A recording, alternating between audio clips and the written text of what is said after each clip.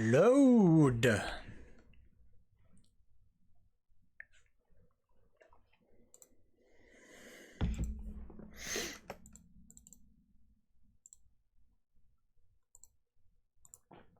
Well, good thing I wasn't planning on doing Goose Game today, Jesus. Epic's having some problems.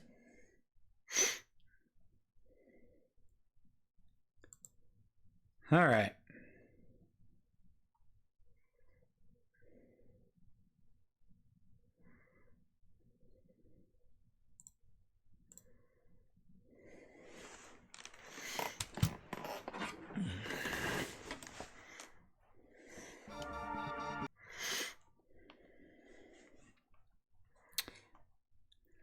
Danganronpa.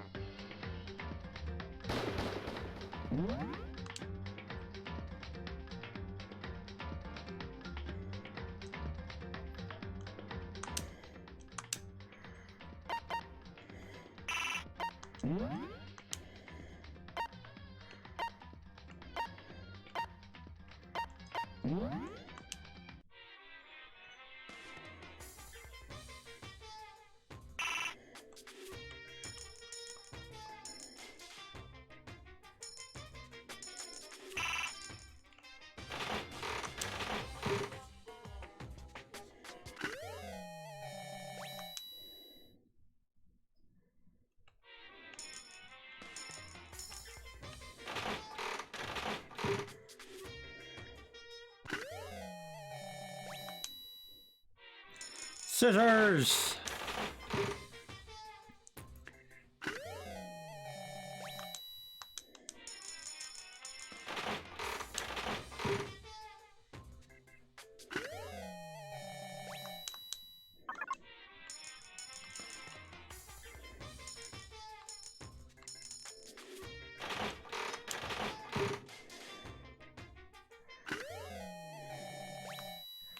It's a skull!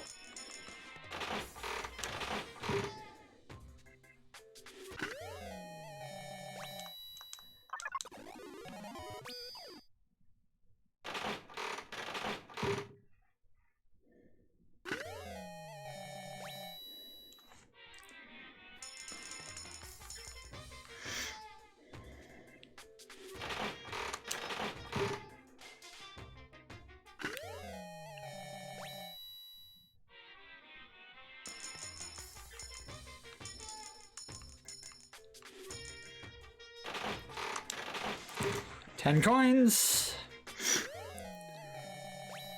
Nice.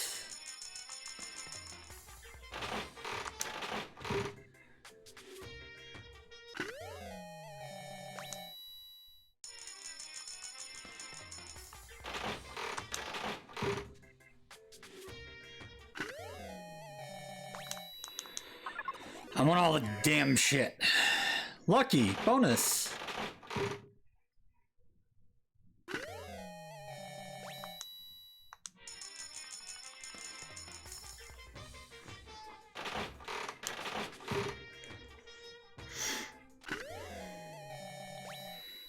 It's a new one. Another lucky.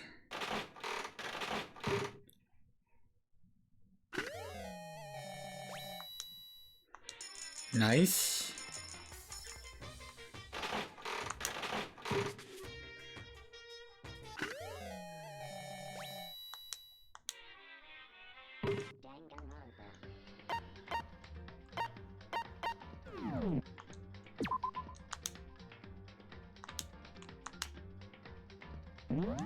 Continue.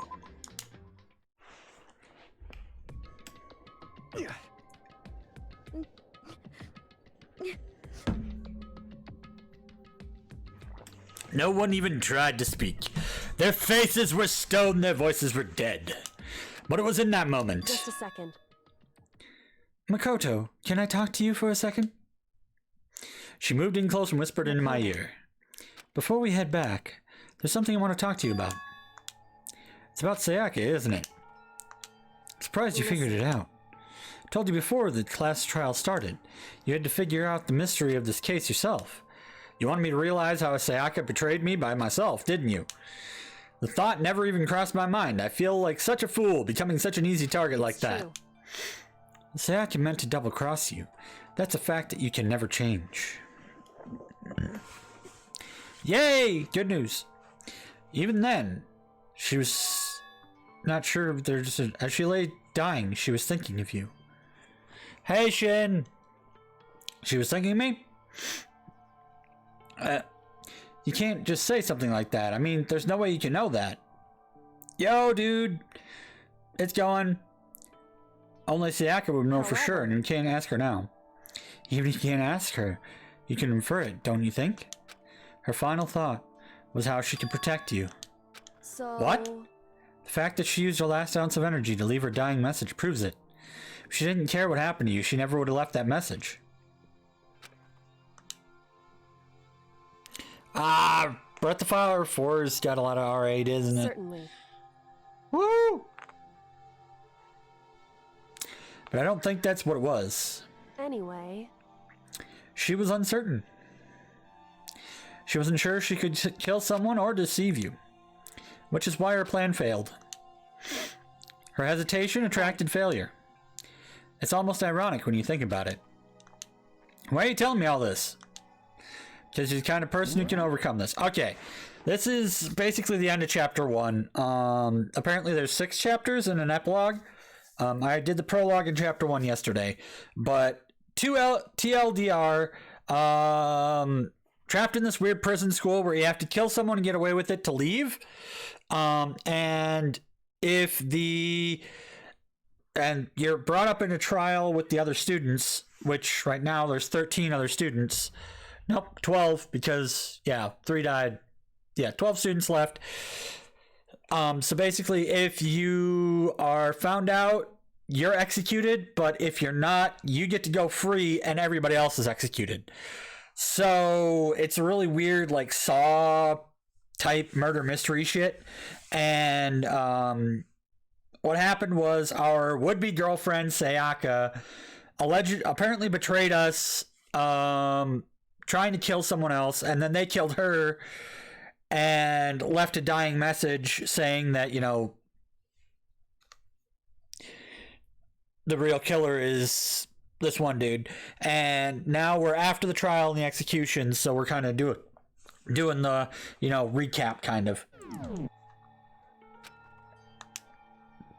Because you can move past the deaths of your friends, Sayaka and Leon, and keep moving forward. Without someone like that, the others would never be able to break free of such a desperate situation. Move past their deaths? I could never do that. No, I'm gonna carry them with me the rest of my life.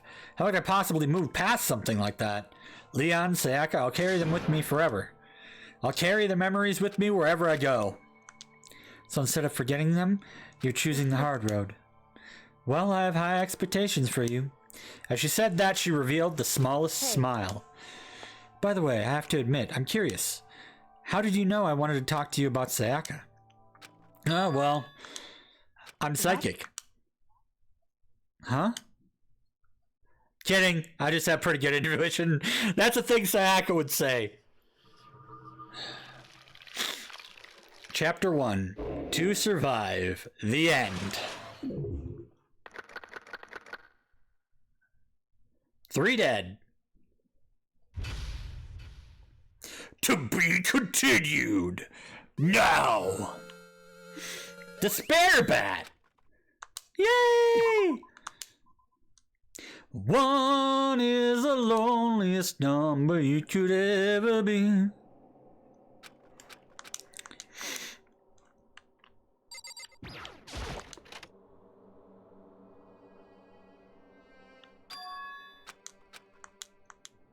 She really is gone. It's almost like there was never anything there to begin with. Every last sign of Sayaka's existence had disappeared without a trace. It's just like he said. After the class trial, before we took the elevator back up, Monokuma told us. Oh, I almost forgot. Since the class trial is over, I'll go ahead and dispose of all the corpses. What are you gonna do? It's okay, no need to thank me. Just seeing your delighted smiling faces is thanks enough for me. After all, nobody wants to look at a rotting corpse every day. That can't be good for your health.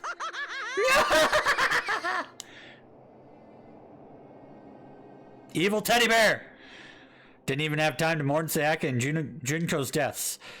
I'm sure that's exactly why he did it. It's a bad joke, a sickening dream, but I have to accept the reality of it all. I headed back to the dining hall to meet up with the others. Sorry I'm late. So, Hey, are you okay, Makoto?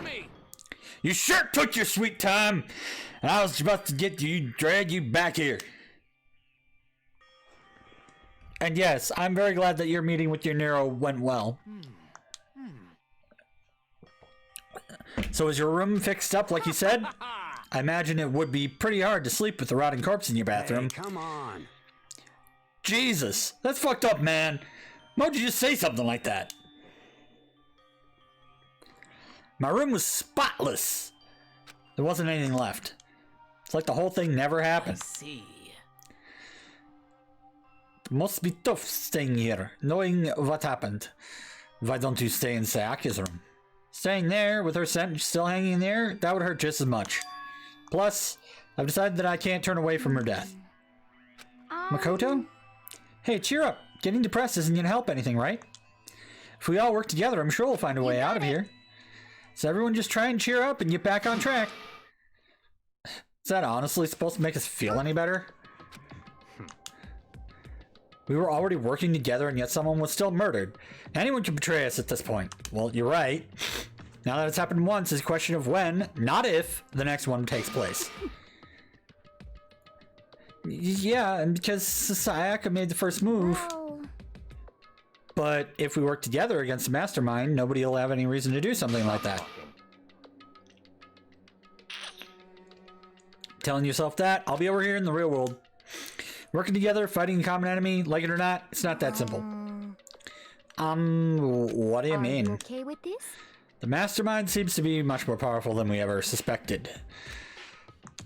They took over Hope's Peak, which was supposed to be well defended, then modified it to fit their desire. They created Monokuma, which seems to be incredibly advanced, and they're providing for our every need. The cherry on top is the execution we witnessed. Everything has been planned down to the last excruciating detail. This is not the work of your everyday psychopath. Defying them may be too great of a risk. What are we supposed to do? Anyone who truly doesn't want to escape will just have to follow the rules. In which case, the only option is to deceive those around you and win the game. What? What? I can't take it.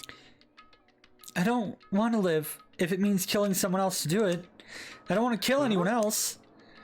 Anyone else? What do you mean? Because Leon died because we all voted for him, right? It's no different from us killing him ourselves. But so, if we hadn't voted for them, then we all would have died instead, right? That isn't what you wanted, is it? So it would seem. If you heap that kind of blame on yourself, you'll turn into a full-fledged masochist. Chihiro, listen. You're not to blame, not you, not Leon, and not Sayaka. Mastermind is responsible for everything that's happened. We have no choice but to vote. We had no choice but to vote. Can't even imagine what would have happened to us if we'd refused. And in the end, it was Monokuma who ultimately killed Leon. So don't waste your anger on yourself. Directed at the mastermind. God damn it, you bastard.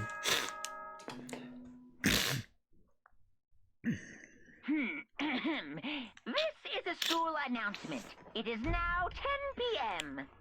As such, it is officially nighttime. Soon the doors to the dining hall will be locked, and entry at that point is strictly prohibited. Oh, and one other thing. It was totally obvious before that you were trying to make yourselves feel better and justify what you did. See you, don't see you, see you. That's about how much I can see you, even when you try to hide. Now pay attention and remember this well. The burden of judging others is a heavy one to bear, so be well aware of you, your Bear. actions. Order and Bear, stability bear, rely bear. on the sacrifice and responsibility of everyone.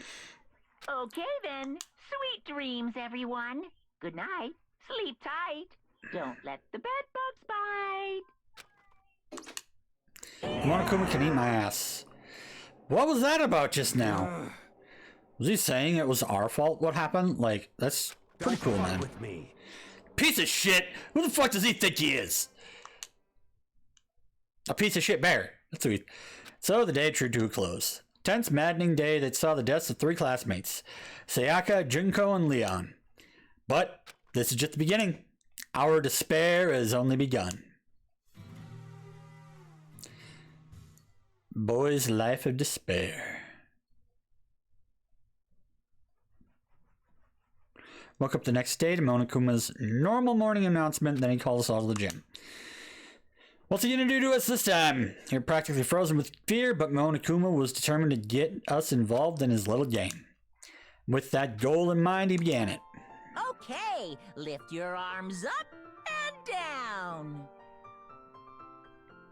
1, 2, 3, 4. 1, What? 2, 3, 4. Now reach way up and bend way Are we doing fucking down. calisthenics? Tighten those muscles. Let's add a little strength, a little speed to those young bodies of yours. Don't mind me. Doesn't this just feel great? Being stuck inside like this, you gotta make sure to stay healthy. You're the one keeping us stuck inside. Don't sweat the small stuff. That's my motto. Wow, I sounded pretty cool just now, don't you think? Did you fall in love with me? Am I just to die for? Am I just to die writhing in agony for? Why did you call us here? Certainly it wasn't just to make us exercise. Buff bitch is buff. She buff as fuck. Just to make you exercise? Just to make you exercise? If exercise makes you laugh, exercise will make you cry. Now, if you keep doing these exercises all day, passed down from generation to generation in the Empire of Darkness, this power can be yours. Sounds like the kind of junk middle schooler would come up with. Doesn't matter. Just get to the point. Did you really call us down here just to exercise? Fuck no. Of course not. Do you think that I have that kind of free time on my hands? Okay, so then I'd like to make an announcement. Every time you overcome a class trial, here at Hope's Peak, a whole new world will open up to you. Heck? It's a whole new world, a whole fantastic point of view.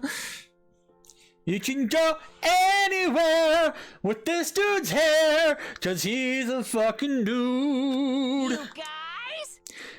It'd really suck if you'd had to live here forever with nothing just new to stimulate you. Besides, I know how you kids get these days with your ADD and your ADHD. You gotta keep you motivated. So go ahead, look around all you want. Enjoy the brave new post-trial world till you explode.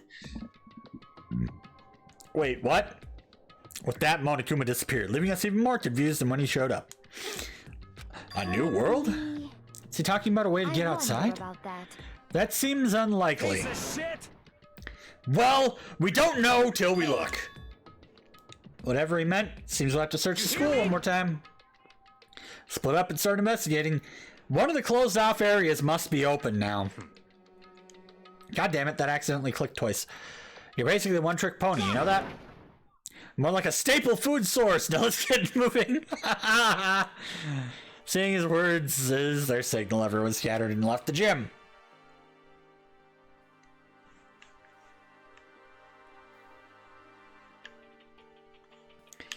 Doo-doo.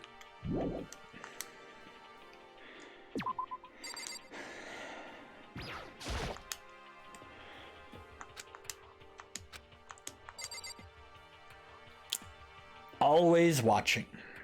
Always watching. Alright. That cutscene was a good time to do some stuff.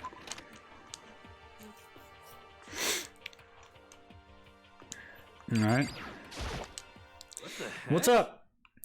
Hey, Makoto, did you see what's inside the display case? Bad. This is super bad, man. What are you talking about? I didn't notice anything all that weird in there. Sure, to the untrained eye is nothing, but this is awful. Bad, awful, terrible trap. Stuff you see lined up there? Any god could come by and use it to send a message. I've been struck with knowledge. It's an ill omen of total devastation and ruin. Let me out of here, let me out.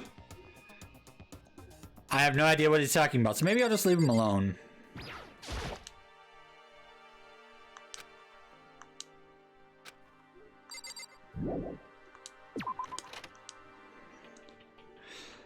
All right.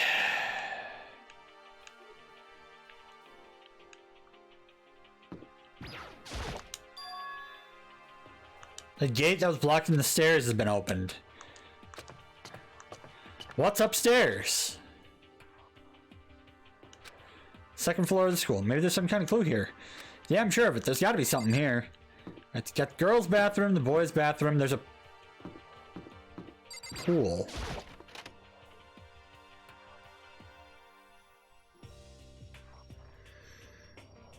Just a second. Oh, Makoto. Hey, guess what? Guess what I found? A pool. There's a pool here. A pool, pool, pool, pool, pool. Ah, yes. The swimmer wants the pool. You don't have to keep repeating it. I got it. There's a ton of exercise equipment in the locker room. Sakura's gonna go nuts when she finds out. Yeah, you're right about that. Hina seems way more excited than usual. Probably because she can get into her swimsuit and swim. Chihiro? Have you checked out the pool yet? I don't like wearing swimsuits. Yeah, you don't seem like the type who would be into swimsuits. It still sounds like the locker rooms here have all the exercise equipment you could ask for. Maybe we'll give it a try. I'd kind of like to get a little stronger. You want to get stronger? I have to say, that's kind of unexpected. I'm not even brave enough to step foot into the locker room. You don't even want to go in the locker room? It's not that I don't want to, it's just... I don't get it. Is she afraid of locker rooms or something? It's a pretty weird phobia, though. Ah, that's a gun. Not like we're at war here, but why would you need something like that here? Hey, Celeste. Second floor is opened up. The living area has grown. A number of facilities are now available. Whatever else is going on, I must admit things have been made much more comfortable for us. Things continue like this, the occasional class trial might not be so bad. What? Pool-related items. There's a boogie board.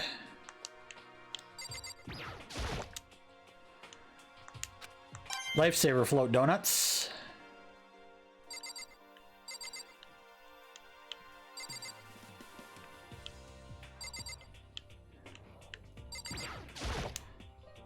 I'm gonna go in.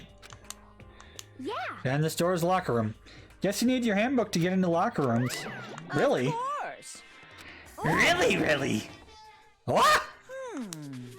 If you want to unlock the locker room, you'll have to swipe your personal handbook across the card reader next to the door.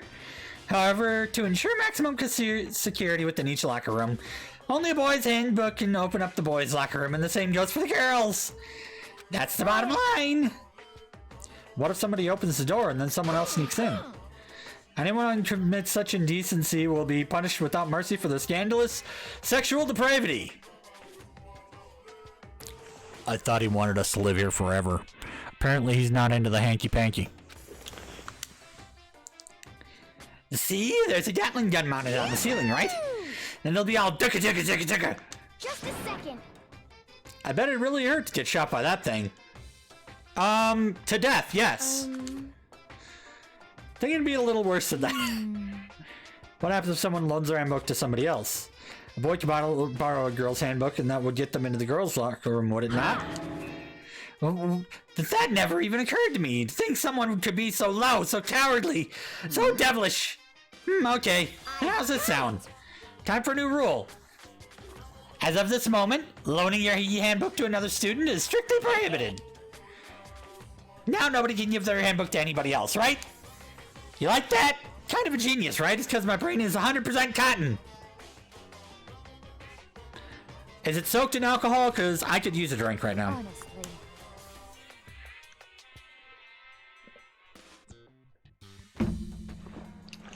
I do not imagine anyone would have lent their handbook out in the first place.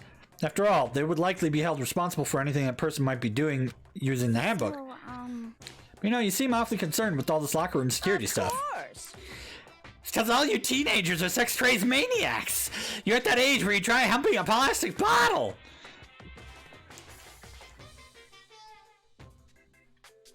I feel attacked. Yo. I was once a teenager, and no. No. So, to keep anything unseemly from happening, I have a mountain of rigorous watch. In that case, I would ask you to keep the same close eye on our dorms.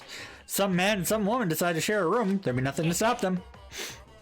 All I care about is protecting the holy image of the school itself. I don't care what happens to your private dorms, by force or by cunning. Do whatever you want. Alright, so... same gender in locker rooms, but if you decide to go fuck somebody in your dorm, he don't give a shit. the worst. I hate you so much. See ya later. New regulations now in place. See ya! Stupid bear totally ruined my mood. Maybe I'll take a dip to cheer myself up. Celeste, Chihiro, you want to come with me? There's nothing I hate more than getting water on my face. I'm so. I'll pass. When you're in a funk, there's nothing better than a good swim to pull you out of it. Olympic grade swimmer right here. Pretty sure that only applies to you.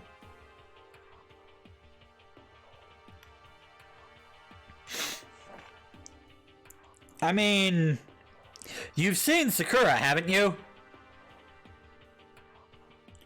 Sakura is about as non-heteronormative of a female specimen as possible. She buffered and fuck. She could beat Goku into a bloody pulp. She's 110% pure muscle.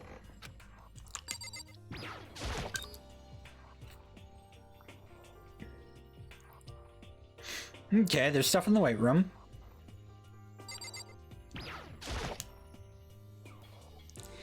Now this is an interesting poster. Obviously someone put this in the school, but is it really okay to have something like this here? Yeah, right in front of the gym equipment too. So it's like, That's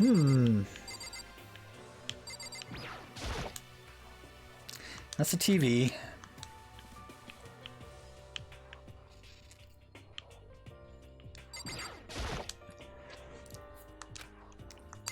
Another camera.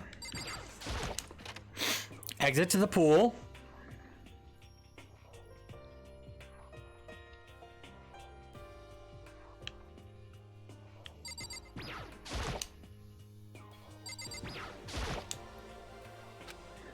Lockers.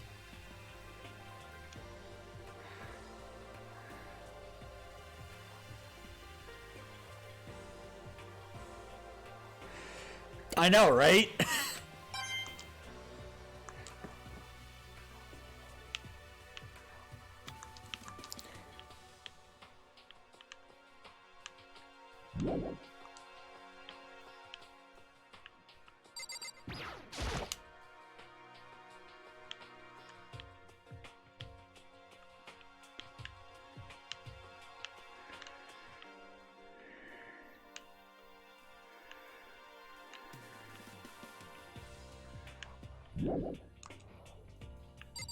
Huh.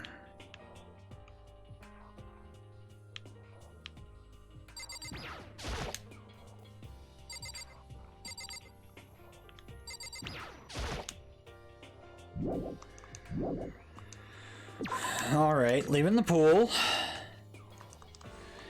So there's a pool now.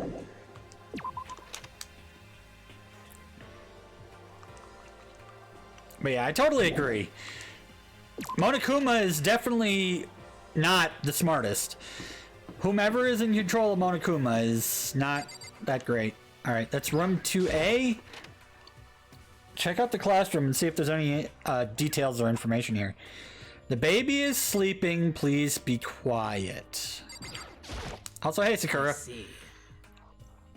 Must be what he meant by a new world. Should probably take a really close look around.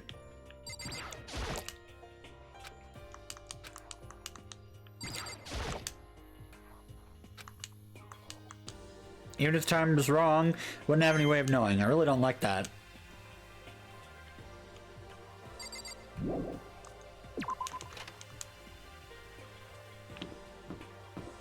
That's 2A. 2B's got to be further down the hall here. The library's open.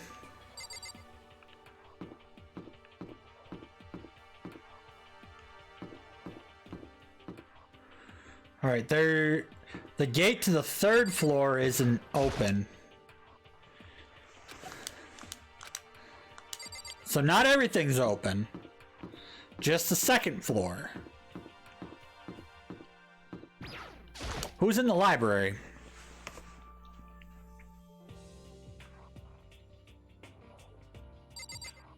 Pretty much everybody else. Tight with books, but looking at it, the whole thing is incredibly dusty. Looks like this library's been neglected for a pretty long time. They've been pretty careless about keeping it nice.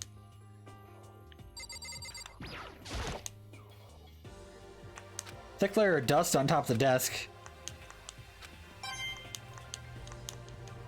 Huh. There's a note. Hope's Peak Academy. It was buried under a thick layer of dust. It must have been sitting here for quite a while. Well, shall we see what's inside? We shouldn't read other people's mail without permission. What we shouldn't do is leave it here without finding out what's inside.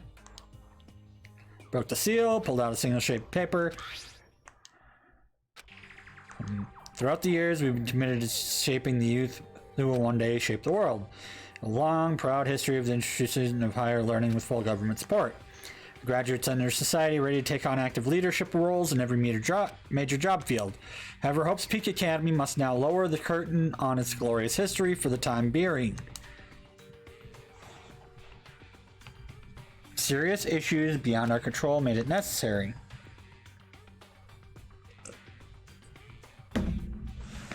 This is not the end. So they closed down. We intend to reopen our doors as soon as these issues focusing our closure have been resolved.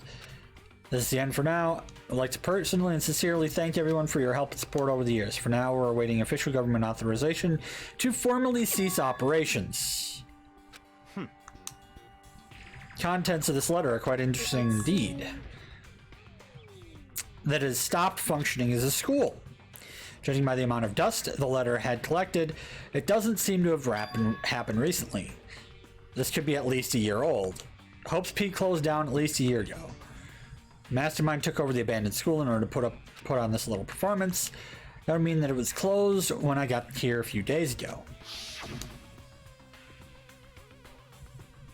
But I didn't get that sense at all. If the school had shut down, don't you think it would have been all over the newspapers and stuff? I mean, you're saying it could have happened over a year ago, right? But before I got here, I looked stuff up online about the school and never saw anything about this. In other words, Must have been part of the mastermind's plan. To create a place to judge and execute people could potentially be capable of anything. It's all assuming that this letter is real. If it is real, though, that does solve one mystery surrounding the school. The reason there are no other students here could be because the school had already closed down. That'd be a nice, simple solution. It's true. And what about the other part? Not an easy one to make, but serious issues beyond our control have made it necessary.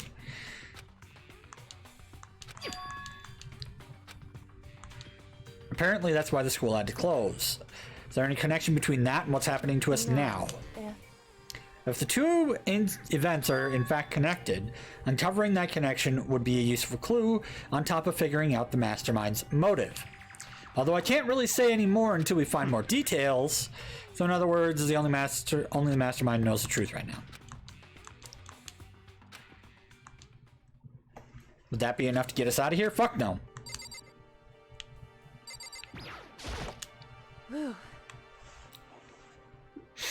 It's remarkably dusty in here and the lighting is less than ideal.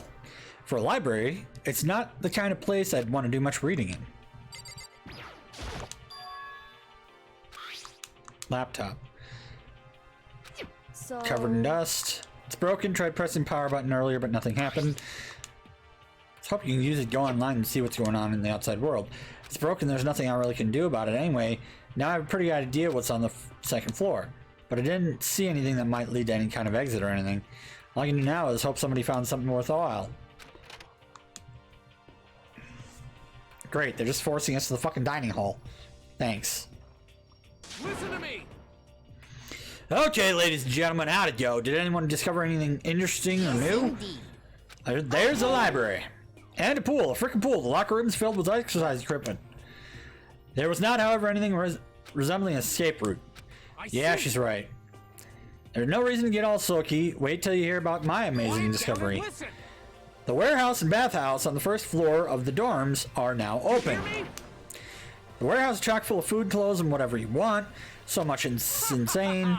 Go ahead and stuff yourself to the gills whenever you feel like. You okay with this? Keep in mind that going out at nighttime is still prohibited. Please do not forget.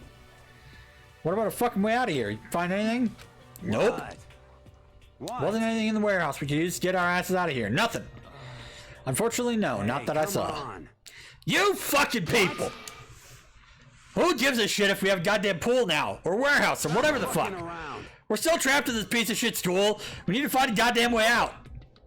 Now, there's no point in taking your anger out. Yeah, there is.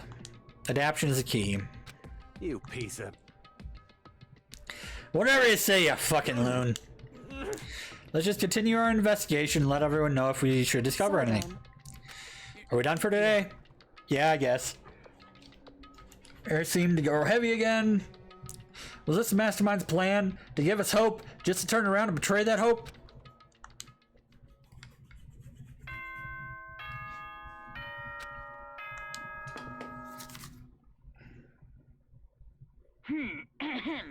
This is a school announcement. It is now 10 p.m. As such, it is officially nighttime. Officially. The doors to the dining hall will be locked, and entry at that point is strictly prohibited. There is no midnight snacking in this school, yo. Okay then.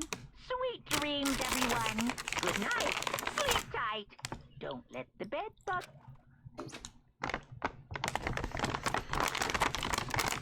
We all promise to leave, not to leave our rooms during night. Go to bed.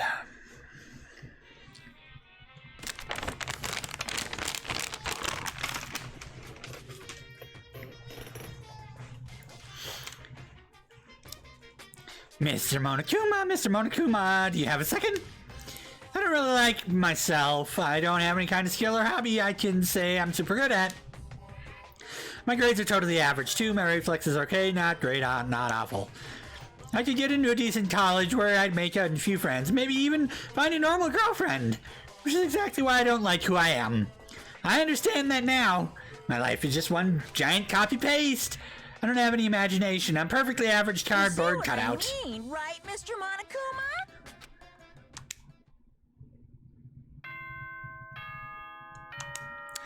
Good morning, everyone! Good morning, everyone. It is now 7 a.m. and nighttime is officially over. Time to rise and shine. Get ready to greet another beautiful day. Oh, that's right. Monokuma's a nut. I wanted to let you know that your e-handbooks have been updated. New regulations have been added, so please take a look and enjoy your school life more than ever before.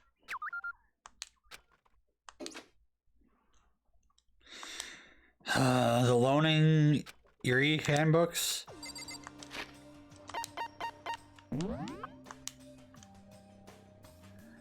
Reside only within the school. Nighttime. Sleeping other than dorm. Minimal restrictions. You're free to explore. Violence against headmaster. Blackened. Class trial. Guilty party is not exposed. They will graduate and the remaining students will be executed. Loaning your e-handbook to another student is strictly prohibited. Additional school regulations will be added as necessary.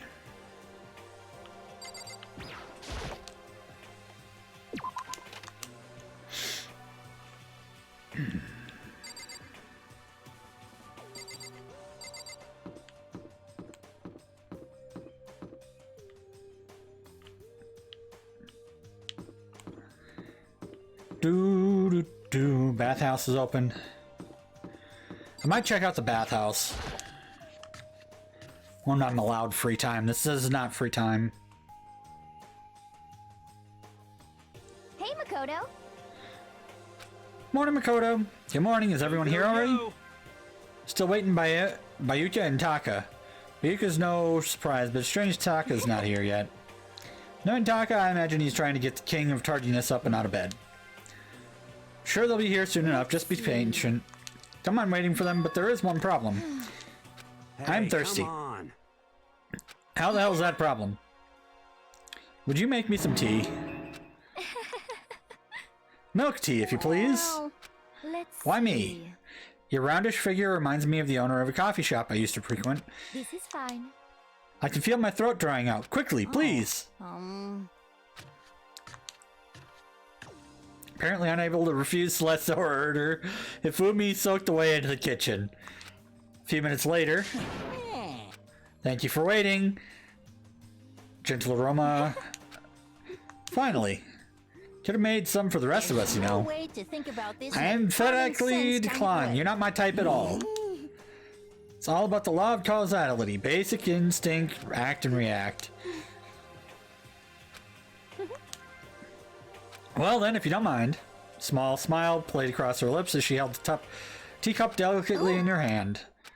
Wait. She cocked her head to the side and threw the cup as hard as she could against the wall. What? What are you doing, my little white rabbit? I hate this kind of tea. Don't understand. Indeed. Imagine we're at a coffee shop, just any normal everyday cafe. I sit down and order some tea. Then ask me, would you like lemon or milk? Now further imagine that I replied, yes, I would like milk tea, please. In this case, along with my tea, they may bring me a small container of milk, yes? This is not for me. I'm among those who prefer the milk to be part of the process from the outset. Fragrance just is too overwhelmingly sweet that way. Adding milk or lemon right before you drink is like dousing your fries in ketchup. Mere condiments. Whenever looking for a cafe, I first review their menu to see if it offers the proper style of milk tea. I cannot acknowledge any milk tea that does not add the milk during the brewing process. If I had to describe our shared reaction to what we just heard, I'd have to go with wide-eyed bewilderment. Yes, I realize it can be a bit of a hassle. Even in cafes that offer proper milk tea, it is always more expensive than simple tea with milk. It takes more time to prepare, surely, but why even bother creating a menu if you're not going to offer the highest level of quality? We don't actually have a menu. Little bitch. It does not matter. Hurry up and bring me what I asked for, you swine! Okay, your little piggy will bring it right out. He goes, whee! Poor dude. I do so love coercion. You were like a totally different person just now. Yeah, shit. You went really psycho there. I knew there was more to her when I first met her. Hate to have her as an enemy. She's a fucking psycho. She's gonna murder me. She's scary. One of the late arrivals came storming in. But bad news, everyone. There's a mystery afoot. What happened? Bayuka refuses to leave his room. Stood there pressing his doorbell over and over, but he never showed himself. Maybe he just wasn't there. Like to think so, but I'm worried something might have happened to him. He didn't have to say anything else. Everyone else understood what he meant right then. Might be a good idea if we split up and go look for him. What's your problem? Check his room one more time and keep hammering that button until I get a response. The rest of us can go check the rest of the building before it's, too late.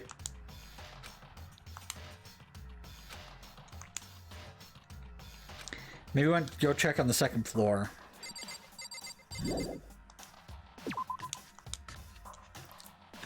So much for free time. Fucking A. Alright, I'm gonna go to the bath first. Check this shit out. It's a new thing. I'm gonna check it out.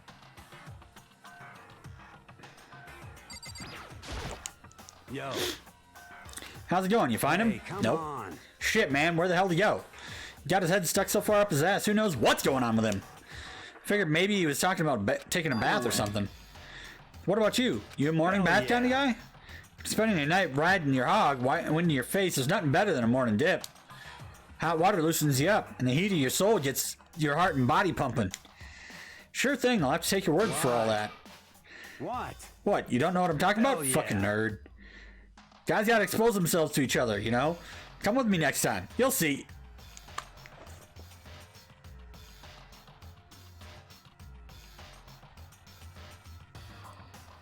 Hold up a minute. He's the biker gang leader. And he's talking about naked bathing. I have a feeling he might be a bi-curious biker. A biker, if you will. Well, think about it. It's not like you've been riding your hog in here in the school, right? I mean... Lockers. One of them is unlocked, but I don't see anything inside.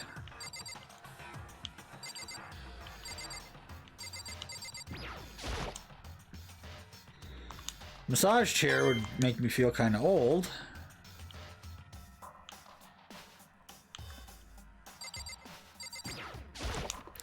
There's a bath. Looking for clues.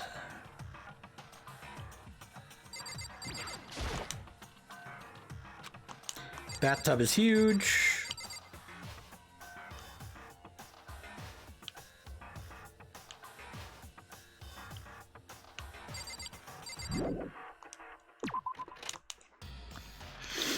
Bathhouse.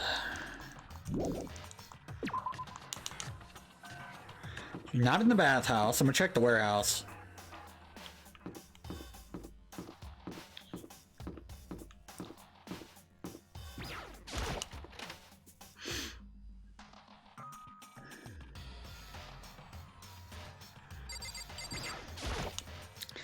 There's a camera in here.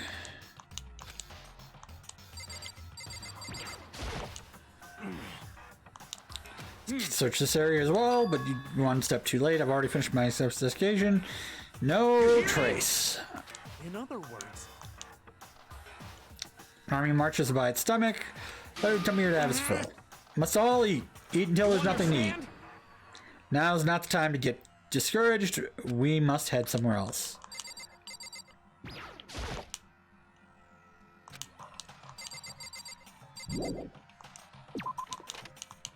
All right.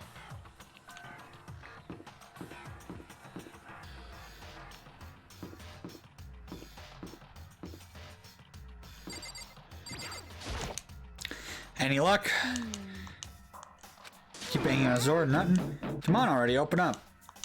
You can bust his door down, hitting it that hard. This tour is really awesome, you know. If you really wanted to, just tear this door to shreds. Yeah. Not here. Hanging out with Hina? Problem. You got a problem with that? No. Something might happen, right? Being alone right now might not be safe. So you got scared and decided to stay close to Hina? Everyone has a softer side. As long as I'm with Sports Idiot, if something does happen, I'm sure she'd jump in without thinking and take the fall. What the heck? You're just awful. You lost, you stray cat. Damn. What a douche.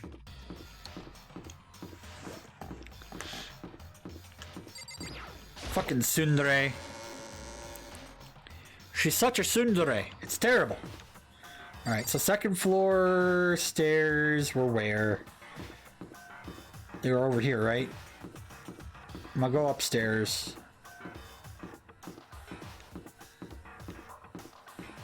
Nurse's office is still closed.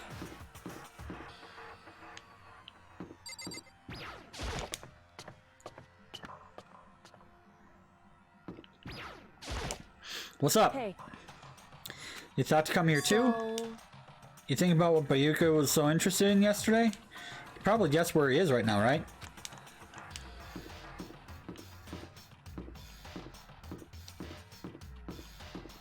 He's either in the library or he's... Is there anything else down this way? Like, I've got no clue. Room 2B. What's in room 2B? Reality isn't everything.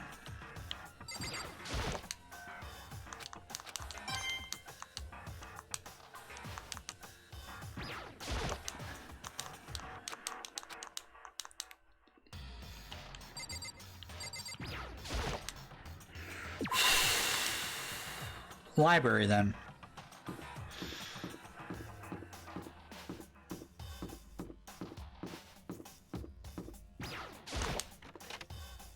Murder in the library?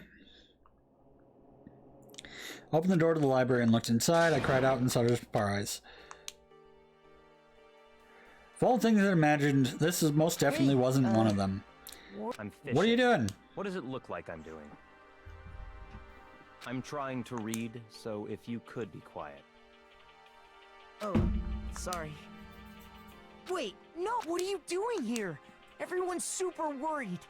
We've all been looking for you. Who asked you to do that?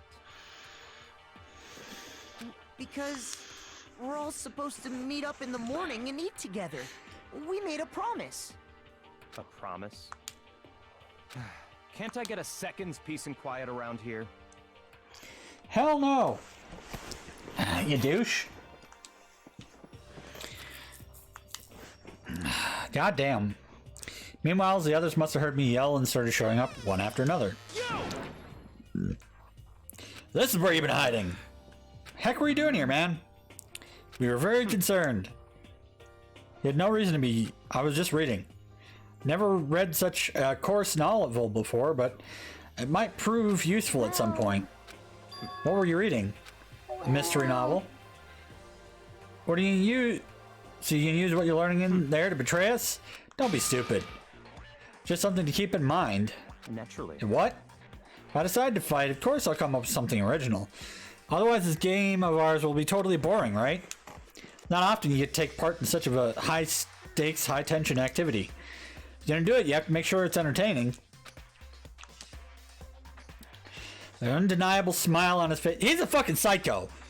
Looked like he was actually enjoying himself. Enjoying his deranged killing game. Damn you! What the fuck do you mean game? That's fucked up. It is a game. Game of life or death, which can only have one winner. That's all there is to it. It's a zero-sum game. Are you okay with this? It's part of the game theory, mathematical model. In game theory, what we are going through now is called a zero-sum game. In this type of game, in order for one person to gain something, another must necessarily lose something. In other words, it's a situation in which participants must compete for position or resources. A kind of elimination match. Entrance exams, sports tournaments, job openings, most social interactions fall into this category. Everyone must scramble to obtain something which is limited. For you to succeed, someone else must fail. This also applies to school life we have been subjected to here. In this case, our limited resource is only that one of us can successfully become the blackened. In other words, Force one of us to try to defeat all the others. That can't be what they had in mind. This is why adaptation is so cruel. If those who want to escape were to disappear, there would be no reason to continue playing the game. what? Why would I want to stop playing? It's so much fun.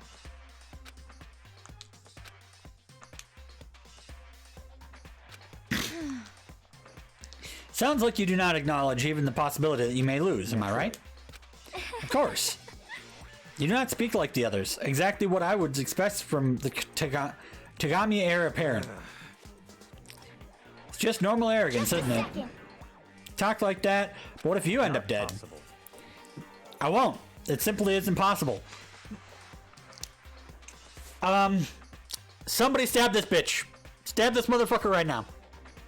In the face. A lot. Make him die. Son of a bitch! Who the fuck do you think you are? You know, I still just can't believe it. What? Believe what?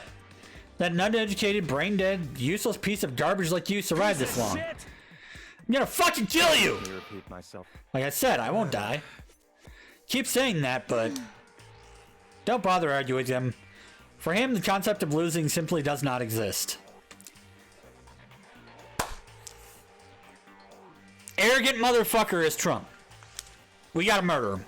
I mean, let him get murdered. I mean, boy raised to succeed from the day he was born. He considers victory his destiny and has lived his life accordingly. Tests and challenges are merely ways for him to stand victorious, even if it's a life and death situation. Is that not so, Byakuna? Byakuya. At least one of you seems to fucking understand. It's because I'm the same as you. Games are meant to be won. Are you trying to suggest we're on the same level? Close that vulgar mouth of yours. Well, I do apologize. Let me say this to all of you. You all need to try harder. If an opponent isn't going to give their best, where's the fun for me? It's a terrible way to look at it. It's because This isn't a game. Our lives are on the line, you know. To kill your own friends is... horrific. It's horrific. Friends? Who decided that? We're not friends. Nope, quite the opposite. We're in competition. We're enemies. What? But what? Stop trying to force your contradictions on me and accept what I'm trying to tell you. Come on. If you have something to say, say it. Otherwise, keep your mouth closed. I'm sorry. Fucking around. Get off bullying people like that can't... You shithead! You get off on bullying people that can't fight back. You wanna try that on me? So you're back to pretending to be friends? Huh? How long do you think that's gonna last? Fuck you! Is that all you can say? It's unfortunate you would waste your breath on such empty Son of a gibberish. bitch. That's it! You're fucking dead! Nope! Let him kill him! Let him do it! Let him do it! He won't be blackened if we all witness it. Or take part.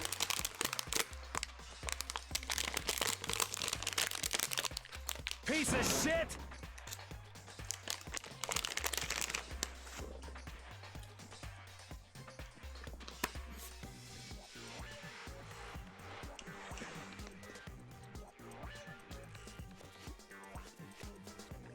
He's not calm at all.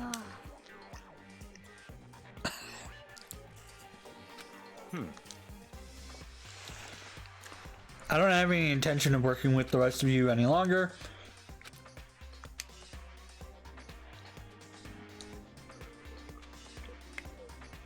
It's a waste of time. I hate wasting my time. Possible. Someone could easily poison us in our food. I'd rather not become part of the Last Supper just yet. Shit. You're talking like you're in a fucking movie or something. Ultimate, you're all free to do whatever you want on your own. Goodbye. His way of thinking was just beyond anything the rest of us could even comprehend. Yeah, he's serious. Don't fuck with me. Well, fuck him then. maybe. He might not necessarily be wrong. Can't say someone won't poison our food.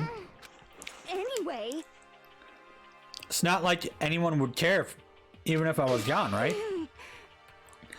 Bet you all want me gone. You all think I'm disgusting. None of us think that. We think you need to, like, calm the shit down a little, though. I'm telling you. You just think you don't think that. God damn it, woman.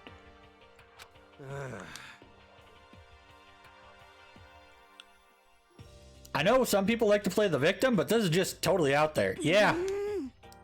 Think I don't know, but I do. You want me gone. What the heck? I'm sure the rest of you want the same thing, don't you?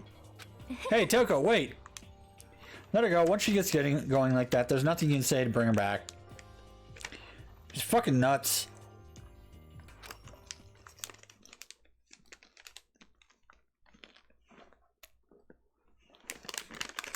Mm-hmm.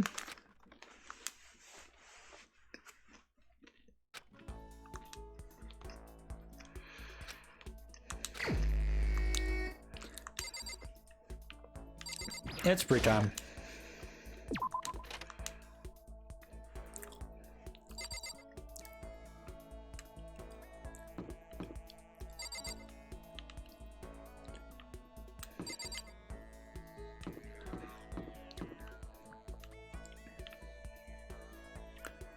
So I've checked out all the new stuff.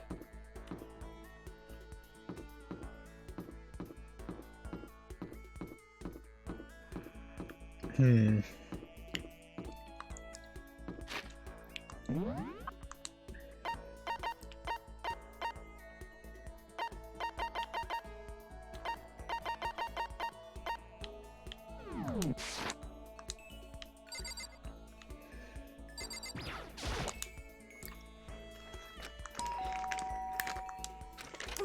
your What's up, problem? Toko?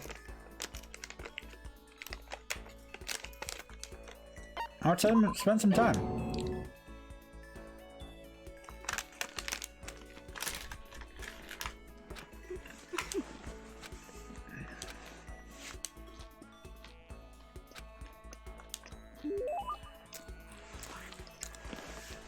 Toko and I grew a little closer today.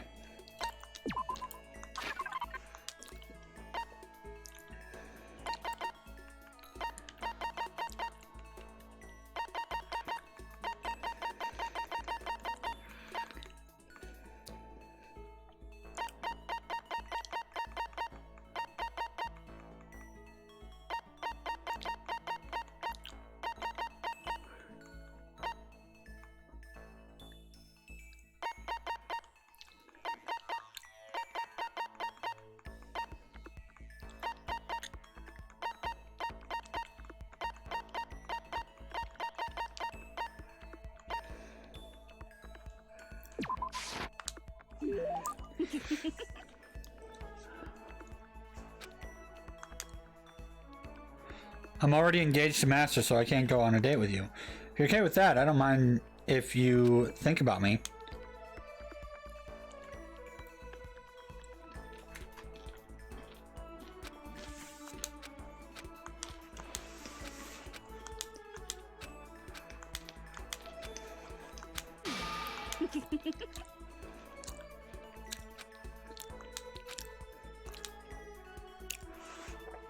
So what do you like to do in your spare time?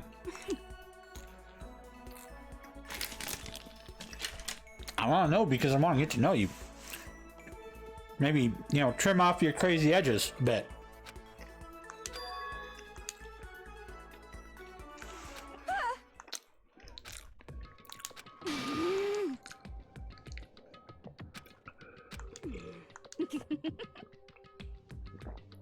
Fucking tsundere. What do you mean, friends? You think I'm stupid? You're trying to trick me. I've already been hurt once before. I'm not gonna let it happen again. Anyway, You don't really care about me. You don't want to know about me. Even I know that. That's not true. Yeah, sure. You want records of literature prizes and stuff.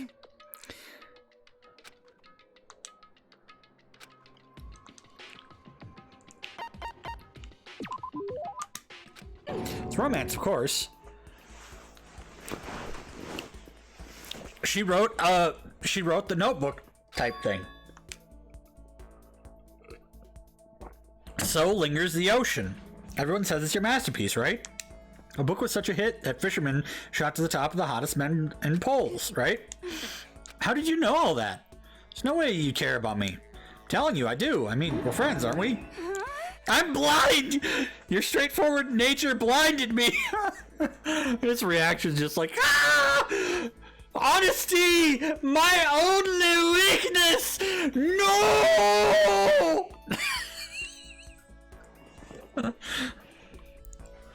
Where the fuck's Steve? God damn it. His appointment's not till tomorrow. You gotta get his ass up. He's missing good shit.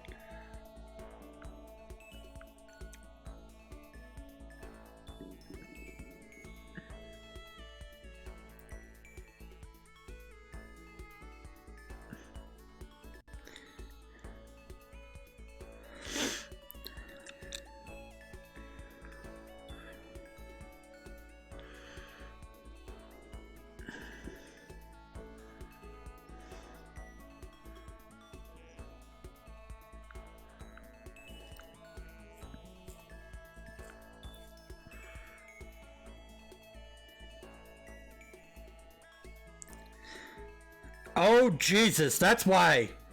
Holy fuck. Okay, that's why I can't get into Epic Game Store. GTA 5 is free this week.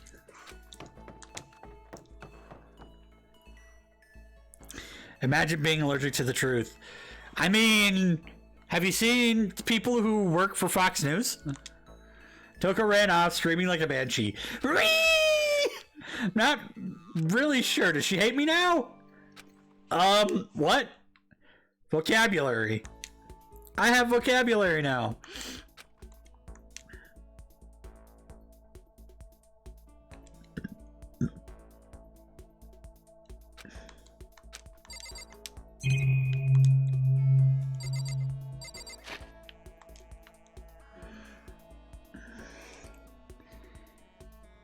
I mean, yeah, there's that.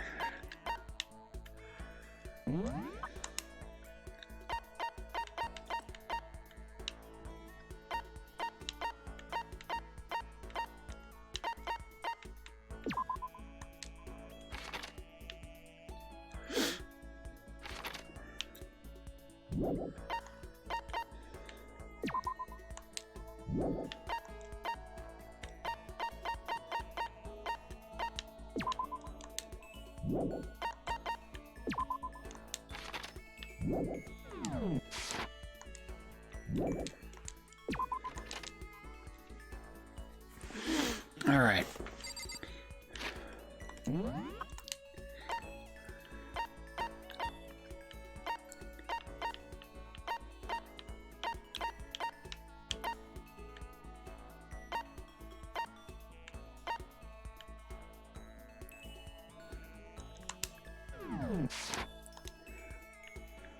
Dining hall. Now, do I talk to the big lady again, or do I talk to,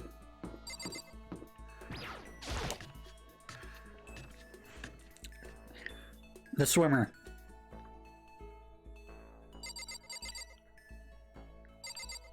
I've talked to... Let me see here. Report card.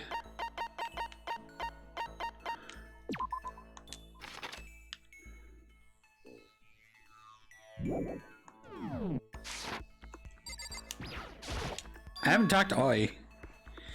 Key is not the will to win. Everybody has that. The will to prepare to win is important. It's a quote from the Baby's basketball coach, Bobby Knight. So it's like, we have to work hard, you know? Okay. Going to the pool for a quick dip. You should come with me. Went for a swim with Hina. Hina and I grew a little closer today.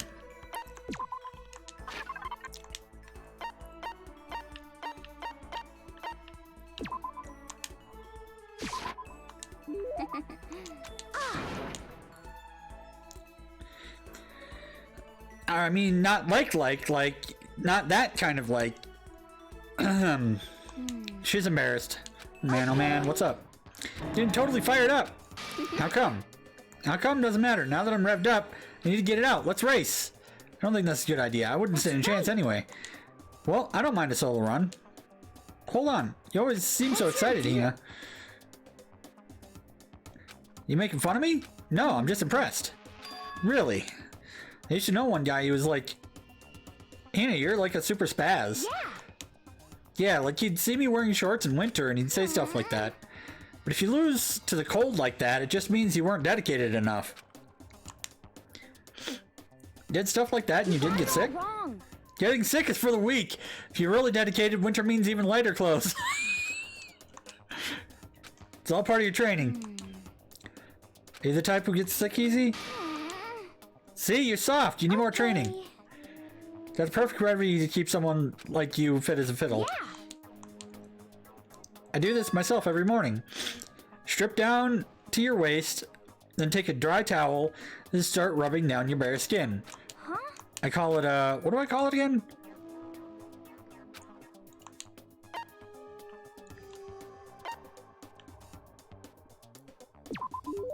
Towel treatment. You got it. Oh my god, yeah, that's it. Love going out of my apartment balcony, stripping down, feeling the wind on my skin. God, it feels amazing.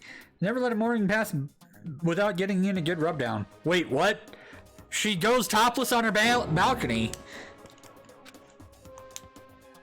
You should give it a try. If you haven't got your health, you haven't got anything. I hate to see you catch cold or something. There we go. Went back to my room. And now it's nighttime.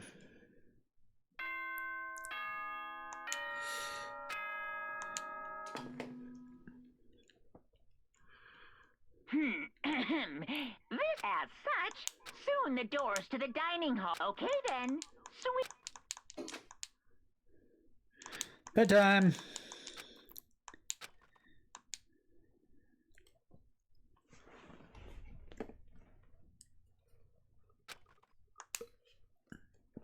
Stress and anxiety.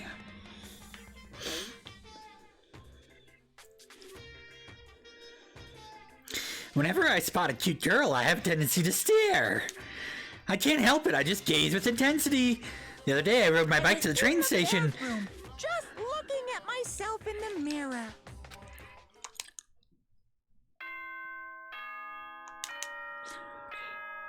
Somebody's gonna be dead today.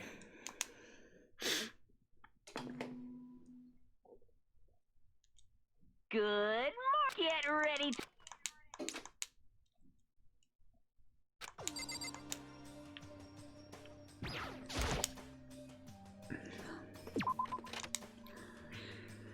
Well, this game is definitely different. I'll tell you what.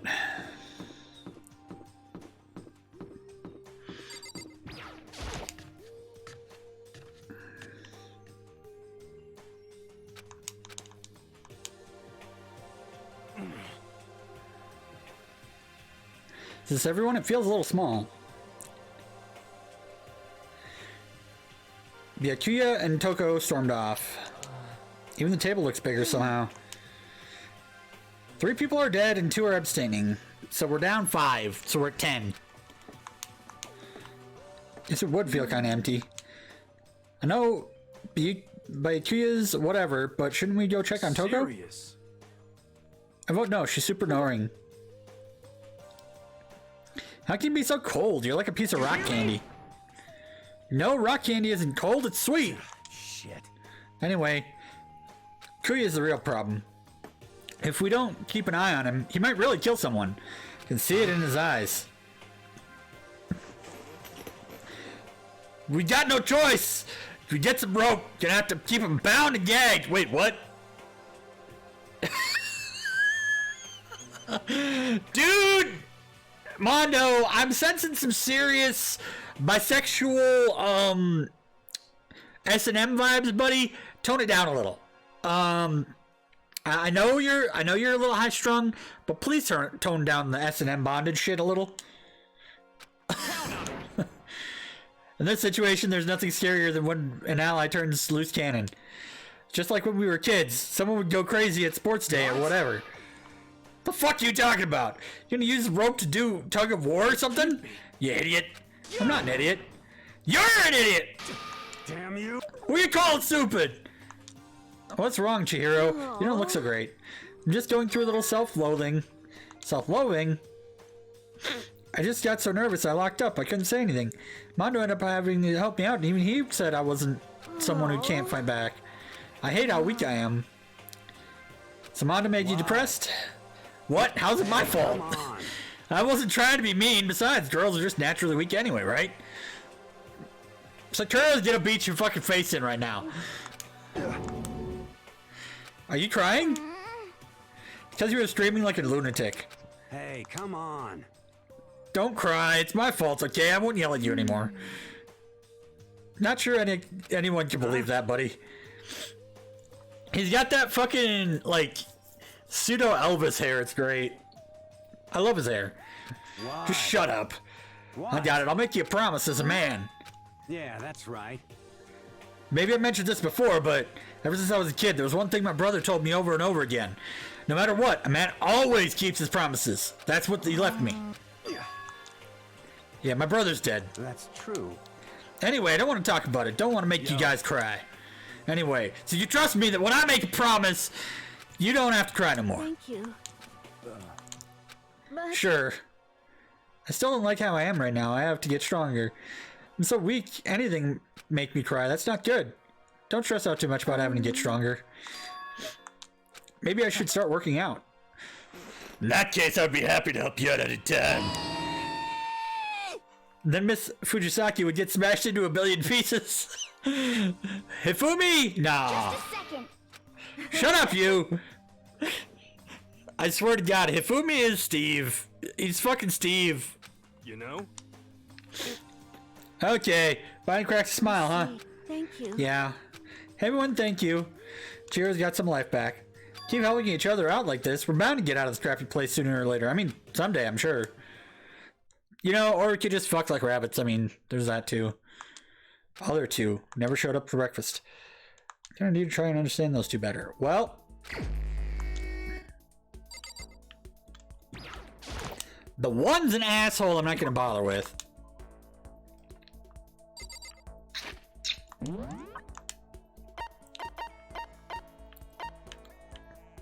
Okay, Toko's back in her room.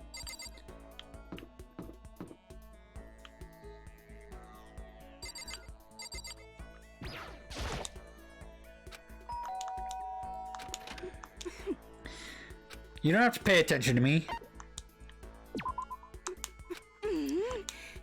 Just do whatever you want.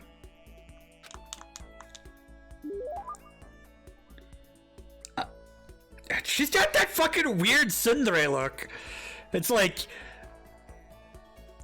Oh my god, she's fucking creepy. What have I got?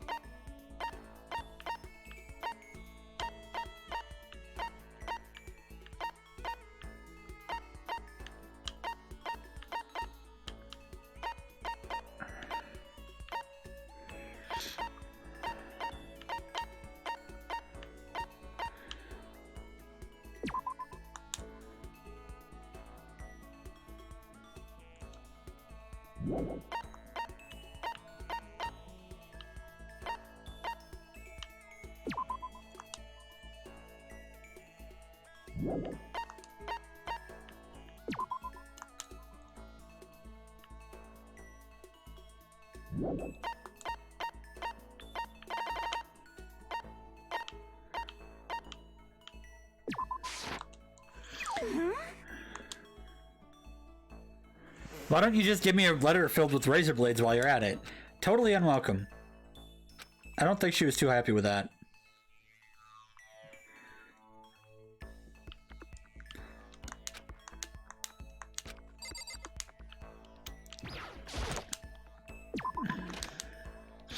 Who to go to?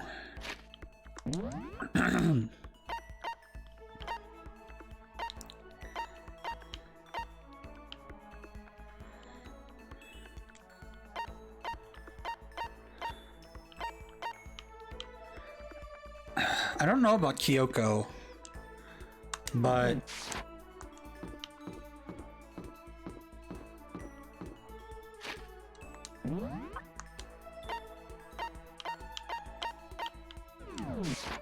okay, they're in the laundry.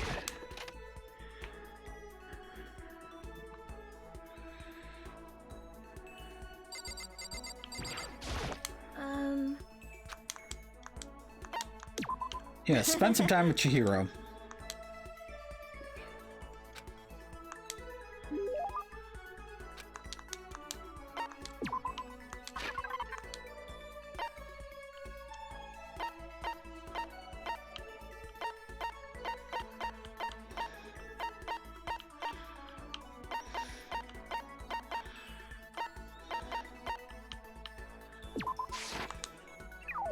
But I think it'd be better if you held on to this. I don't think she was too happy with that. What's wrong? It hurts. Did you get hurt? Not really. I got bit by a mosquito last night. I figured something serious had happened, saying you were hurt. Did I give you the wrong impression? Sorry. You don't have to apologize, it was my own fault. But you said it hurts. Did it really bite you that hard? Yeah, see, look. Huge red bump. what should I Holy do? cow. It really hurts. Why is it so big? Did it bite you while you were sleeping or something? Oh no, I was awake. You didn't notice? No, I noticed, but... You know? But what? I felt it bite me and I looked down at it. But I didn't do anything. Just sat there and watched it suck my blood. You just watched? Why didn't you smack it? Because that would have killed it, right? You know? Well, yeah, but... Must have been really hungry to suck that much blood. If it was that hungry, it would have been really sad not to let it have anything. But it's just a mosquito. Mosquitoes are living things too. It might have its own mosquito family. Sorry, I know it's dumb. Nope, really, you don't have to apologize. Don't go scratching it, okay? That'll just make things worse. What if it gets so itchy that I can't take it? Just take the tip of your fingernail and push it into the bump. Huh? That'll help. I had no idea. You're so smart, Makoto. If so, that's a whole other level of scary. Don't you think that's kind of strange? School's completely sealed off yet, so how did a mosquito get in? Maybe there's somewhere here in the school where bugs can live and grow. Some kind of naturey spot. Or maybe there's a secret passage somewhere that leads out of the school. Even if there's none, I'm sure we'll get out of here somehow. As long as we all work together, we'll get out of here in no time. But I don't know, I can be useful. I'll probably just weigh y'all down. No, you won't. huh? Let's all do our best, okay? Thank you, Makoto. Hey, look at you go.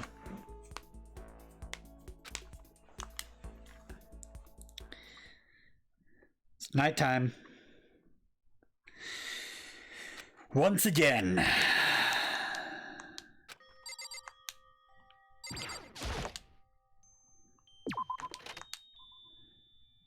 Dining hall for food. I'm gonna stumble upon a murder. But who? And who done it?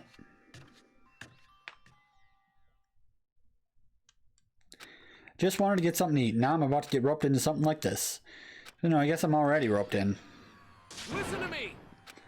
Perfect timing. Hey, What's damn going it. on? I have a favor to ask. Hey, damn it. You gotta be our witness. What? Witness what? You guys have been talking shit about me since day one. Calling me a coward and shit like that.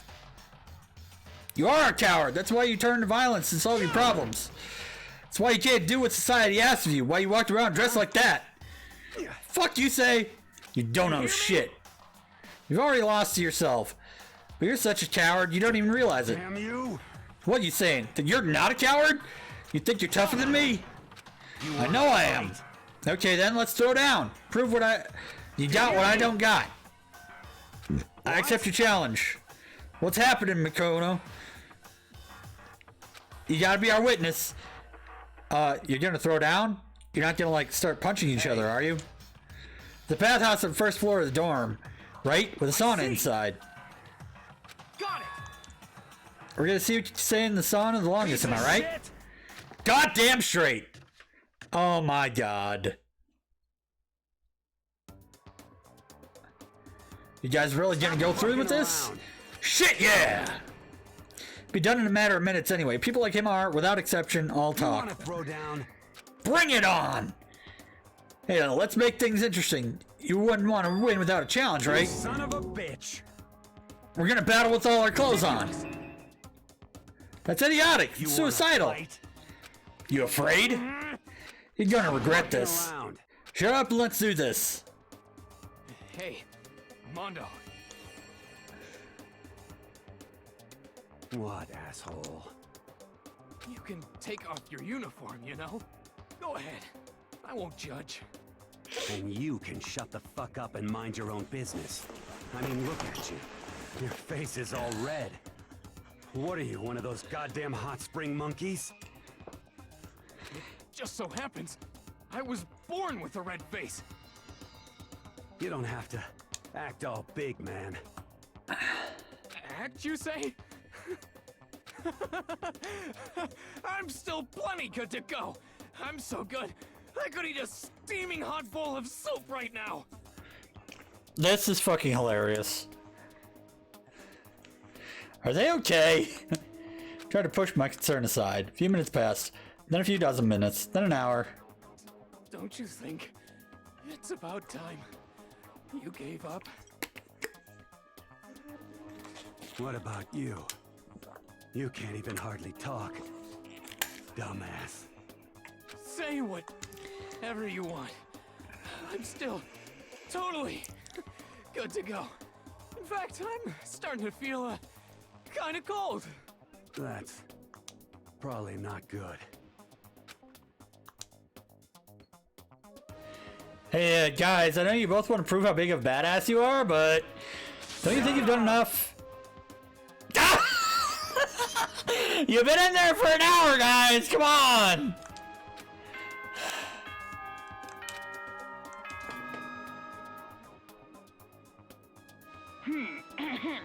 This, as such, it is officially nighttime. Soon the doors to the dining hall will be locked. Okay then. Sweet dreams.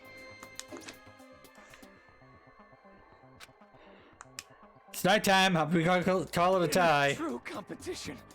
There's no such thing as a tie. You win or you lose. That's the only thing that matters. They're both gonna be dead in the morning of dehydration. Listen to you, you son of a bitch. Then bring it on. I'll push you right up to the gates of hell.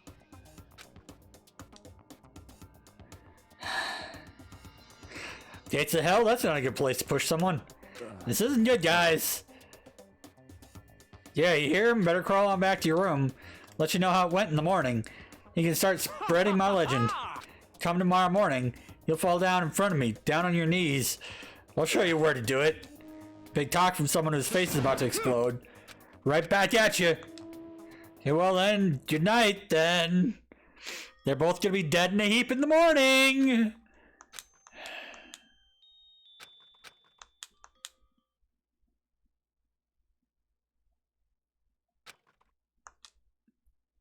They're both gonna be dead in the morning.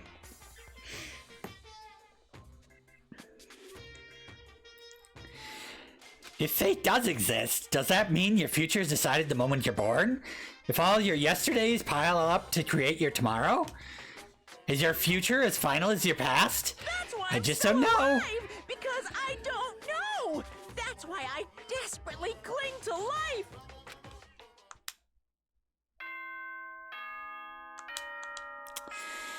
Those two idiots are probably fucking dead.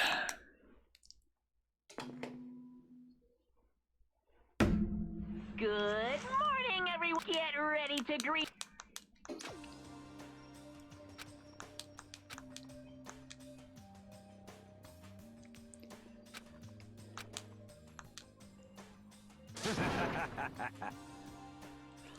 What are you talking about, bro? What are you talking about, bro? Yo, Hey, Makoto. Are they friends now? It's been like this all morning. They were all buddy-buddy as soon as they walked in. Feels gross. Feels great, more like. It almost feels like sexual harassment somehow. Forget her, bro. A girl like her just doesn't get our manly blonde. Friendship between men is stronger than blood. A woman could never understand. Oh my god, they fucked. that right. Without a doubt. No, bro, you mustn't. Your body's a temple given to you by your loving parents. Piece of Who won the shit. contest? Who gives a shit? Hey, don't ask stupid questions. What matters is we both took part in it together. They fucking got to the point where like they had the fucking hallucinations like the fucking Native American hothouses. Just be like, yo, I'm so fucking hot and dehydrated, I'm hallucinating. Completely different from what you were saying last night. Friendship between men seems very simplistic. Nothing like what I'm used to with girls. Yeah, for real. The room was dominated by Mondo and Taka's overpowering brotherhood. All in all, it was pretty unfortunate. I thought they were gonna be dead. It's fucking hilarious, though. Wondering who would come to visit. Oh, hey, Toko. What's up? your problem? Am I really that annoying? I already know I'm annoying. I came here knowing that, so it makes it okay. No, you're not annoying. I just wondered what's going on. Like, you came in pretty quick. What's going on? I have a favor to ask.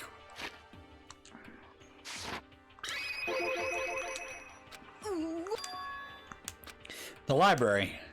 Looking for a book? Why don't you just ask Yakuya? He spends all his time in the library anyway. Did I just say something wrong? You're not a blabbermouth, right? This has to be a secret. I honestly have no idea what you're talking about, but if you want me to be quiet, I'll be quiet. Let's go to the library. Alright, let's go. Be quiet when you go in. Don't let him see you. And they crept into the library. He was there, absorbed in a book. He's really here. Okay, Makoto, go talk to him. What? Stop being so loud. Just hurry up and go talk to him. You The can hell's her talk to him deal? If you want to so bad. I can't. I don't want to interrupt him. That's kind of crazy. What's up? Seem to be really focused on that book. It doesn't seem like the best time to talk to him. Hey, you. What are you doing back here? I ain't even having a look at you. Ah, so you noticed me, huh? Of course, now hurry up and leave. Take her with you. Byakuya? Remember how you said don't be a woman who dominates weak men? Be a woman dominated by a strong man? I never said that. I just thought it sounded like something you might say. And go take a bath, you smell. Don't make me repeat myself. Don't make me say it again. Go, now, before your stench latches onto the entire room. Okay. What the fuck's wrong with that dude? Really dug into us there. Maybe he's in a bad mood. She seems super depressed. Did he really upset her that much? To go that far. He must be really concerned about me. Fucking Sundere. Told me to take a bath and everything. He must really care about my well-being. Makoto, what do you think? Think about what? You think Byakuya and I would be good together? Well, now I don't really know. Maybe. That's true. There's really no way to know. The distance between us doesn't change our love. Because as soon as you realize your feelings, the love is born. And that's how love works.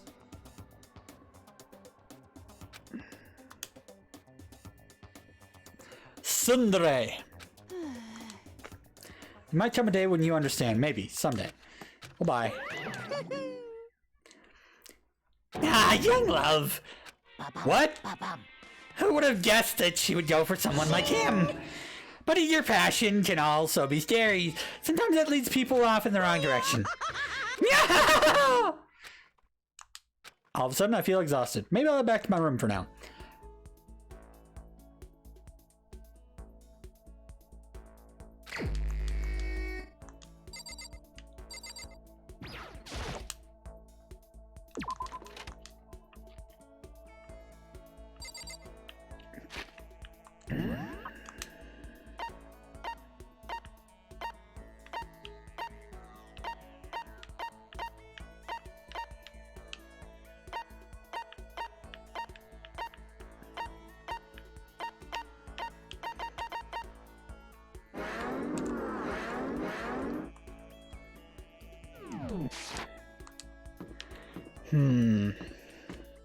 Well, I gotta go cash in some chips anyway.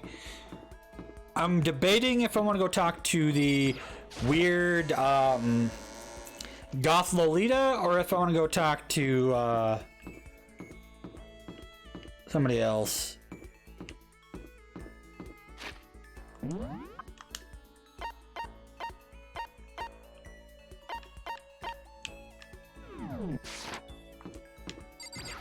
Goth Lolita's right there.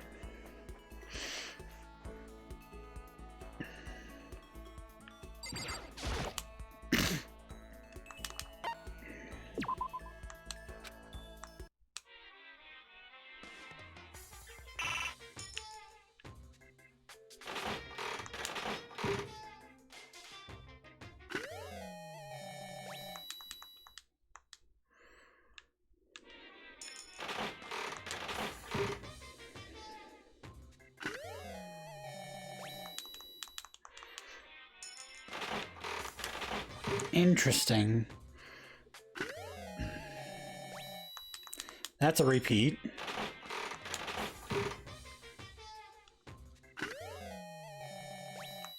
It's a new item.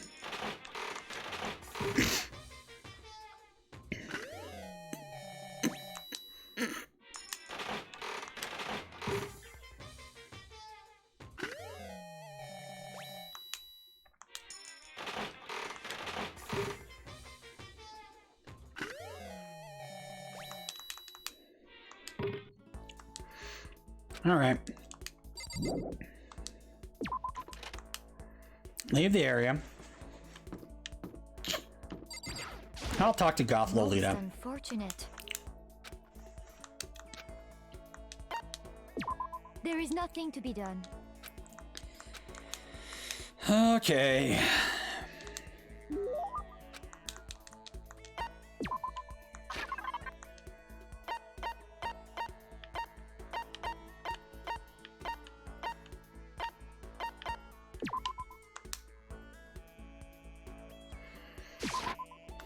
Oh.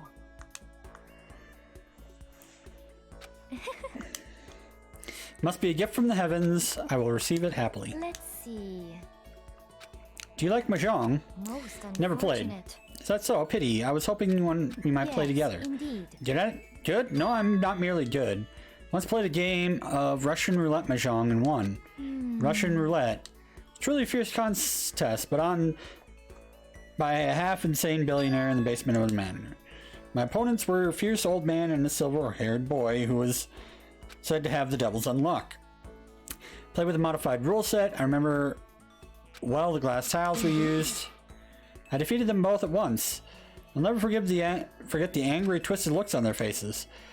The crowd that had been invited to watch became positively riotous. Nobody to believe I'd won.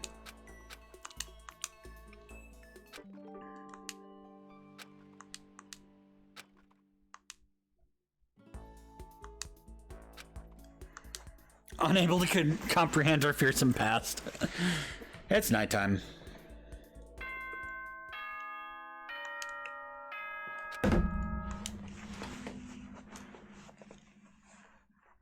Ahem. Nighttime is quickly approaching, but before it arrives, all students, please gather in the gym immediately. Emergency! Emergency!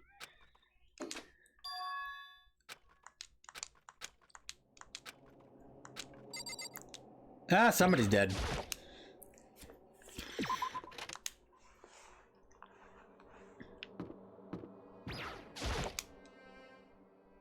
Indeed. I don't want to go, but we don't have any other choice, right? Can't imagine it's going to be good news, but it's not a good idea to fight him. I'm going on ahead.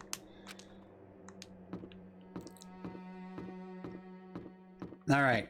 She's still alive. He's still alive. Yo.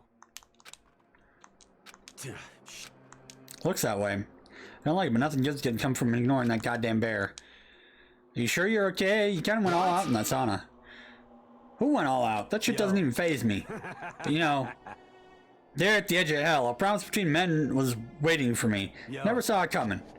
Anyway, let's get our asses to the gym. Yeah, they fucking had a bonding experience over shared hallucination or something. They met their spirit animal or some shit. Those two are nuts. Fucking nuts.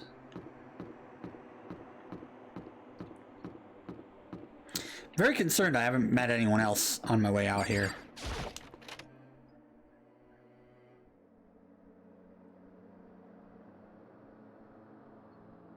Oh, there's him. Hey, Fumi, how come you haven't gone in yet? Why is that? Mr. Niggy, don't scare me like that. We really should go inside. No, don't go. You can't go. That's what my ghost friend is telling me. I don't feel good about it either, but you can't just ignore this. I suppose. Guess we have no choice. Somebody is dead and I don't know who. Asking us to gather together all of a sudden like this? What could he possibly want? Indeed, what might he want Might await us this time.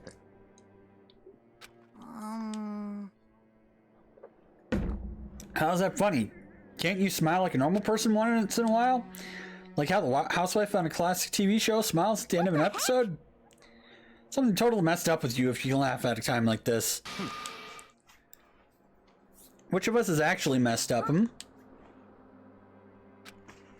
that supposed to mean? Nothing in particular, just admiring, that's all.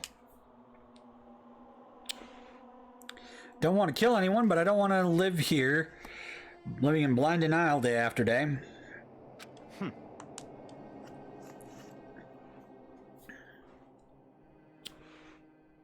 God damn. What is this? Not in denial. Remember how you kept talking how the police or whoever would come help us? How'd that turn out? Seems like there's no sign of whoever's whatsoever possible rescue.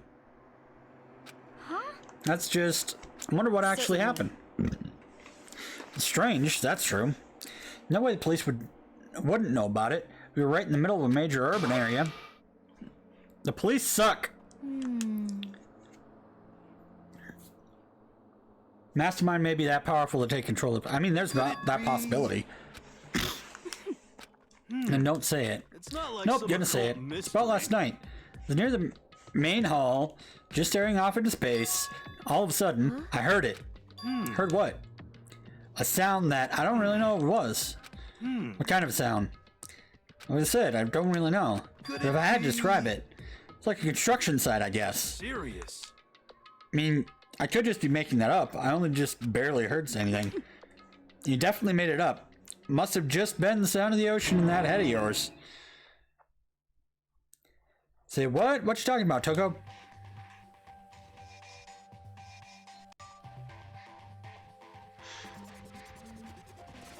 Welcome back, Teddy Bear.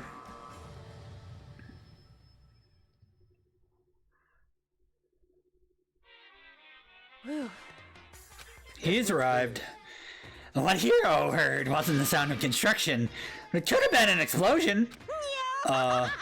Maybe a machine gun. That can kind of sound like construction in a way. What are you talking about?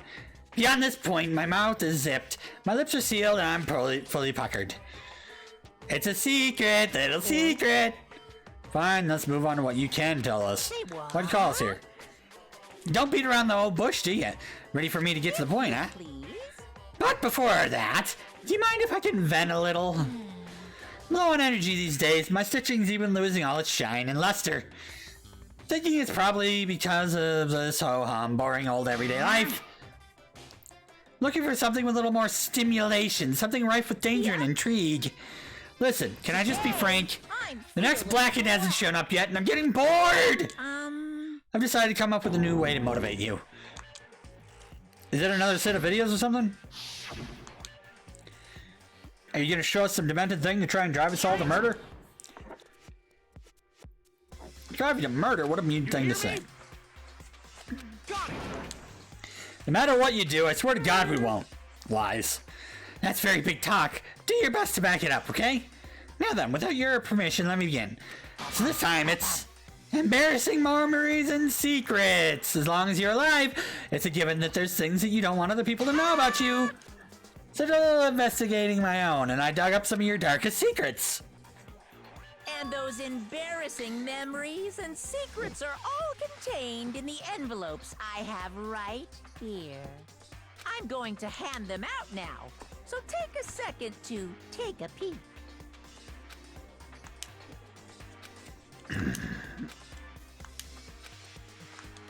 And my entire body suddenly went rigid.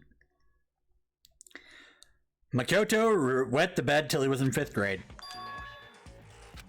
What? How'd you find out about this? Yep, this is bad. You have 24 hours. If someone doesn't become blackened by then, all your deepest, darkest, most embarrassingest secrets will be exposed to the world. Maybe I'll roll by a crowded intersection in a van strapped with loudspeakers and spill the beans. Wouldn't that be so embarrassing? That's what you meant by motivate.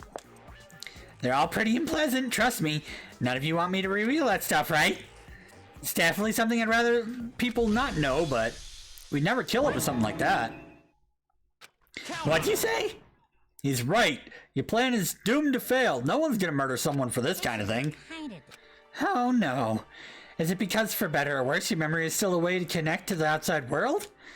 I have stuff I wouldn't want anyone to know no matter what, so I assumed you'd all be the same. That's why I put so much effort into preparing this next motive. Man, you're all saying you won't kill each other for this stuff? That just sucks. Well, what can you do? In 24 hours expose all your little secrets just to make myself feel a little better. So sad, so depressed. Fare not well. Ugh. So, Maybe we dodged a bullet on this one. I mean, yeah, having those secrets revealed is gonna be totally embarrassing, but seriously not enough to give someone reason to kill, right? You say that. Good news, everyone! I have a brilliant... God damn it. Why don't we just confess the secrets in those envelopes right here and now? Any and all motive for murder will vanish. Pretty smart, right? My embarrassing thing is, I don't want to hear your stupid story. I don't want to talk about it. I don't care what anyone says, I don't want to talk about mine. As for me, It's unpleasant, but because it's impossible. Oh?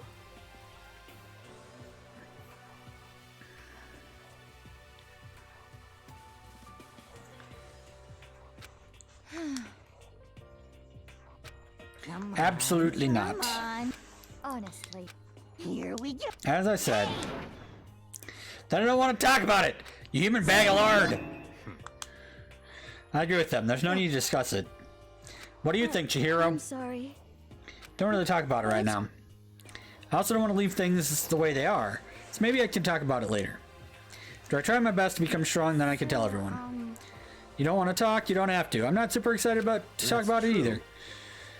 If everyone that much against it, even if my bro's the one that suggested, I gotta say no. That's okay then. Just a few secrets, I'm sure nobody's about to kill anybody. Nobody's got something like that, right? Stop with all the secret stock. Each of us has 24 hours to get ready. Having our secrets exposed isn't going to be fun, but it's not like we're going to die because of it. So, you know, don't do anything hasty.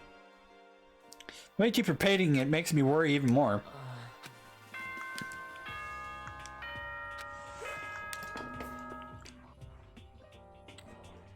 This adds soon the door. Okay then.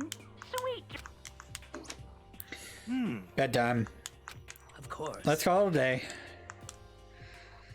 Left with an anxiety I just couldn't shake, but we left things where we were, left things as they. One by one, we headed back to our rooms.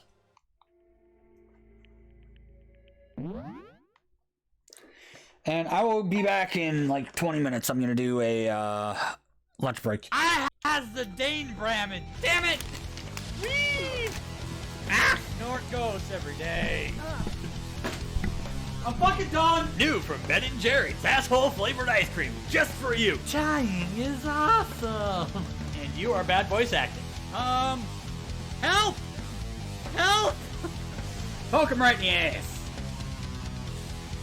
One cycle. This is a new PB, baby!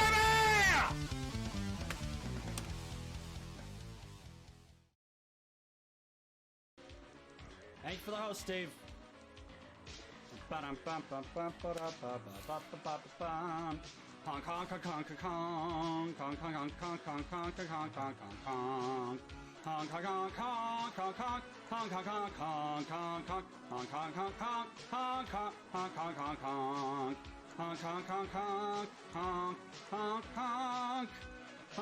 Bros.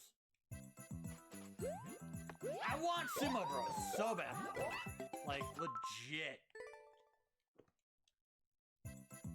I don't think there are Sumo Bros. I think there's Hammer Bros and that's it.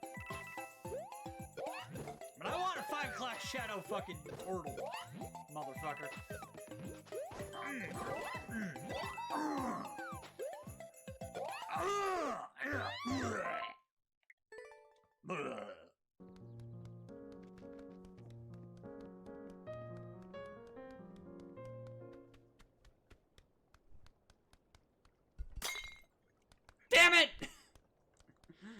That was so well executed until then. Ugh. Clip that. That's a fucking rip run. Probably, I don't know. Oh, the lag. Oh boy, the lag.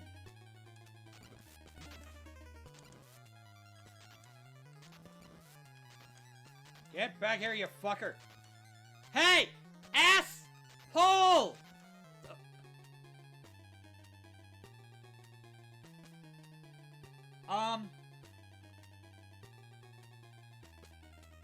What's he trying to do? I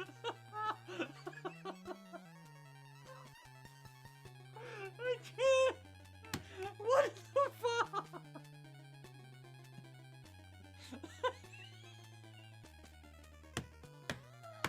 Somebody clip this! Oh my god! Hey everybody, it's me, Dizdon, and I'd like to let you know about a new thing for the channel called Channel Points, where you can use cups of coffee to buy things on stream. Let's do it. And by buy things on stream, I mean you can make me play a game. I have a list. Yeah, there's that. You can also get a random emote or unlock emotes, as well as make me wear things on my head. Number one, I could wear a top hat. I wore this for most of my Bloodborne playthrough, so some of you know I have a top hat. And for those who don't, I also have this. Yes, for just a few channel points, about 1,500, you can make me wear this on my head for half an hour. And trust me when I say it is hard to play video games in this thing. Because I can only see out of like one eye at a time. It's terrible. But you can make me suffer that way. Or buy what Chef has done and make me play terrible games like Dragon Slayer. It's completely up to you. So don't forget, channel points. Always, forever, channel points. Happy birthday to you.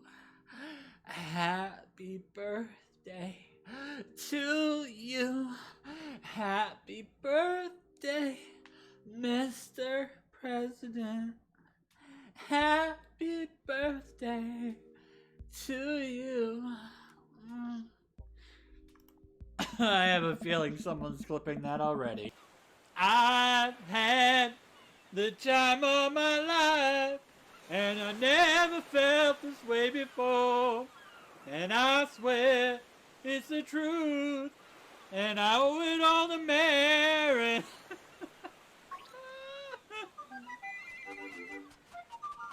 I'm sorry, that's just too fucking great. The floor is lava. Chaos Edition. Do you like jumping from truck to truck? Do you like playing The Floor is Fucking Lava? Then you will love playing Cluster Truck. 'Tis the season to be pissed off. Fuck you. Eat a dick, groundskeeper Willie. Fuck you.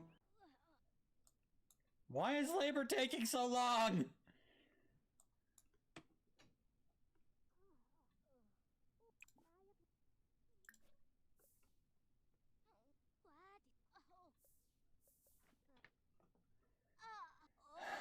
Rip run. She refuses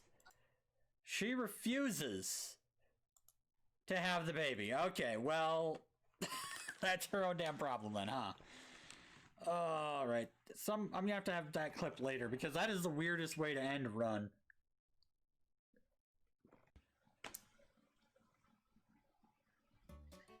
So, the story of this level is that Jakey, he likes his walls and likes to jump on them.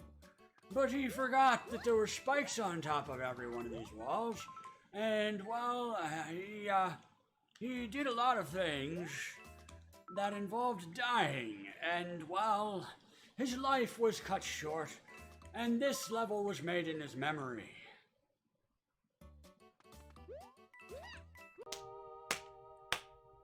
Fastest removal of Joja ever.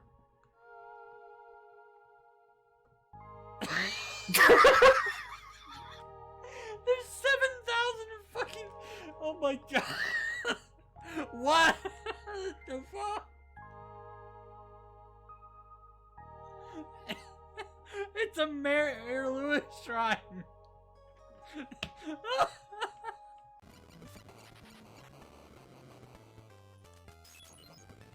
That was fucking lucky. That was about to hit me and then I fucking holy watered. And somehow the hitbox for the holy water hit it. Clip that shit. I thought I was dead too. Well, hi. Tis Don here again, in full Belmont regalia. And, you know, have you remembered that you can sub for free if you have Amazon Prime? That Twitch Prime gives you a free sub where you can get all of my lovely Tier 1 sub emotes, shown here, including Goose Belmont and Dracula with Ball Gag. So, you know, do that, or you can spend $5 every month to support me and, you know, keep me streaming and speedrunning and being a crazy wacky motherfucker. So thank you, and just remember to sub, and if you can't sub, you can still get access to some of my emotes through Frankerface Z or channel points. So just remember that, and back to the clips.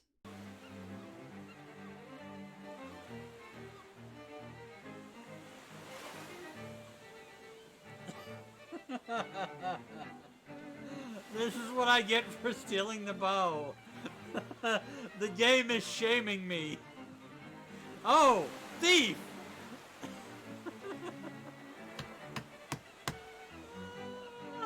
Oh, that's so great.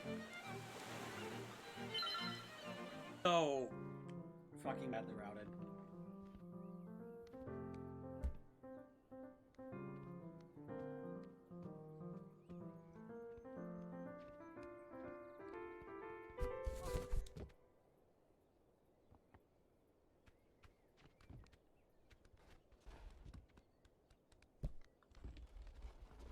Could you please register as being thrown over the...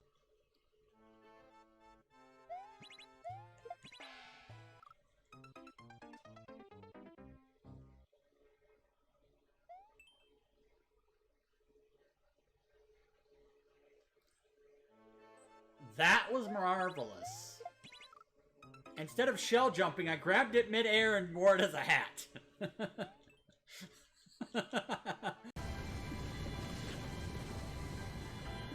Lucky buddy. Hey-ya, bitch! Nope.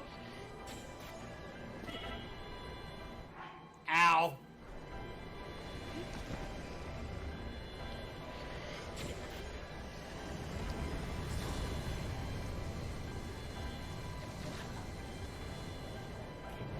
God damn it.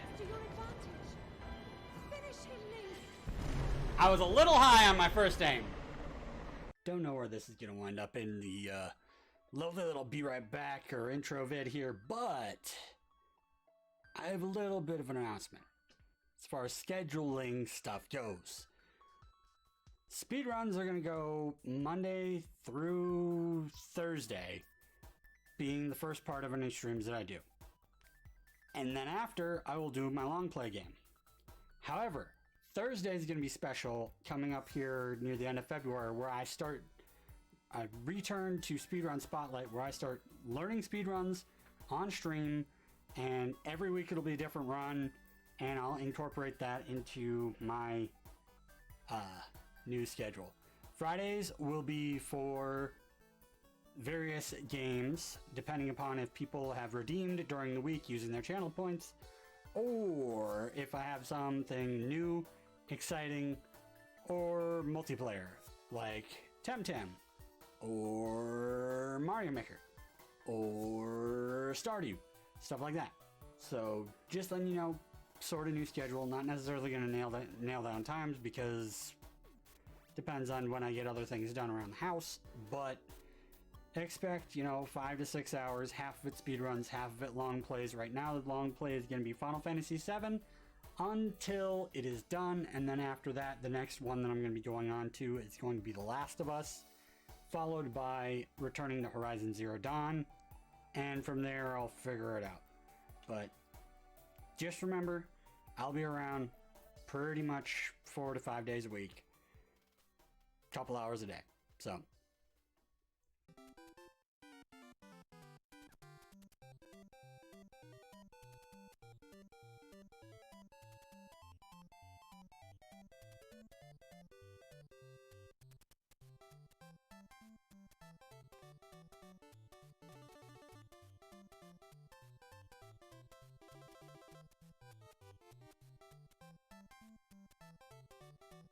Being frustrated with Earthbound, mostly because I keep having enemies come up my butthole.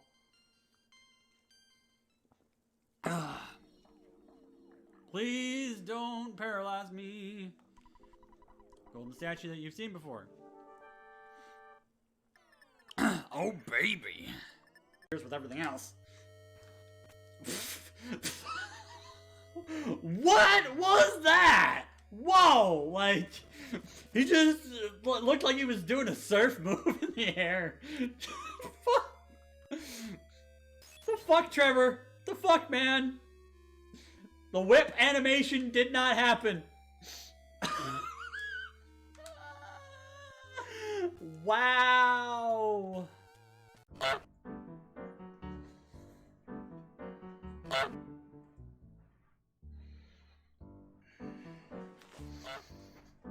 Where'd the whip go? I swear I just had it.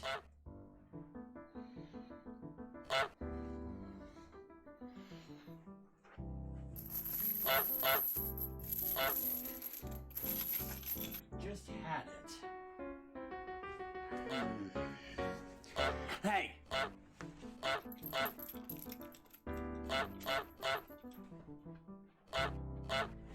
Get back here with the dim. Stupid fucking goose. No, no, God damn.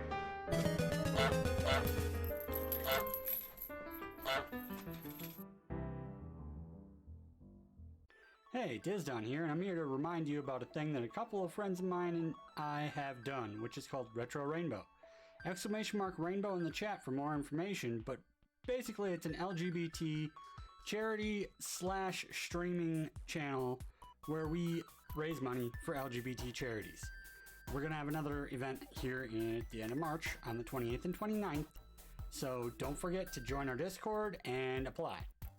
We accept both speedruns and casuals, so go ahead, join us, and fight bigotry with your charitable donations. Thank you, and don't forget, we have our awesome, awesome logo from our great friend Blitzy. See you later. Hi, I'm Shale Riley from the Grammar Club, and I'd like to tell you about our new internet radio station, Radio Grammar Club. We play all of our back catalog, which is hundreds of songs between the 6 of us, and all of the new stuff that we're doing on our Patreon. I would love it if you would check the stream out. You can stream it from your browser or in any external player from thegrammarclub.com, and it's up right now. And it's free for anyone, so please go check it out.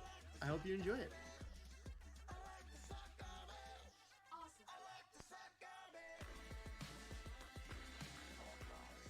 New from Ben & Jerry's asshole flavored ice cream, just for you. Do you like the taste of eating ass? Do you want to taste like you want to take shit?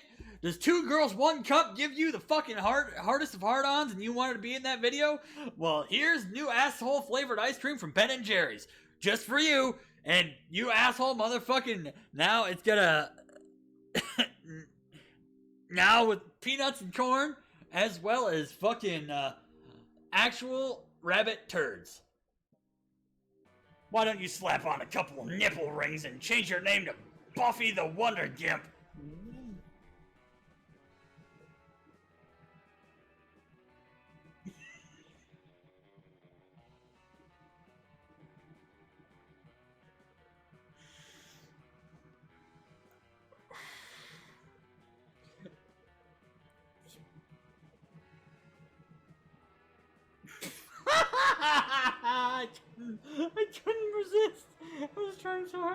I forgot. Oh my god. Buffy the Wonder Gimp.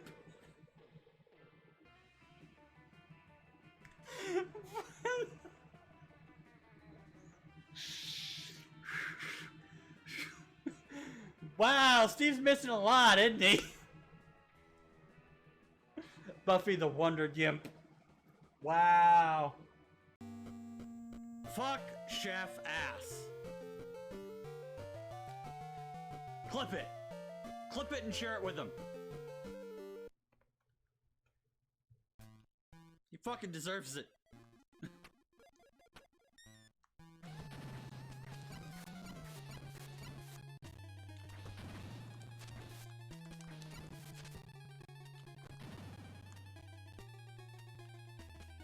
The fuck? What? The fuck was that? The fuck was that shit, buddy? What? Come to Pam's. You mean Penny's house?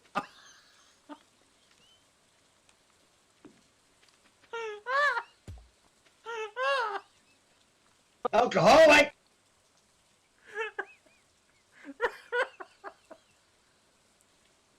I mean, she won't have to pay for it anymore. Well, I didn't get to do the Kickstarter the way I wanted, but I still do have the demo version of Dizdon Sings Volume 1 Castlevania on Bandcamp. There will be a link in the chat that you can use !Dizdon Sings, and Hey, Steve. Hey, Desi. be able to take you there. Every dollar that goes to that and that I have extra will hopefully go towards me being able to work with the Arcadian and Grammar Club on making a full finished album. And also I gotta work on doing another crowdfunding thing with that at some point. So we'll see how it goes, but for now, thanks for remembering that. And here's the commercial for the previous Alright.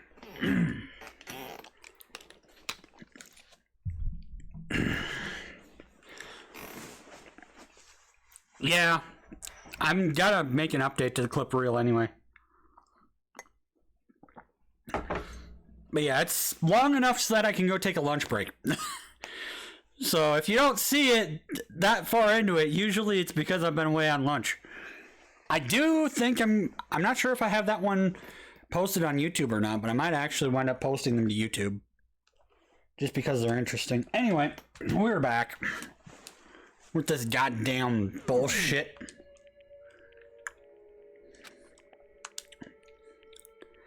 So, for those who don't know, playing Danganronpa.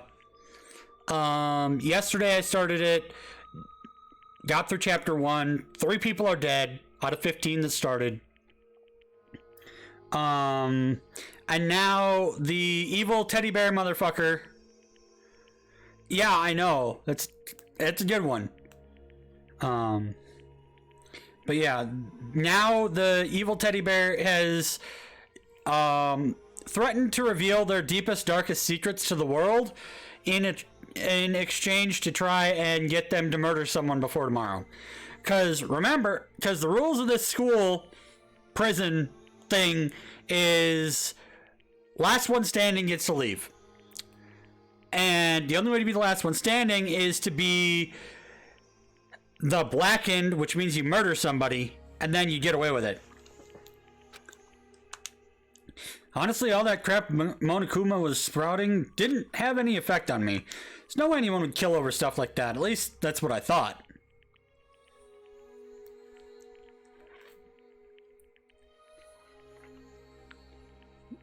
TLDR, Murder School. It's Hunger Games, but Game of Thrones. But Phoenix Wright. It's different.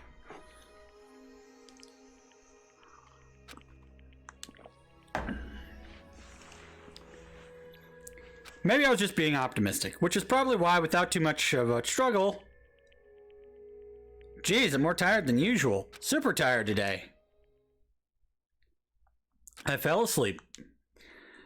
But What I didn't know is even then, a tragedy was taking place. Yeah, Doki Doki Hunger Games Phoenix Wright. Because there's a trial that happens. Monokuma Theater. Hey, do you have a second? I want to confide in you. It's about the prevailing world attitude right now. The difference between passive and active, I mean. For example, it's the difference between like, oops, I killed him, and yeah, that's right, I killed him. Amazingly, there's a ton of people who don't understand the difference. Can you believe it? There's a huge difference between oops and that's right. You know what I'm saying, right?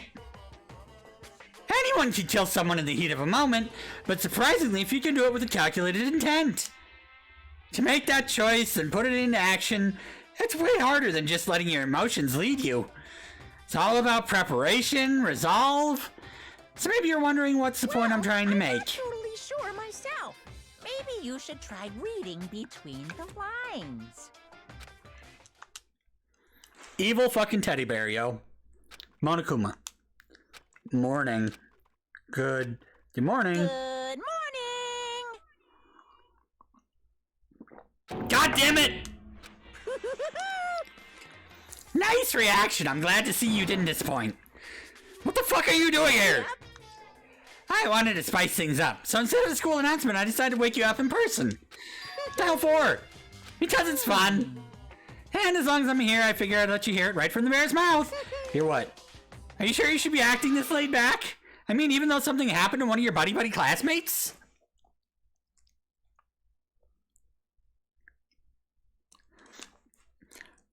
This game is way too prescient for how old it is. I think this game originally came out in like 2015. It's way too prescient right now. Say what? What? Your face is all blue, like someone's on the verge of death. What happened? What are you talking about? That's for me to know, and you to find out. Good luck. Is it? Was it? Nah, it can't be. No way someone... Well, what ifs aren't pointless, especially now when... The dining hall. I need to get to the dining hall. Morning meeting. Who's not here? Oh, God.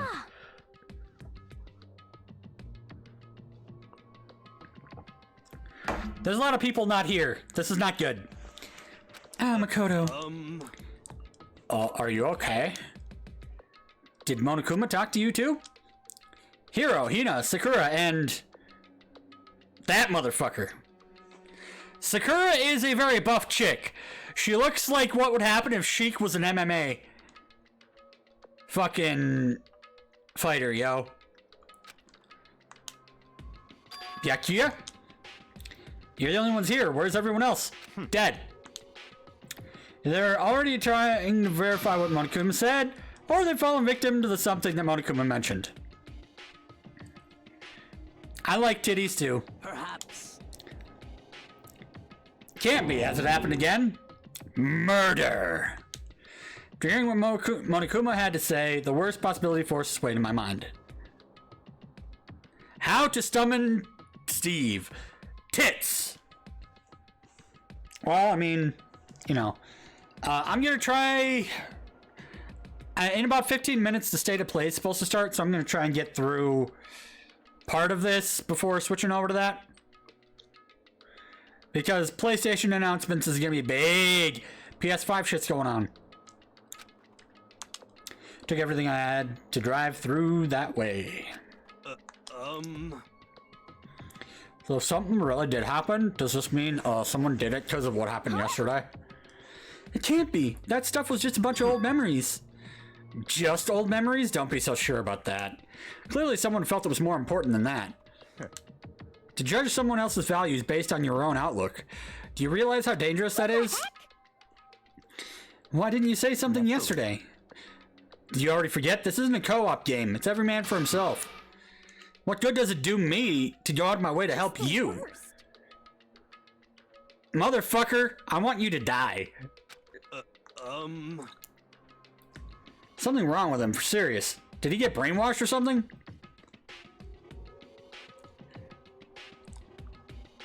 In about 15 minutes. Wait. That's not important. What matters right now is that we find out what happened. She's right. Let's all split up and begin looking. The game is afoot. All right, Sherlock buttfuck.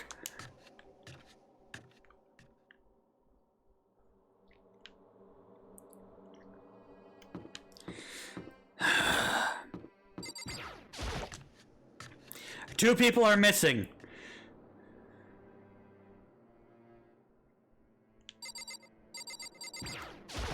So I'm gonna check the bathhouse.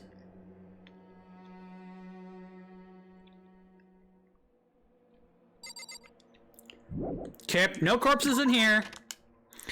You all missed some fucking really hilarious shit though. Cause Mondo and one of the other dudes,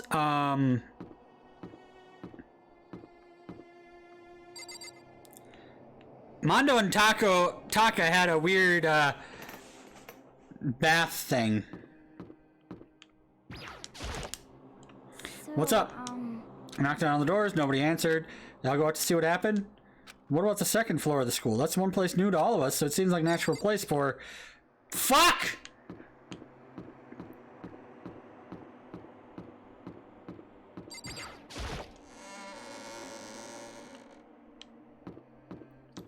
That's what that means, Steve. It's just taking forever.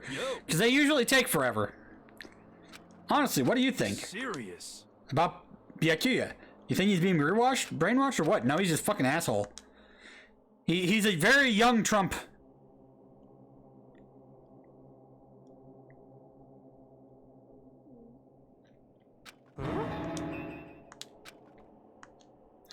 You're some kind of psychic, right? I think you've completely misunderstood what it is I do. Okay, listen. Fortune telling is like... It's totally different from brainwashing or hypnosis or any pseudoscientific bullcrap. You need to understand that.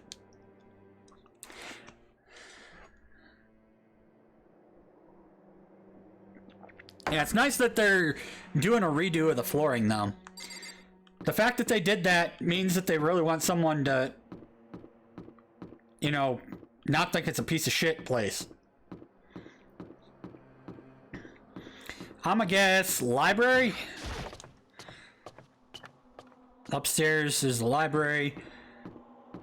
I'm not going to the pool. The pool is a bad idea. Library's first.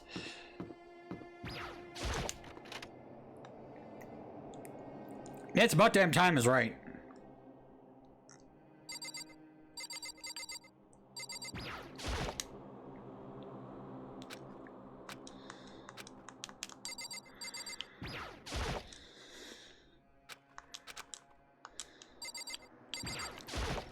I was trying to talk to him.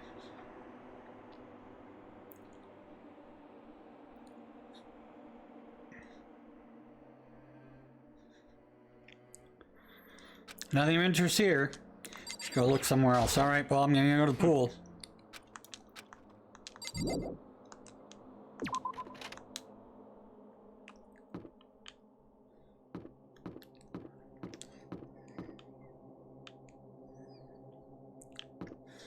Yeah, felt pads.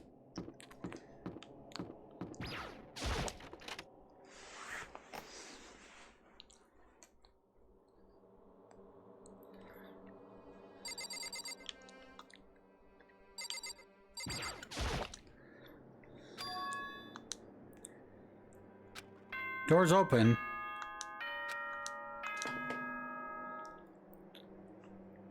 For this investigation, I have unlocked the doors. Please look around to your heart's content. Yep. Having kids is very good for your taxes. It's all clear now. Just as I thought. I see. Judging from what he said, there can be no doubt a murder is really taking place. In locker rooms, they're suspicious, very suspicious indeed. Wouldn't you agree? Nobody's searched locker rooms. Let's start with the girls' locker room.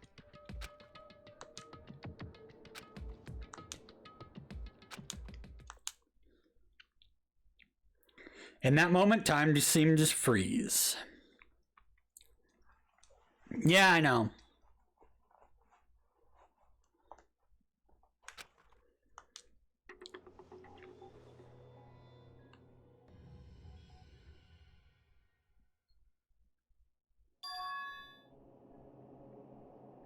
Chihiri, no! She was just so nice, and she would never hurt a fly.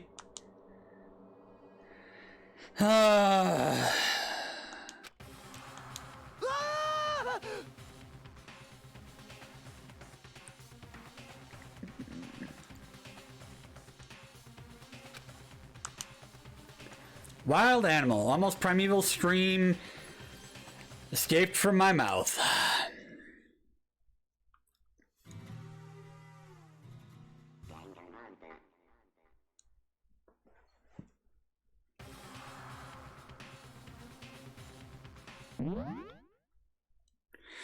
And that's where we're gonna end for right now. We'll come back to this. I promise. Hang on, I need to do the save.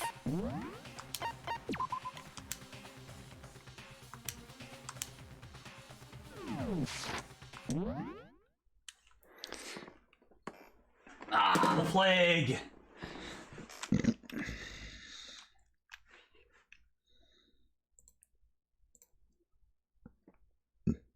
Plague has been very good for a lot of us, actually.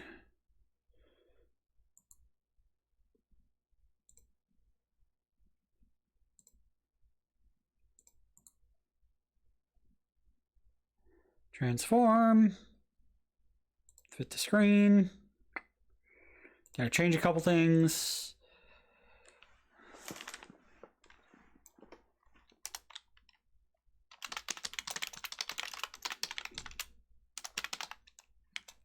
State of play.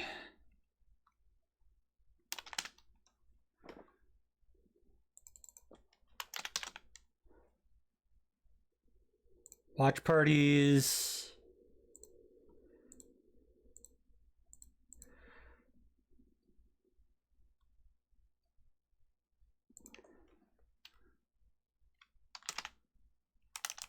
News. Gaming news.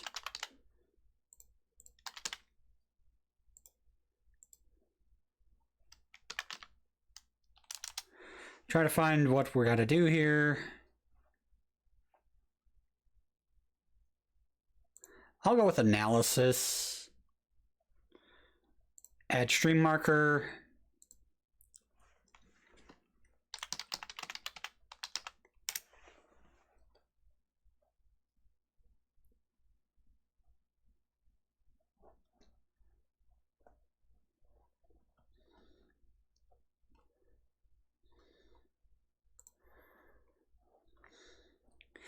All right, do they have a YouTube video up? Rated E10 for ages 10 and up.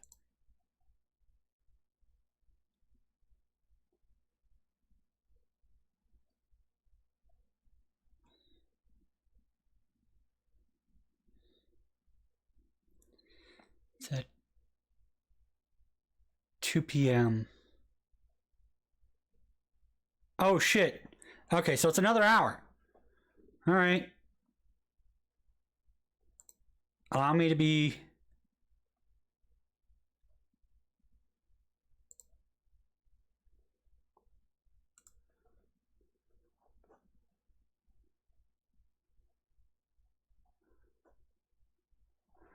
Okay, I'll have to turn the game capture back on. I guess it's another hour. Time zones are weird, yo.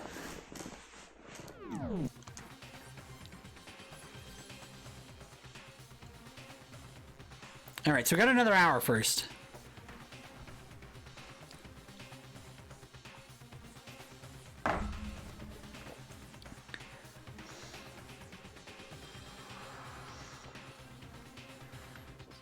Yeah, C's get degrees, yo.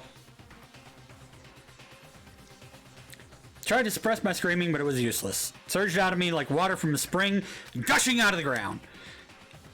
Byakuya, on the other hand... Very strange.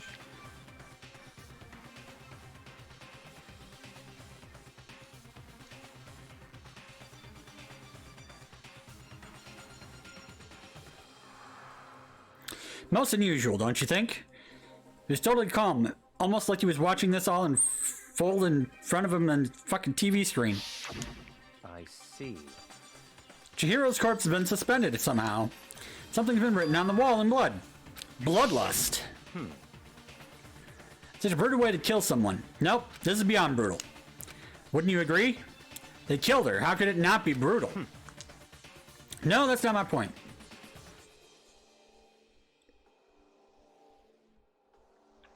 Exactly. Far too bizarre for any everyday amateur to have committed it.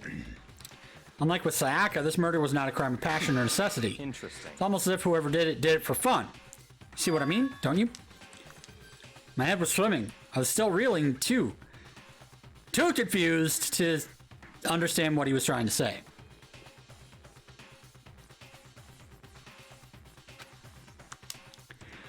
Before I could even begin to clear my head... Hey, I heard screaming! Did something... Blah, Chihiro!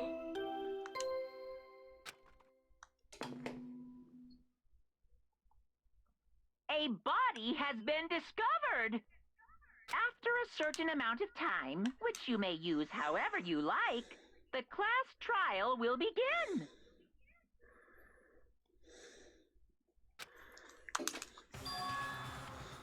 What? The hell was that? Ah, that's right. You were unconscious during Sayaka's, so you don't know anything about it. Body discovery announcement. Apparently when there are 3 or more people discover a body, an announcement plays to let everyone know. Imagine this is a search to the corpse can proceed fairly for everyone involved. Body discovery announcement? That Chihiro really is dead. Yes.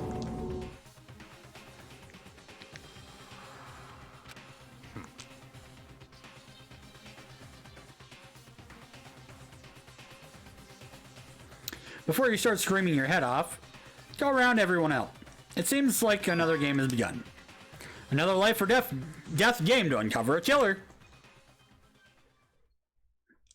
Well, so first things first with this murder. It appears that since it was done in the girls' locker room, and it is illegal to switch your PDAs with anyone else, then that means that only a woman or a female of some sort could have done this. The amount of strength that it took to put Chihiro in that position either means that somebody had a very, very, very long time to do it, or it was Sakura. But we'll fucking see. It felt as if no time at all had passed. Not in this school. It's only illegal if you get caught. If they can't catch you, everyone else gets murdered by execution and you get to go free.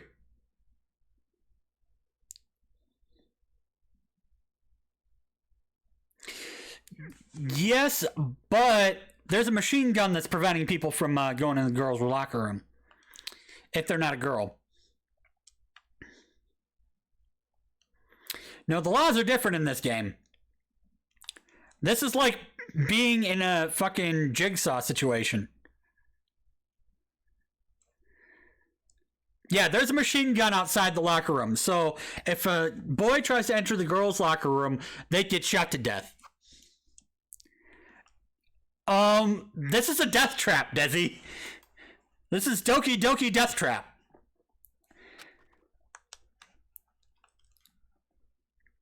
Yes, Bear is Principal Jigsaw. I'll have to highlight yesterday's video, but yes. This is supposed to be the most prestigious private school in the entire country of Japan. However, it was closed a year ago, and this murderous, psychotic bear has taken over, bolted all of the windows and doors shut, and you're basically in a life or death struggle to be the last one alive. So, yeah. Principal Jigsaw. When I finally came back to myself, saw everyone had the same look of confusion, fear, and anger. We all stood there, gathered around Chihiro's body. Damn. Something like that. Damn, I couldn't keep her safe. So there's another victim? everything is provided for them. Like, okay, everything's provided. So they have a laundry, they have infinite amount of food, they have their own rooms. So if they wanted to, they could live here forever. But if they want to leave and go back to the real world, they have to kill each other and get away with it to leave. Only one person can. No, they're not eating each other. Another victim, which means we are now in the same position once again. Fuck, man. What the fuck is this? It's a dream. This is a dream. It's all just a dream. In fact, I haven't even been born yet. I don't have any memory of ever being alive. Hifumi Steve. Celeste, Goth Lolita. Okay. For now, pay attention to the wall. I said it once already. There's a word written there. Yes, I know. The word bloodlust is on the wall. So... I don't think this is any kind of dying message. Just too strange. No, it was written in their blood by someone else. You know, that thing about writing bloodlust in blood, doesn't it sound kind of familiar?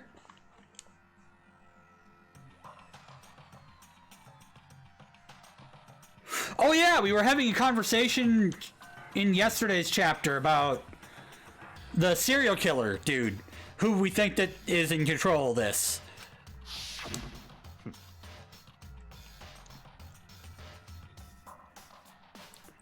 A murderous fiend who kills again and again using a bizarre and brutal method. At the scene of each crime, the word bloodlust is written in the victim's own blood. They're like a ghost, attacking suddenly, then slipping away before the police can catch up to them. What nickname did the internet give to this mysterious serial killer? Genocide Jack. The murderous fiend whose grisly attacks were famous all across the country. Ultimate murderous fiend, cheating a reputation of abnormal, downright cruel killings. Some copycat killer trying to imitate Genocide Jack's style? Why would anyone do that? Perhaps it's the work of the real Genocide Jack. Say Genocide Jack is here in the school? There's no way. But going so far as to write bloodlust is the scene, I'm surprised at their stupidity. Can't imagine a worse situation than dealing with the stupid murderer. What is it now? Toko.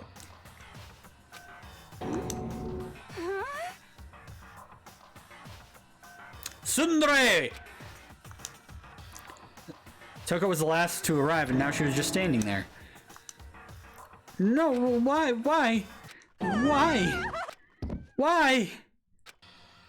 She passed out. She fainted. That did not sound good. Toko! Toko, are you okay? Come on, wake up. That's right, I just remember what she said. Why don't she faint anytime she says blood? She's hemophobic? I imagine she does not watch too many horror films then. This isn't a violation of the rules, right? I mean, technically she passed out somewhere besides the room? Nah, I think it should be okay. The regulations prohibit sleeping. Like, on purpose. Ah, so since she didn't faint on purpose, it doesn't count. Got it. Toko, can you hear me? Hey, you gotta wake up! As if she'd heard her, Toko suddenly shot awake. As in, she literally jumped up from where she was laying. With such a strange reaction, I was at a total loss for words. Leapt straight up in the air, changing her stance as she did. No time flat, she was just standing up. Ignoring the physical contortions she had to go through, her motions were totally haphazard. What? Sorry about that, I was just so shocked, you know? It happens, right? Was I the only one? Toko, are you okay? I'm fine, I'm fine. Whoa, is that a dead body? Are you dead? What the heck? She must have hit her head real hard when she fainted. World has a front and a back. Top, inning, and a bottom. A sea of truth and a web of lies.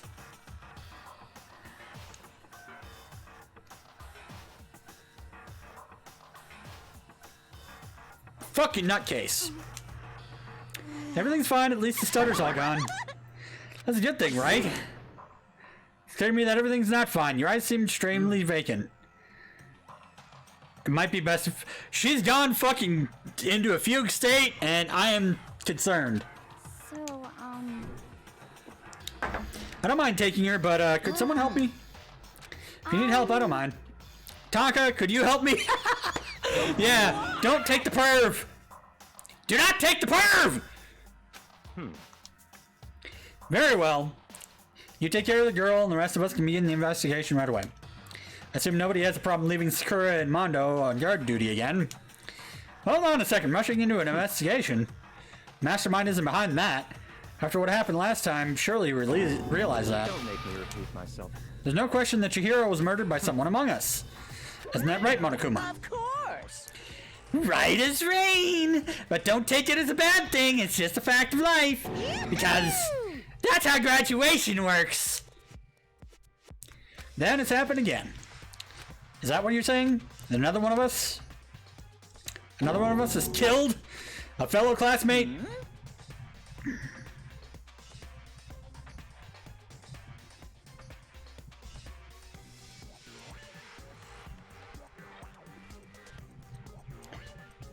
Well, that's good. You found something that works. What, does that freak you guys out? You guys got no balls, you know that? Is there just nothing down there at all? Well, I'll let you pray to mine if you want. That's a Japanese thing about tanukis. Actually, I don't have any either. Sorry! Stop monologuing and give us what you came here to give us. You did bring it, right? I sure did, chum. Let me present the next Monokuma file. I know how much you must be looking forward to it. See ya later. So please do your very tippy-top best on this investigation. no way! Another investigation. Examining the corpse of one of our friends. And we suspect all our other friends.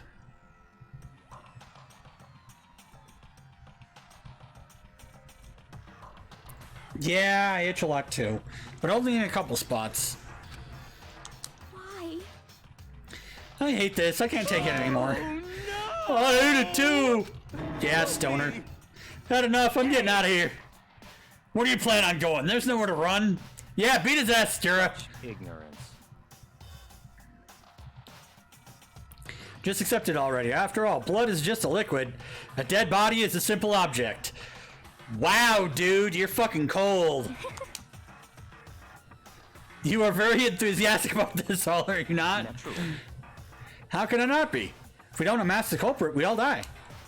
That's true, but to jump into it so soon... What, do you want to die? Ignorance. Fine, then go off and die somewhere. Right now, go ahead. You're a waste of space. Damn you! Dead body is just an object? Chihiro wasn't an object. Show a little respect or I'll beat some into you. Thank you, Mondo. Calm down. Everyone stop bickering. Listen, there's some truth in what Byakui said. Because... Kyoko, if we don't solve the mystery and find the killer, our own lives are forfeit. If Byakuya is right that Genocide Jack is somehow the one who killed Chihiro, then unless we do something, more victims could start piling up. Forget more victims, if we mess this up, we're all dead meat. Hey, hey! Hold on. If that's your worry, you don't gotta worry any longer.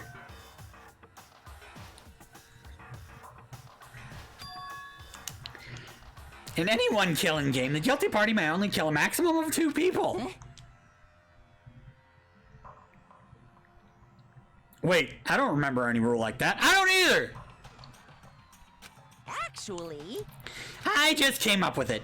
I mean, if one person went around and killed everyone, your lovely student life would be all over, right? So... New rule. Why not limit it to one person? Well, in a good mystery, you don't want to miss out on at least potential of a serial killer angle. Just one would totally murder that possibility. I like that pun there, Bear. You get a point from Dizdon. Waiting for you. Farewell for now. I'll catch you guys at the class trial. I can't say I understand his thinking, but if we can kill up to 2 people, then one more person's life could still be in danger.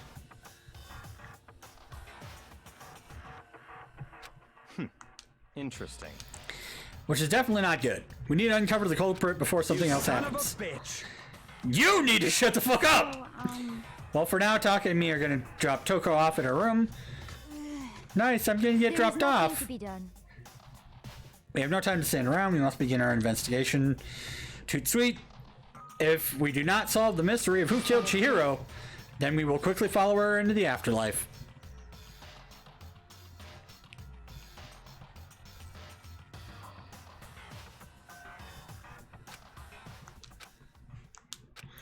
If we want to survive, me and everyone else, we have to do it.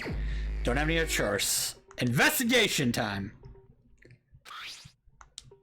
Victim was Chihiro Fujisaki. Time of death estimated around 2 a.m. So, was murdered at a time of day when everyone was supposed to be in their room. Body was discovered in the girls' locker room on the 2nd floor of the school. Cause of death was a blow to the head with a blunt object. She was killed instantly. That's all it says. Well, not like there's any point in complaining about it.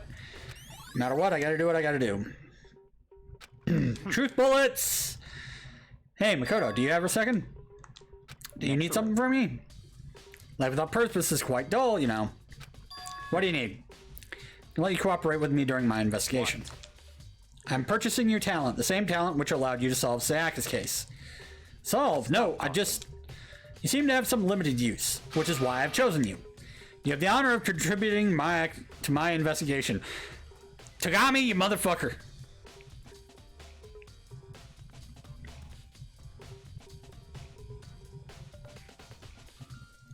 Inviting me to come with you. You're doing it in the most arrogant way possible, though. Shall we get started? You get moving. There's no time to standing around.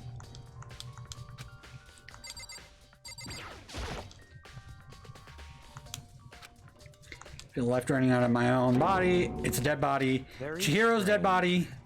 The more I look, the more strange it all seems. This must be Genocide Jack's handiwork. Well, but we're still not sure he did it. Is that what you want to say? I wonder about that. Fresh blood stain on the carpet. Spattered with blood during the murder. There's blood on this weight. Blow to the head with a blunt object is what killed her. I mean, the dumbbell was actually a murder weapon? Don't imagine it could have been anything else.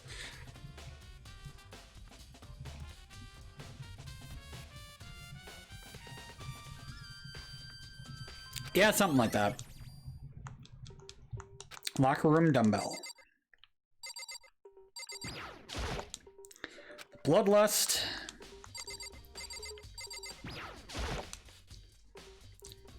Poster's got some blood on it. Must have happened during the murder.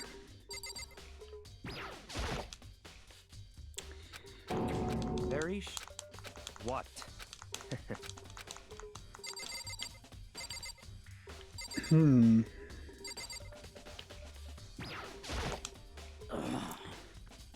I use this locker room all the time. Now it's become the site of Chihiro's death. Why was she killed in the locker room? Think about it, she could have been killed somewhere else than carried here. She was very light, that is true. It wouldn't be hard for someone to carry her, but still. I still think she came here on her own by choice.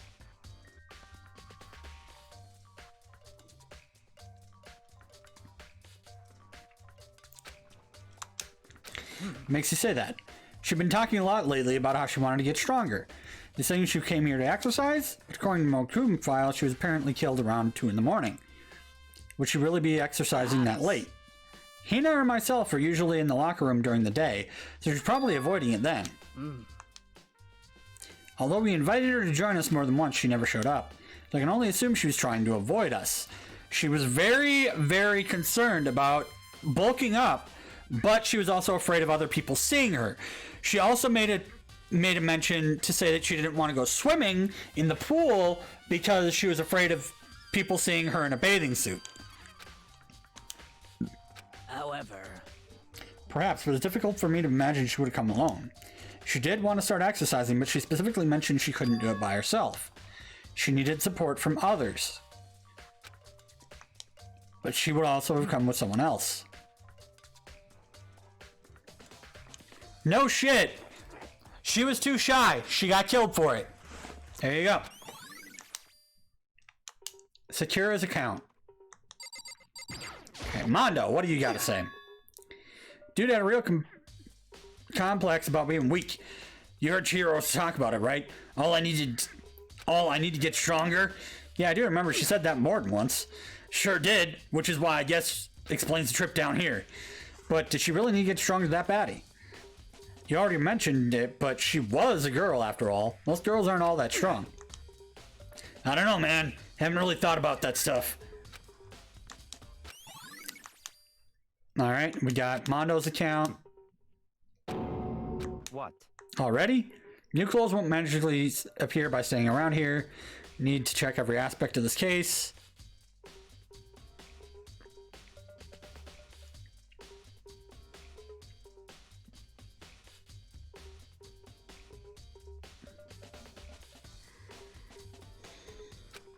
Let's go.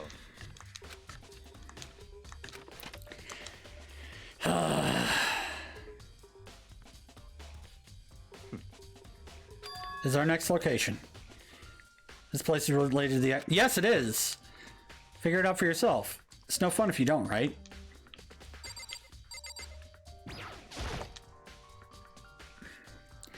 If I remember right, the card reader is meant to work with our handbooks, right? What? Do you have an issue with it? If so, you should take it up with Monokudama. Said that, then quickly sharply clapped his hands together. You called for me? Yes, has he been domesticated? Seems like Makoto has a question for you. Something? Sure, what's up? It's just about this card reader. Card readers have all been designed to interface with each of your handbooks. You can only lock a room corresponding to the gender listed in your individual handbook. And it's impossible for two people in a row to go through while the door is unlocked, correct? There were some sort of erotic terrorists on the prowl. The ceiling mountain Gatling gun would initiate a Swiss cheese slaughter. See? Gatling gun in the fucking locker rooms. I told you. It's fucking crazy.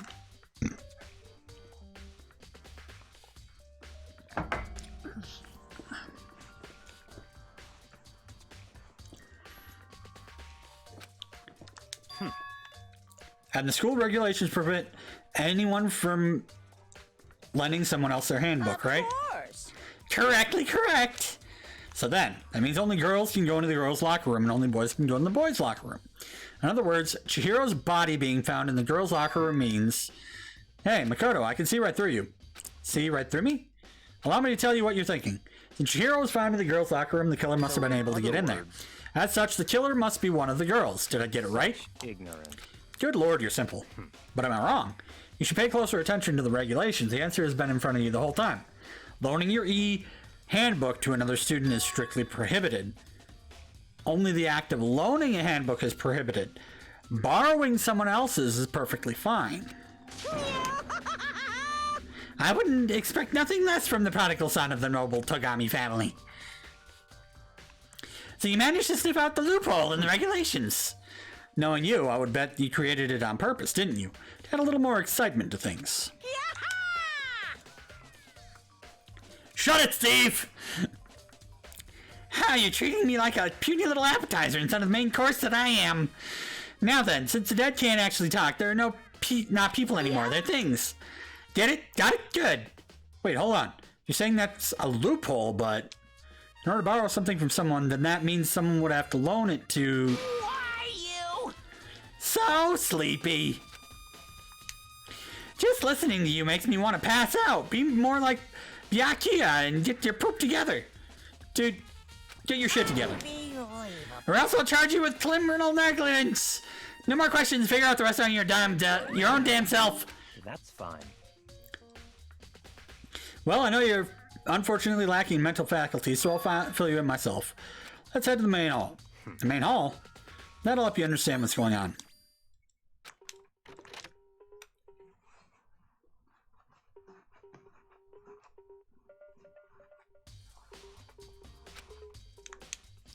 So what are we looking for?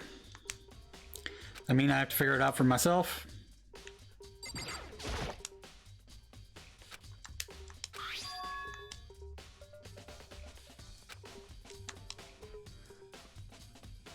3 e-handbooks. So you finally found them. You know these were here, Byakuya? Happened to find them by chance myself the other day. Seen there's a system in place where the handbooks of dead students get delivered to this mailbox. Junko, Leon, and Sayaka? Go ahead and confirm it yourself.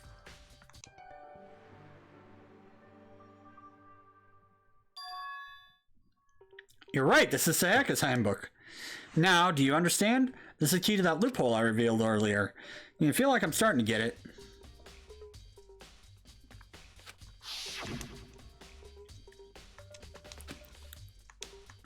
Loading your e-handbook.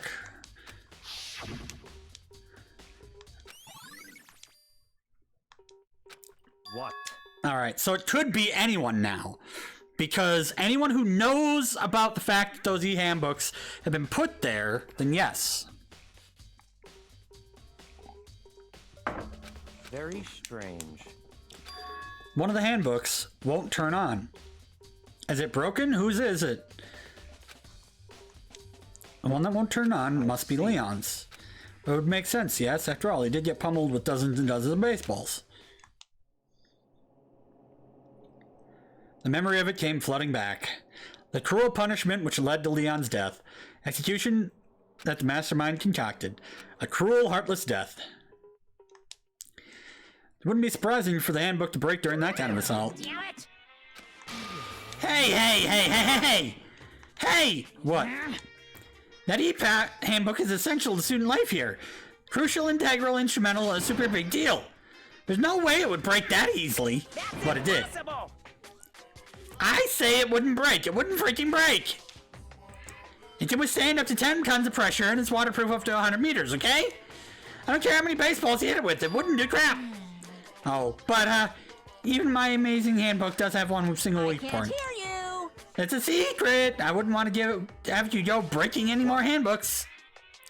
Leon must have broken it somehow without realizing what its weakness was, right?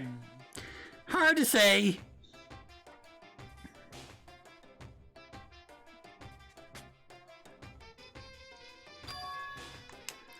You know what I think? I think this handbook isn't actually broken. Might ask, how could that be? That's fine. I don't see any connection to the case, so it doesn't matter for now. My guess is the reason why it's not on opening is because it's got to be charged. Should be enough to get things rolling. Let's begin our investigation in earnest and track down the true culprit. Not quite. What are you talking about, Willis? What do you mean by that? To be exact, not quite. Certainly, I want to reveal Chihiro's killer, but more precisely, I want to discover the true identity of Genocide Jack. You really think that Genocide Jack is the one that killed Chihiro?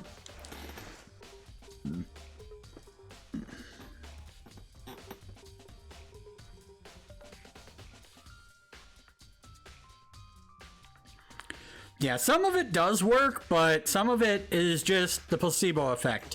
And the fact that our modern medicine doesn't do enough research into it, we don't know what is and isn't placebo effect as far as some of that stuff goes. So we've got to still look into some of it. Don't make me repeat myself. Absolutely. I have no... Nope. Murderous Fiend, Genocide Jack. Murderous Fiend who kills again and again using a bizarre and brutal method. Like a ghost attacking suddenly, then slipping away before the police can catch up to them. What nickname did the internet give to the serial killer? Genocide Jack. Say he's killed thousands of people, but that's gotta be an urban legend.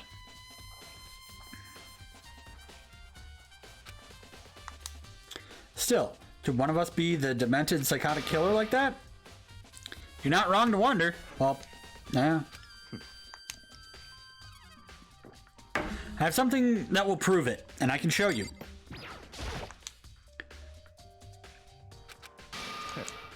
Don't make me...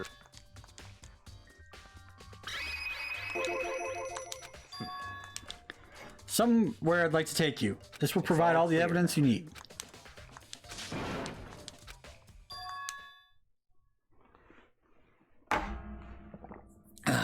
Big trouble. Need your help. Time to play with you.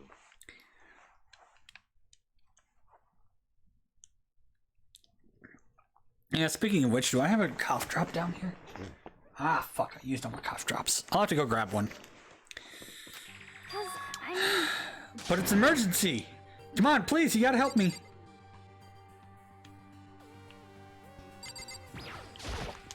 Please! Serious emergency, please, please, you gotta help me. Calm down, Hina. It's emergency. Well... Something's wrong with Toko. She's acting super strange. Hydrate or dihydrate.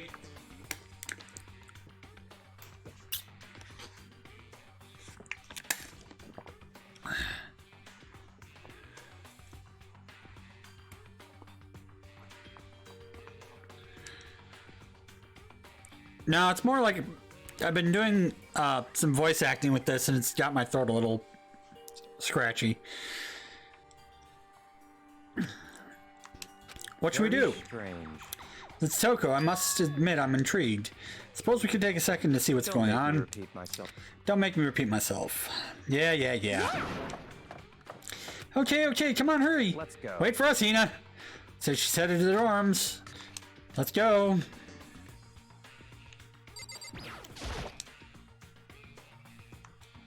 Is Toko inside? Some kind of emergency?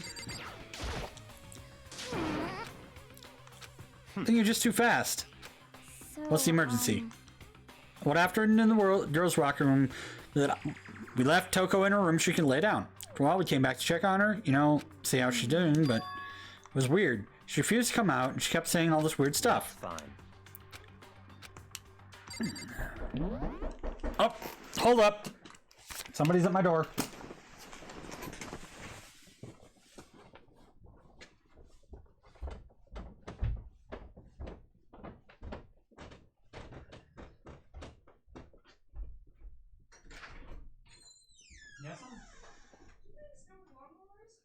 Larry took it. I think he was going to fix it. I told Maria to check in with him today because I know we need it on our side. What do you have to fix it for?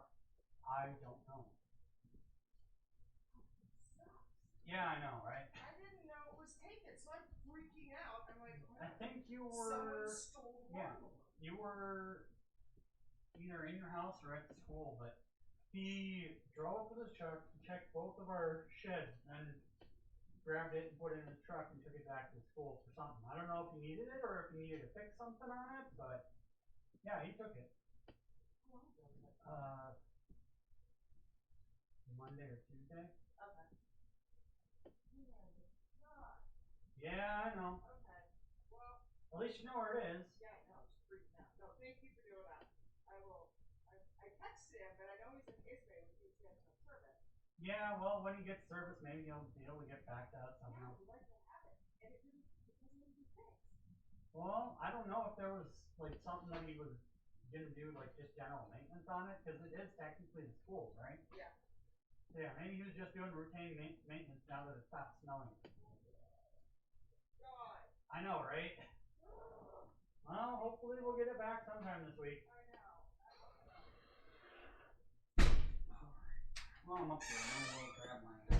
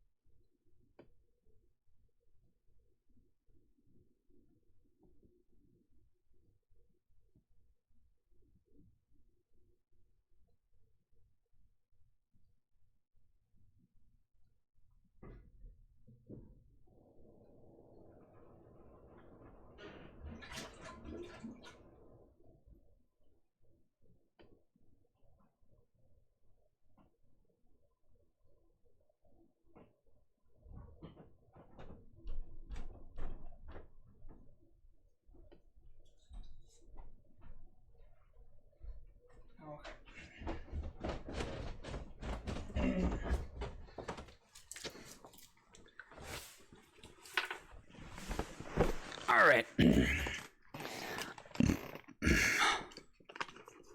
Nope. That was the neighbor asking about our lawnmower that's not ours, it's the school's. The dude came by and picked up the lawnmower to do something with it the other day, and she was trying to grab it to use it and saw it was missing and asked me what was going on. And it's like, oh, okay. Yeah. Shit happens. All right.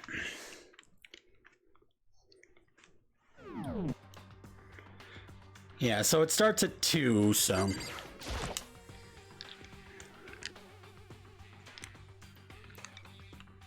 Exercise ball? That's cool. Door swung open, slowly and silently.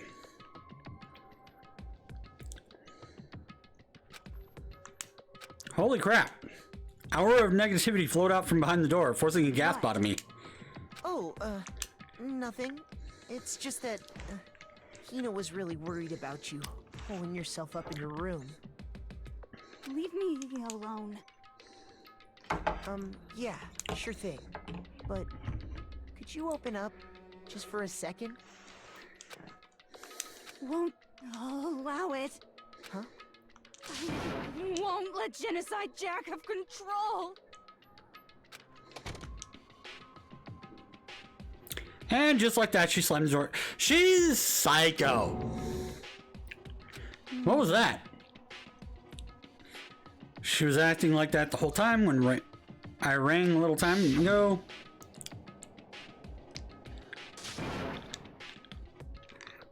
I'll drive out the killer, drive out the murderous fiend. Doesn't make any sense, right? But it felt like something was holding it shut on the other side. I couldn't even budge it. No, Toko's just gone nuts. Now why Toko's so scared? Yeah, AOA is pretty good. But... Boobs Mackenzie. Whatever it is, I'm really worried about her.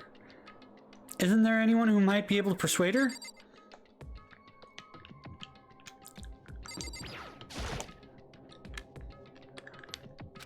You think you could ask her? Come out of her room, I mean? That's fine. Sure, whatever. You gonna talk to her, Byakuya? Byakuya? Wow, I guess you can be nice when you want to. Toko's got a tsundere thing with Byakuya. Whatever his fucking name is. Rich pompous bastard. Stood in front of her door, not making a sound, pressed the doorbell. After a few moments... What do you want? Leave me alone, you're all so annoying. Ah! Bacula! It's Byakuya. It's Byakuya. I'm sorry, I couldn't keep our promise. Don't worry, never again. I won't let Genocide Jack have control ever again. And with that, the door slammed shut. Yep, split personality disorder. Nothing else we can do? Let's get back to the investigation. Hold on! Hey, Byakuya. What was Toko talking about just now? Something about her promise? Another one of her delusions, I'm sure. Stop talking. If I say I don't know, that means I don't know. Just let Hina take care of it. Oh yeah, okay. I'll stay here and keep an eye on her. Well, let's go.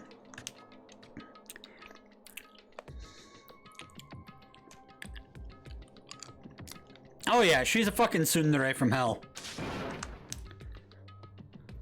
And Byakuya is basically young Master Trump.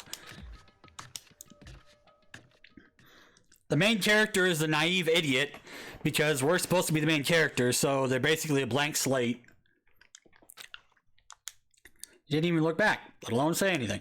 He stepped on walking towards his destination. Finally, his feet brought him to a stop in front of a certain room. The library? Let's go in. What's in the library that you think you're gonna find here? No point in checking there. We need to find real clues.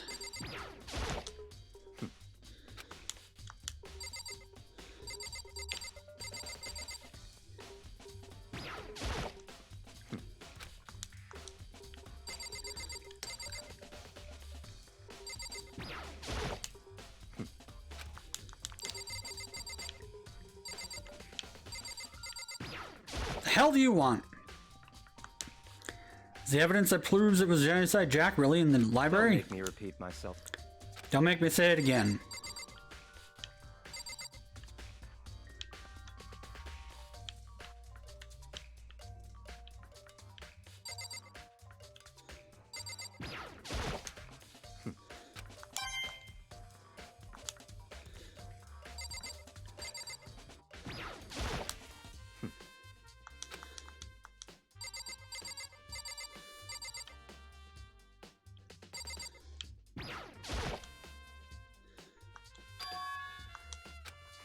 The archive, right?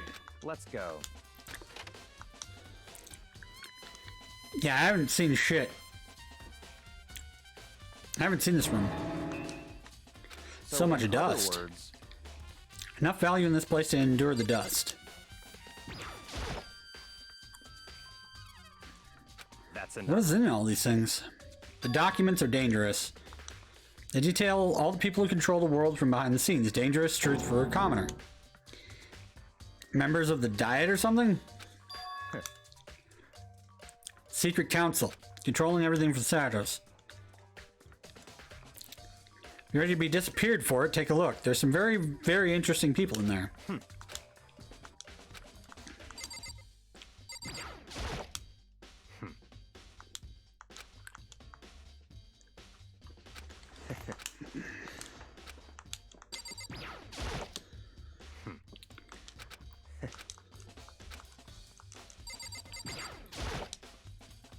In the box. Thick files stuffed under the bookshelf. Graphic to server photos from all kinds of crime scenes. What do you mean? All those files are investigation reports related to different cold cases. Internal documents for police eyes only. That's the kind of thing you just expect to leak.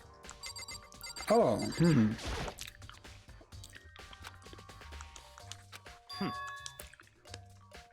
You have a sharp eye to select that file. Right.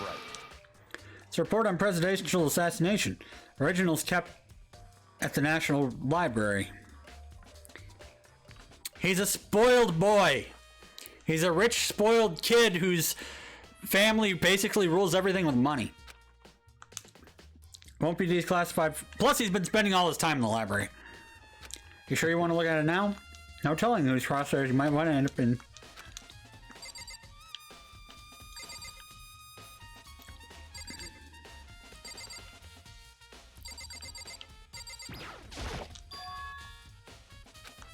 The desk lamp. Then when I saw Byakuya using in the library. Do you have a problem with that lamp? It was here before, then I moved it over there. Too dark over there, so I thought I'd put it to good use.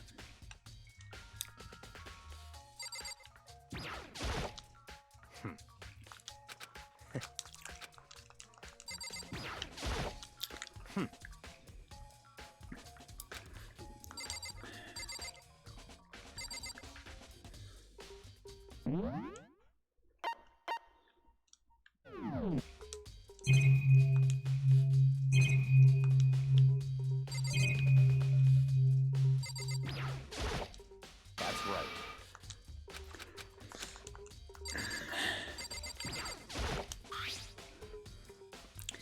There's a wooden box. It's empty. There was something inside. Wonder what it was. Finally beginning to understand the splendor of this library because of this room right here. Interesting. No ordinary person I would ever see. Isn't it magnificent? Such ignorance. It's your guy's problem. Anything that doesn't fit into your preconceived reality, you label it as a lie.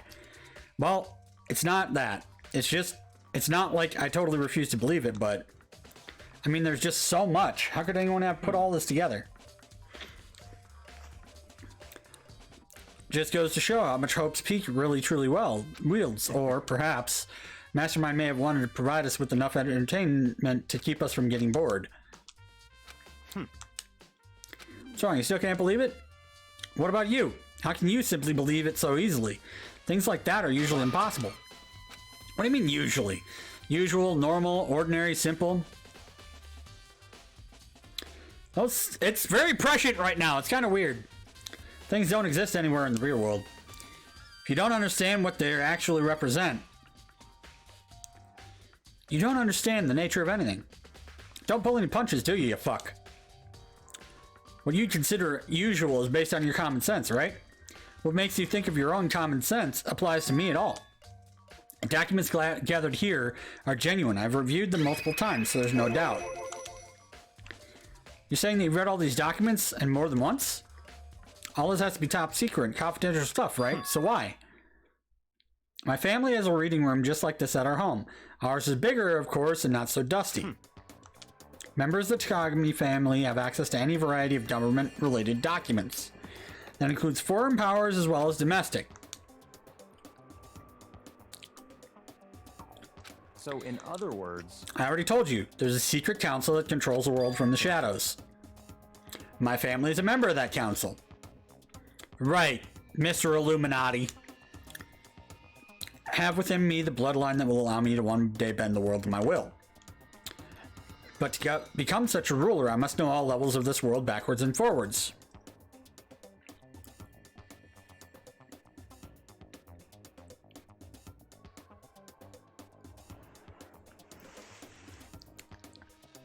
What button are you talking about? Because no, I'm not gonna need another bean if it's telling you that you to remind me that you resubscribed yesterday. Whenever I have time, I like to review whatever documents and materials that interest me. Which is why I can proclaim without a doubt that the materials gathered here are the real thing. God damn it. Give me a minute.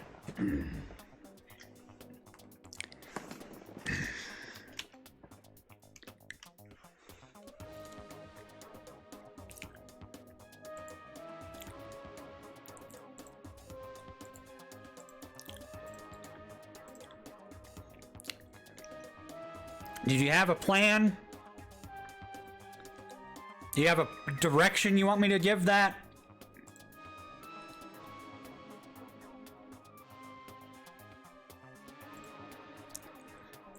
Did you want me to do a random or a specific person with that stooge?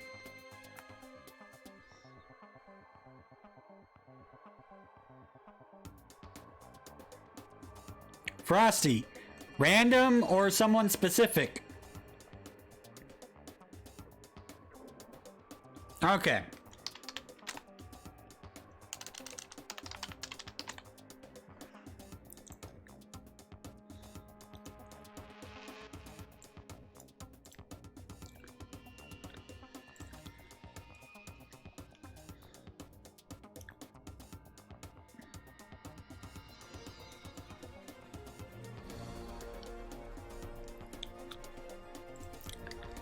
There you go. Take the gift. Fucking bloody tears, I won't eat a bean, 'cause I'm fucking eating Uncle. Fucking cough drop, yeah.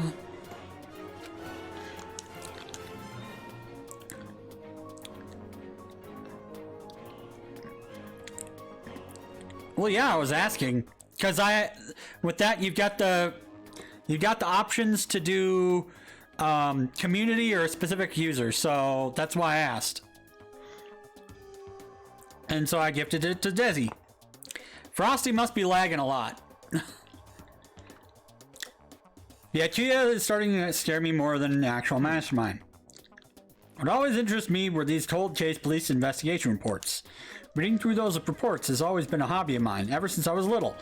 You're a fucking psychopath! Excellent mental exercise. I've solved more than a few of those cases just by reviewing the reports. And among all those reports, one of my recent favorites is the Genocide Jack case. That's right. This is a complete case file. Every single report surrounding that Genocide Jack cases has been compiled in here. Because there are so many, allow me to quickly summarize the main points. There are two notable characteristics in every Genocide Jack murder.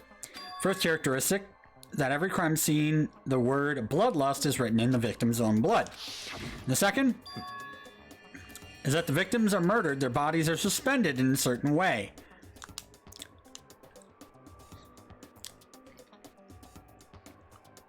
Well, for a month. Exactly the same as what had happened to Chihiro. Save your surprise, the best part is yet to come. The second characteristic, where the victims are suspended. The only ones who knew about this particular fact were members of the police and other higher-ups. By all accounts, nobody in the media ever found out. In other words, no one on the news, no one online, nobody knew about that aspect of each crime. Only key officials and the killer themselves knew about the act of mounting the victim. Now, if you recall Chihiro's corpse, her body was most certainly mounted in this fashion. So how could the killer have known about suspending the victim? That's the key question.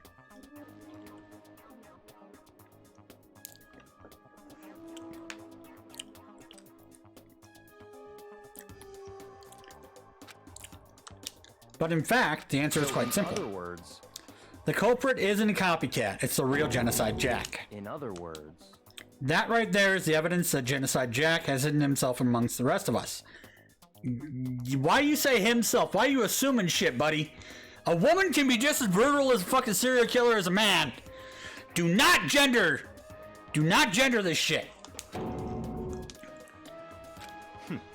Interesting. Really starting to get interesting, aren't they?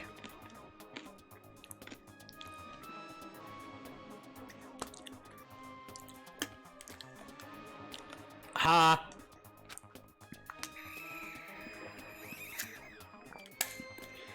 Don't you think it would be good for you to take a look at what we already seen?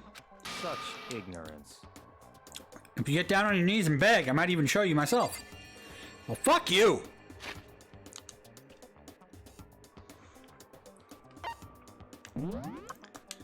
Truth bullets.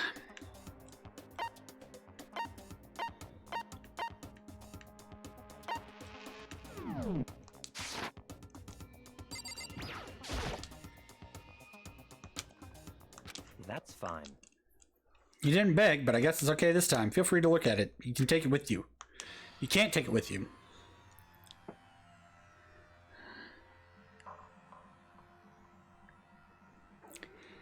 Flipped through it with tense, nervous fingers. Suddenly my hand stopped. I had reached a page where photos from the scene of each crime had been collected.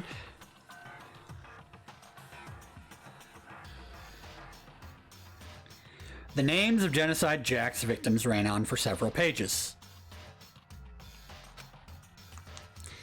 Ken Harada, 32. Tetsuhiro Honda, 17. Shoji Yaku, 23. Kanoi Issei, 14. Takahishi Yoshida, 30. Komatsuna Taro, Takafumi Gono, Uchida Noishada, Nahoisa, Takeshi Masamune, Yoto Yumajima. There was no end to it. All the killer's countless victims were killed and suspended in exactly the same way. Scene of every crime, the word bloodlust was left in the victim's own blood.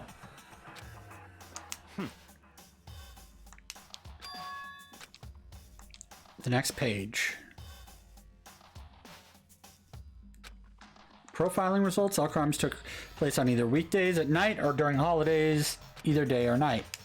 Most common time for the killings to take place was on holidays in the afternoon. Suspect may be a student. Evidence suggests that the suspect lingered at the scene. When they did leave, they were in a panic. Because an eyewitness had never come forward, it's unlikely there was any external reason for this. This confused behavior suggests that the suspect may potentially suffer from dissociative identity disorder. So, in other words, split personality.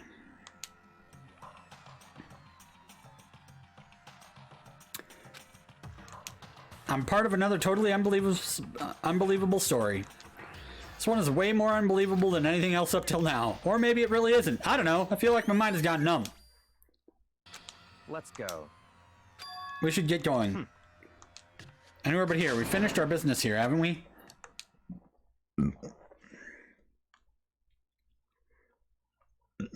Turned to the left without another word. I hurried out of the library to catch up. Well, this is where we part ways. I have some things I need to take care of before class trial. I don't have time to play with you. Come on, enough of your annoying misapprehensions. Did you really think we were be together this whole time? Take responsibility for yourself and do something useful. Move the investigation forward on your own.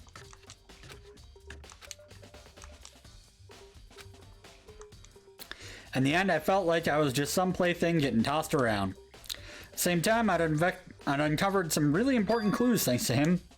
Genocide Jack. He's the one that killed Chihiro? That murderous fiend is one of us. But who is it? I have to find that out, no matter what. How do you not know yet? How do you not know? How is this fucking main character so stupid? Just like the last one, I fucking know it's fucking Toko. Before I knew it was Leon because I saw the fucking bloody handwriting with Leon backwards.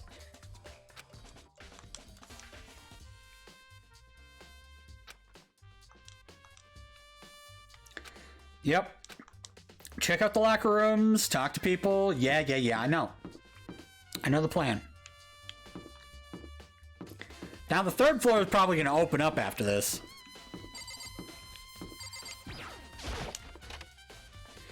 Because on the way to the pool is the locker room. Check out the boys' locker room first. Oh, what do you got to say, Hifumi? Ding, ding, ding. Hifumi has discovered evidence revealing the identity of the culprit. Another stat increase for me. What do you find? I cannot reveal that just yet. I'm sure. But I guarantee that what I found will steal the killer's breath from his lungs.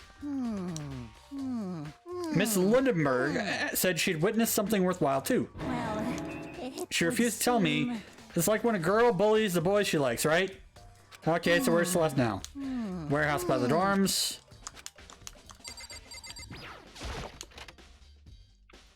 I'm gonna scoot past you.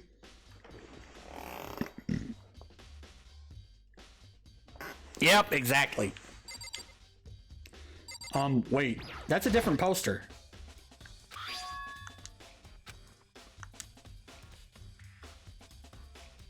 Yeah! Because the other poster was in the girls' locker room.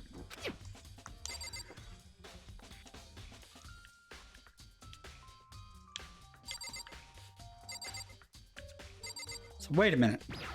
And there's a blood stain on the floor.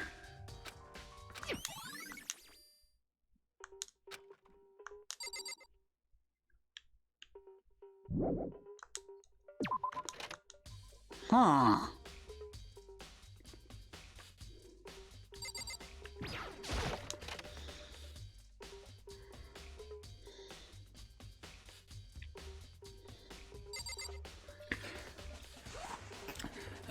No, it's not that they can't be. It's just that this picture that has blood on it, that's in the girls' locker room, was in the boys' locker room before. Which means something.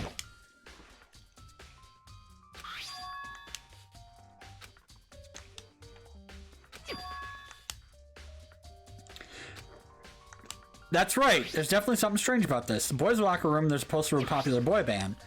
In the girls' locker room, there's a poster of a big-breasted swimsuit model. Posters have been switched. They were why, and what reason would anyone have?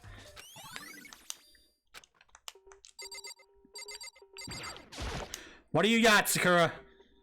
Of course. Use it every day since it opened up. Sometimes Tina and I use it together. Let me ask you something. Do you think the posters in the boys' and girls' locker rooms could have been switched? Sorry, I can't really say. I never paid any attention to the posters. But there is something that's been bothering me about the locker room.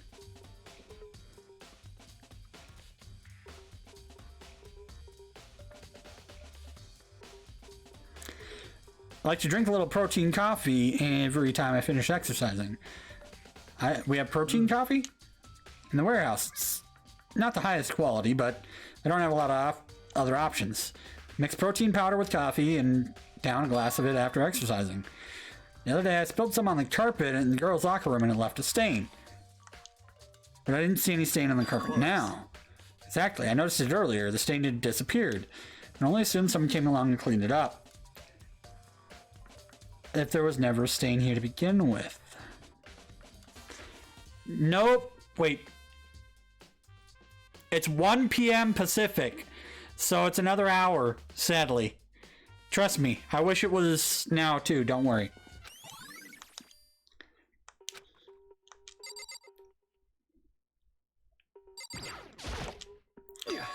Okay, Mondo. Dude, that real complex about being weak. I heard Chihiro talk about it, right? All I need to do is get stronger.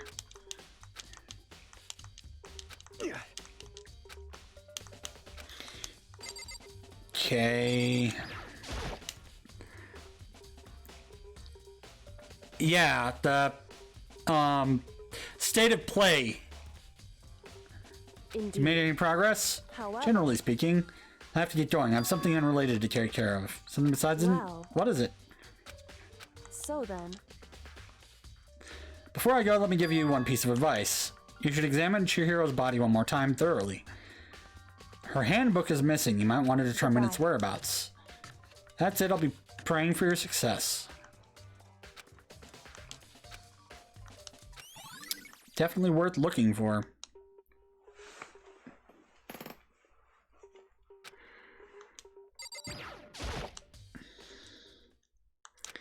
Examine the body thoroughly, but I do have my limits.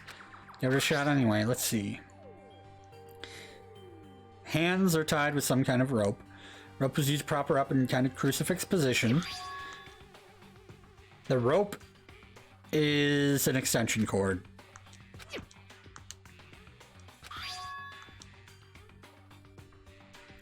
Fatal injury was a blow to the head. I mean, someone struck her in the head in order to kill her. That's right, there's the issue of her being suspended in the fatal blow.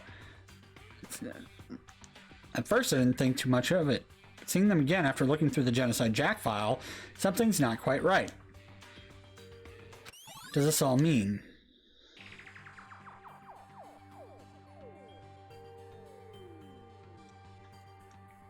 Yeah, it's a... One thing most likely could tie all these mysteries together. The rope that was used to suspend. There's a certain place I need to revisit and look over again. It might help to look at Genocide Jack case file one more time.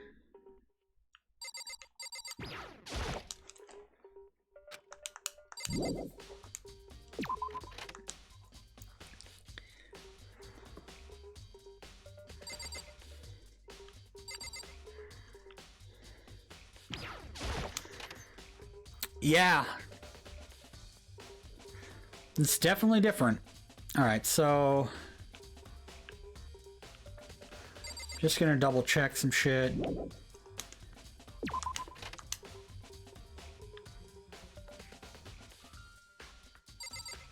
Yeah, I kind of figured something was gonna happen. It's fine, I'm still investigating the murder. I do have to go back to the library.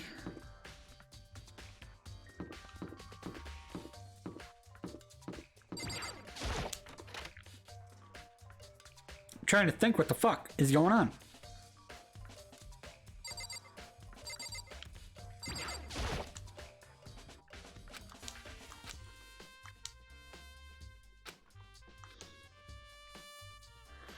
Last time I saw it, it was definitely on and was definitely right here. Byakuya was using an extension cord. Wonder if...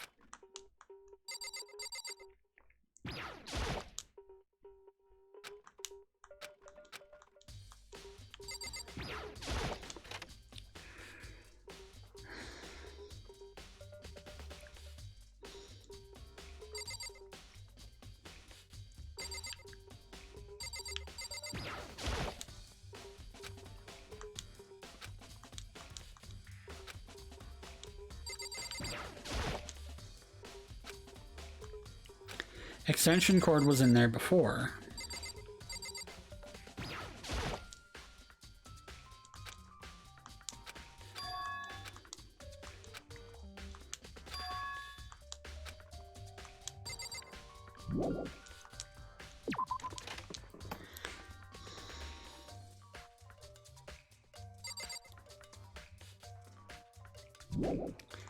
Ear to the ground, eh? Then you find Byakuya.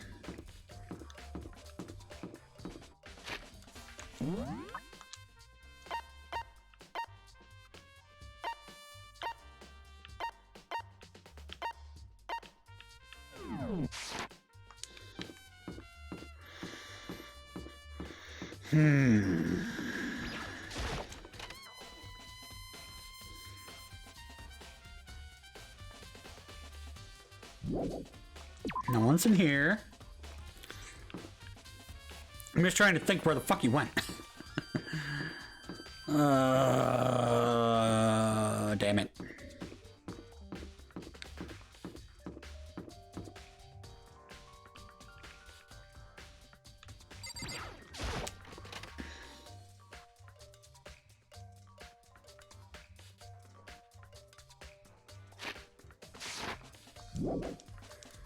No one's in here.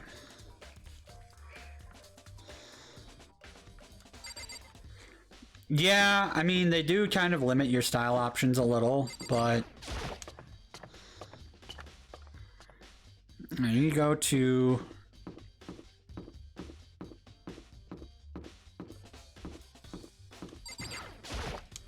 How unfortunate.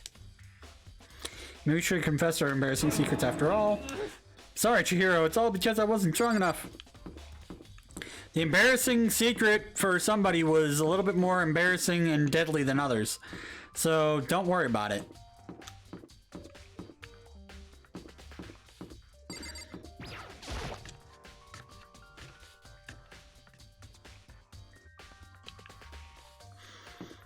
Okay. I don't see anyone here. Okay. So my first spot I'm gonna go is the warehouse room.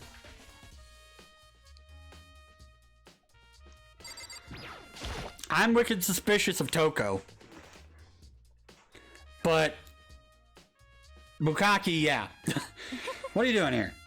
Warehouse is amazing. It has absolutely everything one might need to live a full life. From food to clothes to towels, there's an endless supply to choose from. Most unfortunate. I knew you were going to ask me that. Thought talking about the warehouse itself might misdirect you, but I see it was pointless. Did you find something? Very well, I will tell you and only you.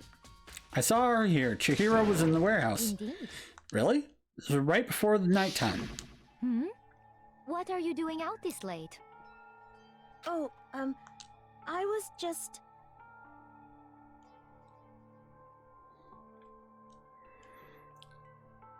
I mean, Bukaki makes more sense because he's a giant dick. Are you planning to go exercise, perhaps? What? How did you know?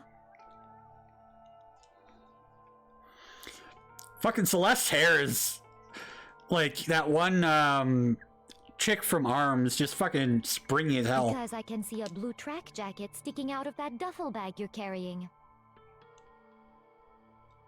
Oh, you're right. Thanks. Well, I'd better get going. I'm kind of in a hurry.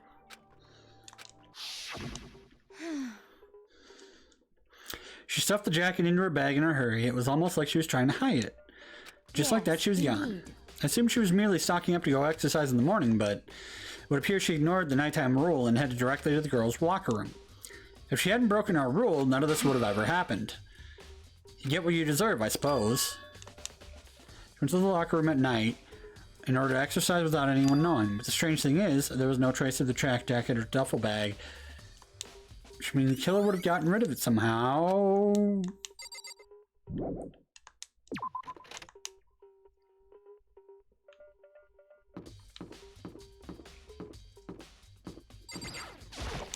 Laundry room.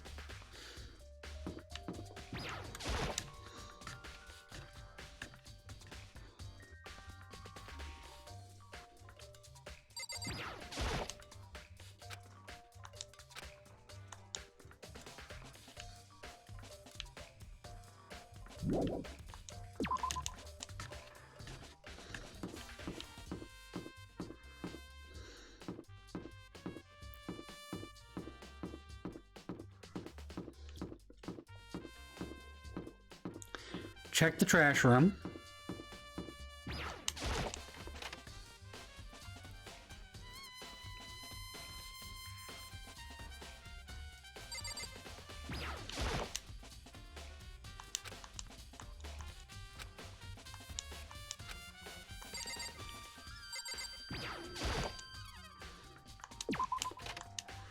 Okay, so they didn't try to trash room.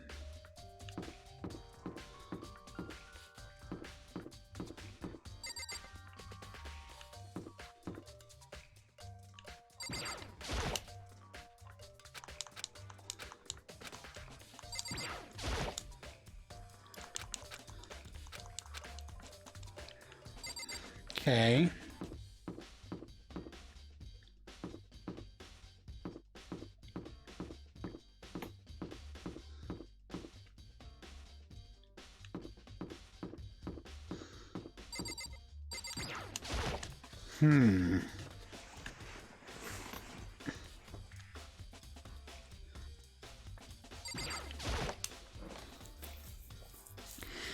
How's Soko doing? Same as before, she won't come out. She just keeps mumbling something about Genocide Jack, so I just left her there. You left her? My habit's all swimmy and I was getting pretty hungry. Oh, but don't worry, I'm gonna head back as soon as I'm done eating. Toko's not exactly pleasant, but I'm still worried about her. Speaking of which, what are you eating? A donut, of course! Of course. There's two things I'm sure God created, outer space and donuts. Really? Bet Chihiro would have liked to eat more donuts. Maybe that was one her big regret. I should have tried spending more time with her. Who did she spend time with? She was a little bit strange, but didn't really hang out with the other girls much. It was like she was trying to keep her distance from us. Satura said something similar. She said that even though you and her invited Chihiro to exercise with you, she always refused. Yeah, totally. Yep, and it's true, and it wasn't just us either. It was like she stayed away from all the girls. Was she just shy? I don't know, she talked to the boys all the time. Isn't it kind of weird to be shy around your own sex, but totally fine with the opposite sex? Oh wait, maybe she was used to guys spoiling her? Law says you can't judge a book by its cover, right? Think so? I never really saw her as that kind of girl.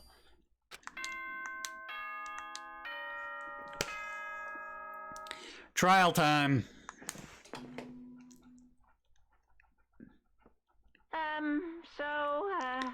I'm getting tired of waiting. Shall we just plunge right in? Yeah, she has very amazing tits. It's the moment you've all been waiting for. The class trial. You remember where to meet, right? Please go through the red door on the first floor of the school. See you soon. It's about to begin.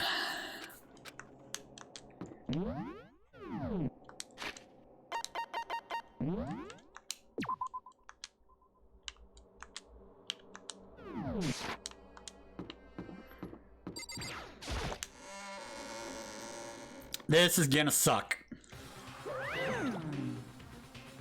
So, is everyone ready to what?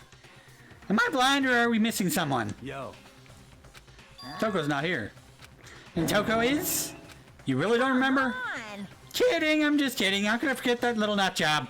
She's a crucial part of this case trial this time. What are you gonna do? Okie dokie, I'll go ahead and drag her out here, kicking and screaming. Just one moment, please. Just like he said a few minutes later.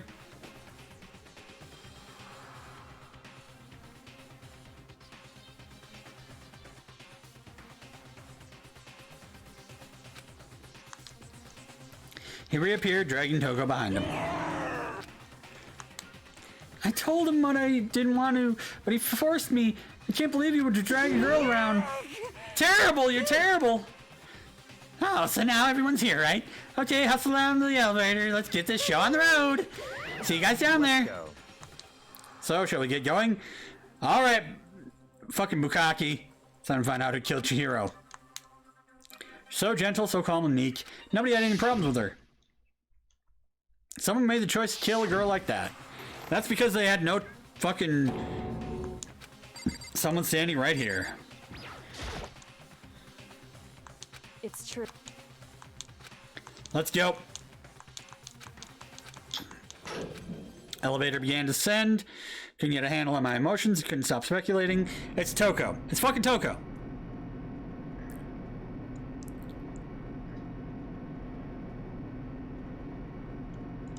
Seal box sank with heavy clunking sounds deeper and deeper into the ground. As we went deeper, the uneasiness in my heart grew bigger and bigger.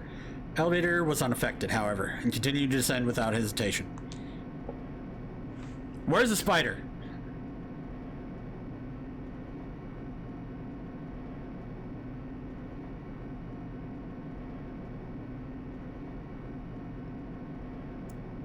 Oh, in your bathroom. I'm just like, I know I have lots of spiders in my house. Is one crawling in my microphone again?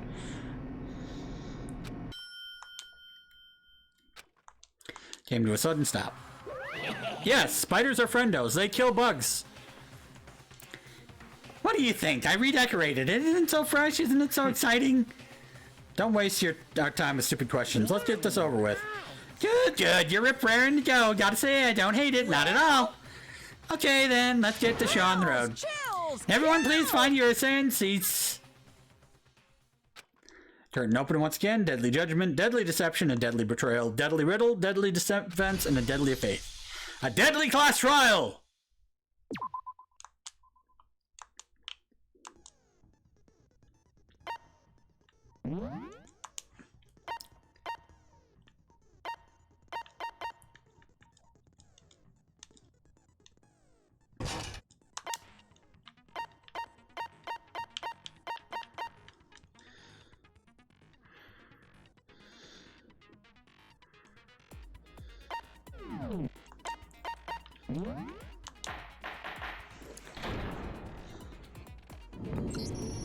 Let's begin with a basic explanation of the class trial. So, your votes will determine the results.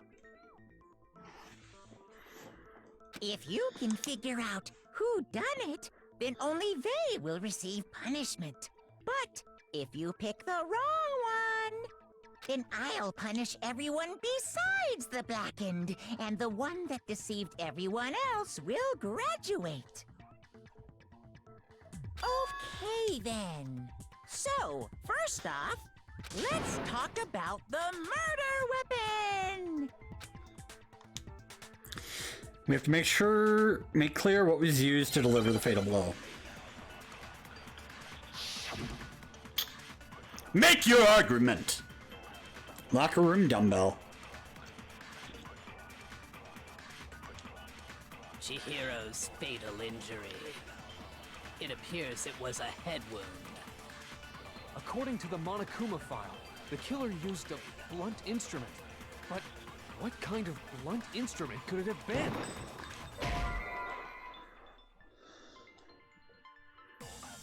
Shoot! I need to think about it one more time. There must be a contradiction in the same somewhere. Chihiro's fatal It appears it was... According to the Monokuma file, what kind of blunt... I bet it was an iron pipe. Interesting. That certainly would make for a powerful weapon. Poor Chihiro. Try again. Chihiro's. It appears it was... According to the Monokuma file, what kind of blunt... I bet it was an iron pipe. Interesting. That certainly would... Poor Chihiro. Hold up. Chihiro's. It appears it was... According to the Monokuma file, what kind of blunt... I bet it was an iron pipe. No, that's wrong. It was a dumbbell. Can we agree that the object that dealt the fatal blow was the dumbbell, found at the scene of the crime? It was covered in blood, and there was nothing else at the scene that could have caused that. I love how kind of they, injury. for style points, have, like, the blood be fucking hot pink. And the wound on the victim's head is consistent with the shape of the dumbbell. As far as I'm concerned, there's no mistake and no room for doubt on this one. You looked at her head wound? Duh. Yay! That's so creepy! That's what you gotta do. If you don't mind, I will proceed from here. Let's move on to discussion of the culprit. Although, I believe the criminal behind this heinous act is already quite clear. Yep, Toko. For real? Chihiro's killer is the fiendish serial killer, Genocide Jack. Did he really kill Chihiro? New element has been added to the non-stop debates. For this debate, lines of white noise will appear. Truth bullets will disappear if they hit these lines, so think of them as obstacles in your debate. There's a way to keep white noise from getting in your way. Press the A button with silent to attach the silencer, which should cause you to shoot down the white noise. You shoot a remark with your silencer instead of the nice white noise, time limit will decrease. Take careful aim when your silencer out.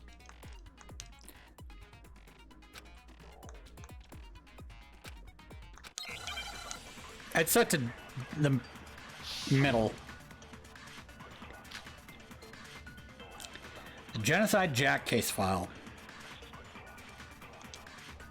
The culprit is Genocide Jack. I'm sure of it. Case closed, as far as I'm concerned. But that's impossible. Why? What makes it impossible? Well, I mean, come on. There's just no proof for it. Hey, so speaking of Genocide Jack, I don't know who that is.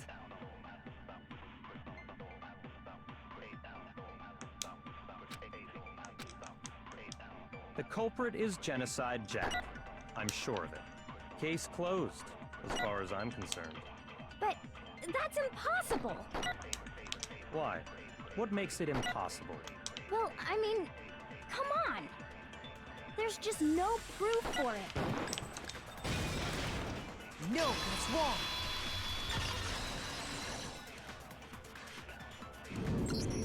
That's what I mean. Might know one reason he could be involved. What? I found this file while I was looking around the archive in the library. I guess it's some kind of confidential file the police put together about the Genocide Jack case. What? That's kind of weird as shit, isn't it? What was something like that doing in the library? The why of it is probably more trouble than it's worth. So let's forget about that for now. More importantly, it outlines all the specifics of every Genocide Jack case in exceeding detail.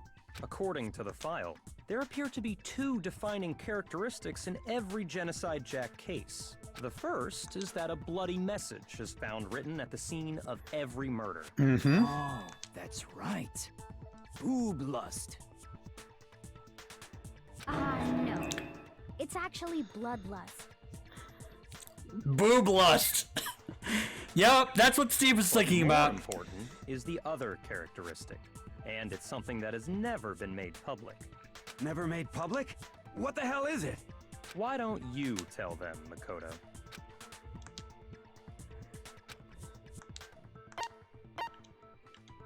I got it! Apparently, in every Genocide Jack case, the killer suspends the body in a certain way. Other than the killer, the only people who know about this are the higher-ups in the police department. However, Chihiro was most definitely suspended in the same way. So, how did the culprit know about this when only high-level police officials were aware of it? There's only one logical answer I can think of. It's because the culprit in this case is the real Genocide Jack. No fucking way! You're saying Genocide Jack is one of us? Yes, in fact, it's Toko. What? Genocide Jack's true identity is Toko Fukawa. You lie! Nope! What? Hey, okay, wait, hold on a sec. Toko has, like, bloodophobia or whatever, remember? What kind of serial killer is afraid of blood? Is Toko Split personality. Genocide Jack? The answer is yes and no. Another riddle. Man, why is this gotta be so complicated? Split personality.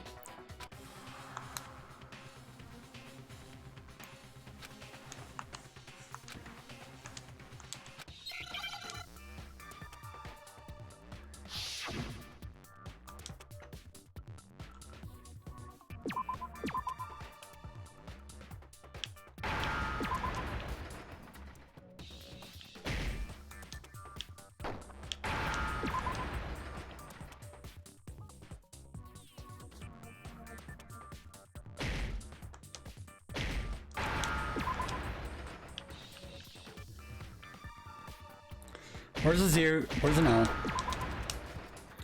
Schizo. Now I understand. Schizophrenic. Is it because Genocide Jack has a split personality? Huh? I think I read that somewhere in the file too. They thought that the suspect might have, what did they call it? Dissociative identity disorder. Dissociative identity disorder, yes. But DID. still, to go and say that about Miss Fukawa is... Perfectly acceptable. Fuck. Toko's strange behavior after seeing the body is proof enough that she has a split personality. Yep. She conked her head and then went completely fucking crazy. I got it! Her behavior changed. You're talking about how she started acting totally different than usual, right? That's right. Think back. She fainted when She she fainted. saw Chihiro's corpse, and then, when she woke up... I'm fine, I'm fine. Whoa, is that a dead body? Hey, are you dead? Must have hit her head real hard when she fainted. World has a front and a back, a top inning and a bottom. A sea of truth and a web of lies. She was acting funny, that's for sure. That melancholy tone of hers completely disappeared. Don't go assigning adjectives to my tone without permission. Not to mention, once she regained consciousness and saw Chihiro's body again, she was utterly calm. In other words, within her is one personality that can handle blood, and one that obviously can. So when Toko trapped herself in her room, it's because she was scared of Genocide Jack?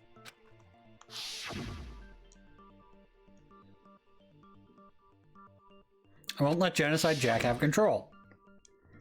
I'll drive out the killer, drive out the murderous fiend. The reason she locked herself in her room wasn't to keep other people from getting in. It was to keep her other personality from getting out. What? Toko was afraid. Afraid of the murderous fiend inside of her. Of killing even more people. How? Yeah. How can you know all this? I do believe you misunderstood her. What she's trying to say isn't, how can you know all this? No. What she wants to know is, how could you tell them? Huh? Last night, just before Monokuma gave his motive speech, Toko and I had a strange conversation. She told me a most interesting story. She said a murderous fiend lived within her, and she was afraid it could appear and attack at any time. And that trepidation is what's caused her to have such a bleak attitude. Isn't that right, Toko? This is all a lie. Right, Toko? You said you wouldn't tell anyone. What? You promised. I can't believe you lied. You have only yourself to blame. You came to me with your tragic little story. I didn't ask you to. This is What a the cunt. real world, not some romantic fantasy fairy tale. Besides, you broke your promise first. You said that as long as you were here, no matter what, you wouldn't let Genocide Jack kill anyone. But in spite of that promise...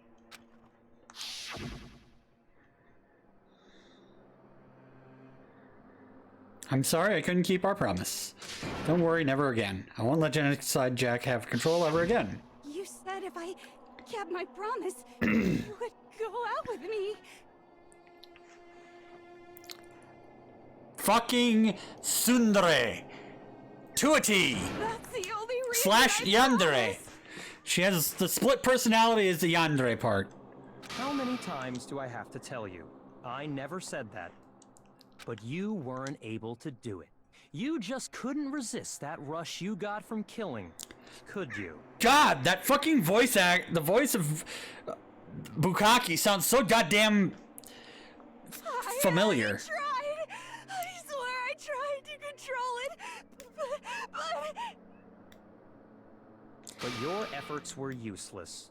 What a disappointment. And the voice actress from Junko was familiar one too. I hate you. Well, the opening act is nearly finished. All that's left is to hear from the person in question directly. The person? You don't mean...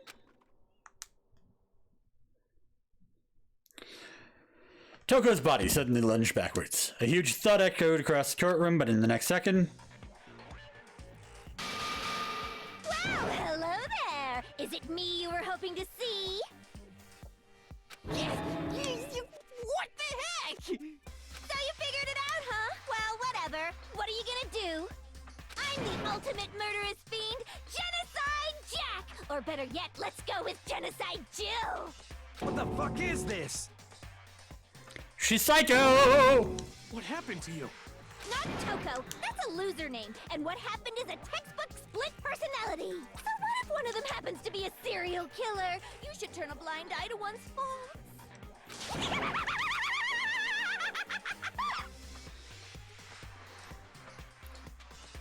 Yeah, she got that weird serial killer tongue thing going on. Tense. Why is she hotter than psycho? Because you have problems, Steve!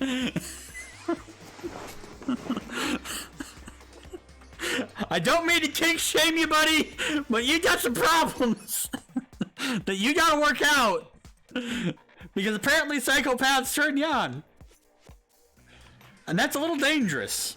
Like they say, sound in murderous mind, sound in murderous body.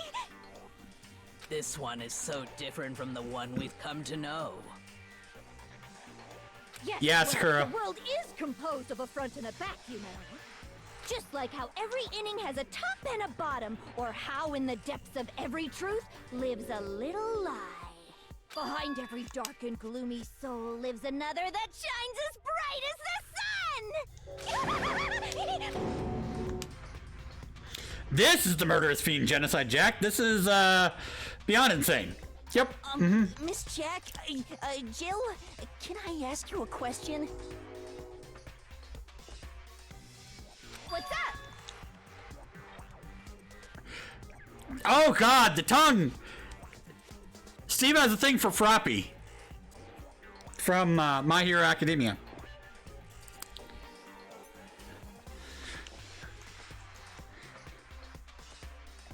You like a girl with the tongue so long that when she sticks it down your throat, she can shove it out your ass at the same time? Some of us think you might be the mastermind behind our entire situation. What are your thoughts on that? Frogs come pre-lubed. I refuse to say anything about that, okay? I have intimate knowledge of other things that come pre-lubed.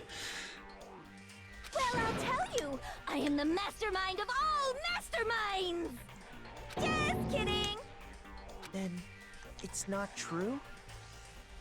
Of course it's not true. How dare you try to link me to that creepazoid? And another thing, the police and government and society in the outside world are totally powerless. I mean, they just let this idiotic, bloodthirsty maniac go buck wild all over town. Sure, I'm a bloodthirsty maniac, but life is pain, right? To live is to hurt other people. It's a necessary evil if you want to survive. The act of living itself causes pain for everyone. Just kidding again! This should be enough to convince you. This murderous fiend is responsible for Chihiro's death.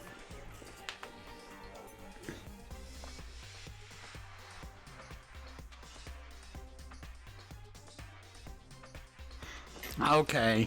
He just has a very similar voice to some other, you know, B-list anime characters. Because it's got that fucking voice that's like, you know, a lot of people. Also, are you looking at the Japanese voice actors or the Americans? There's clearly a motive, so there should be no doubt. A motive? Remember what Monokuma told us? Okay. If someone didn't murder and graduate within 24 hours, an embarrassing memory or secret would be revealed. Well, let's assume that Toko's secret was about Genocide Jack. If a secret like that came to light, Toko's life would have undoubtedly been forever ruined. So she had a very clear motive to never have that side of herself exposed. Interesting. Very, very, very interesting. But sorry, as much as I hate to admit it, I'm not the culprit. Huh? But I cannot imagine anyone other than you could murder someone in such a bizarre fashion. Maybe so, but nevertheless, it's the truth. Do you really expect any of us to believe you? Yeah. I could never believe a word you say, you monster.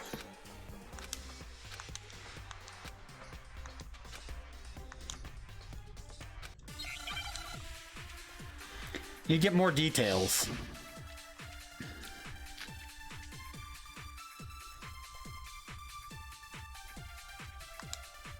Sorry, but I didn't kill anyone. You say that, but do you really expect any of us to believe it? Perhaps if you had an alibi, that would change things. Oh, an alibi, huh? Now we're talking. When you compare your past murders to this incident, the modus operandi matches completely. What more proof do we need? Give it up. You killed her.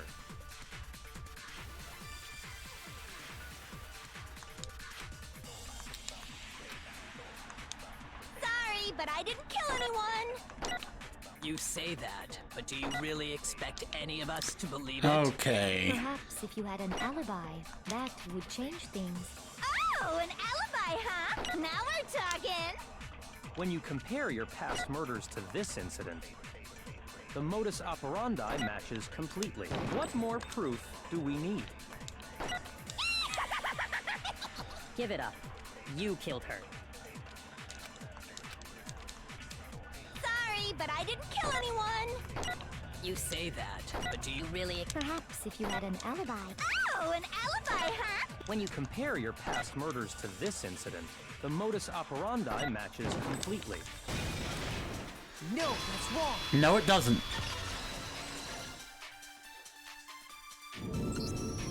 Are the methods of murder really exactly the same?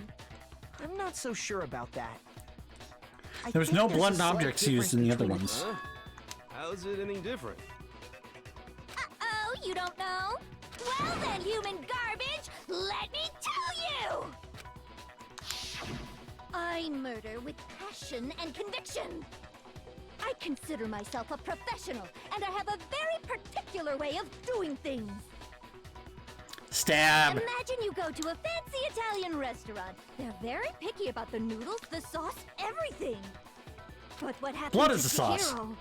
It'd be like if that same Italian restaurant started using ragu or Chef Boyardee. This is no creation of mine. Let me rephrase that in a way that maybe makes more sense. There are two clear differences between the Genocide Jack cases and this one.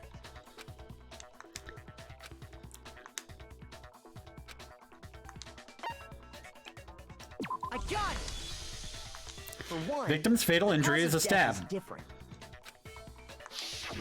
In the Genocide Jack murders, all the victims were killed the same way.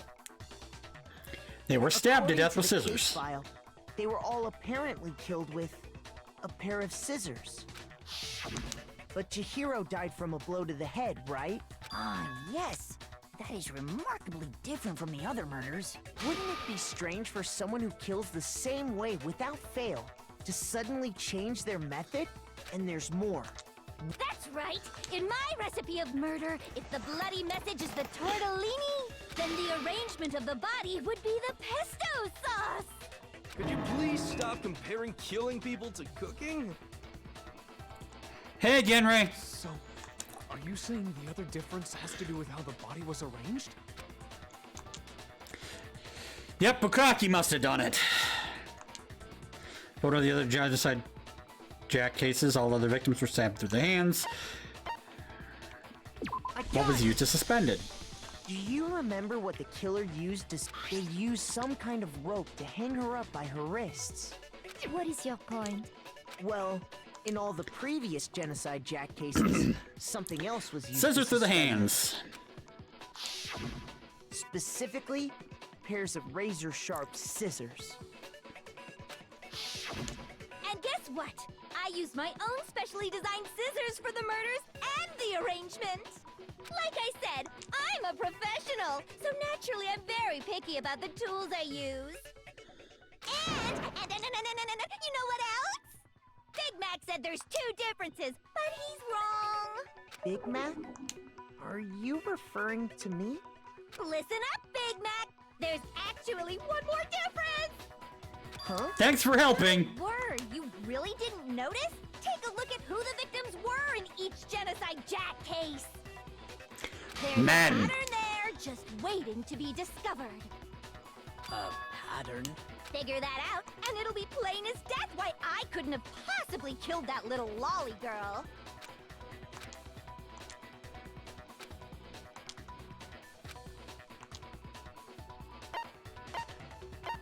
I got it! Is it because Chihiro was a girl? Hello! Bingo! Bullseye! Right on the money! Fucking psycho. In all the Genocide Jack cases, all the victims had something in common. They were male.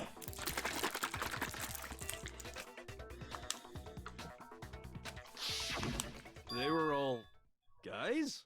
That's right! The people I kill with such passion and conviction are all adorable little men! I can't believe I said it! I'm so embarrassed!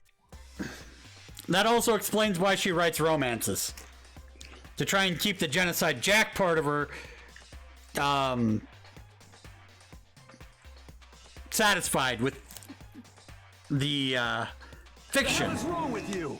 I can't help it! I'm Everything. just a full-throttle boy-on-boy fangirl, and the mopey side of me just hates it. But now I'm on the fast track to becoming a full-fledged fan madam! So, since Chihiro was a girl and not an adorable little man, you wouldn't kill her? Would an Italian chef suddenly start making ramen just because they're both noodles? Don't be stupid. Yeah, don't be stupid. Bukaki did it! Passion and conviction to cross that line. That's the absolute reality of the one and And he was only. trying to frame her. We get it. You've clearly explained your hobby and your philosophy. But that's not all there is to it. Yes, ramen is delicious, but you wouldn't ask an Italian chef to make you ramen. It's a different Ramen. matter entirely. When you're forced to kill in order to survive. Quiet, lowly cur! Lowly? Cur? Ooh. Struck a nerve! Kill for a reason as petty as mere survival.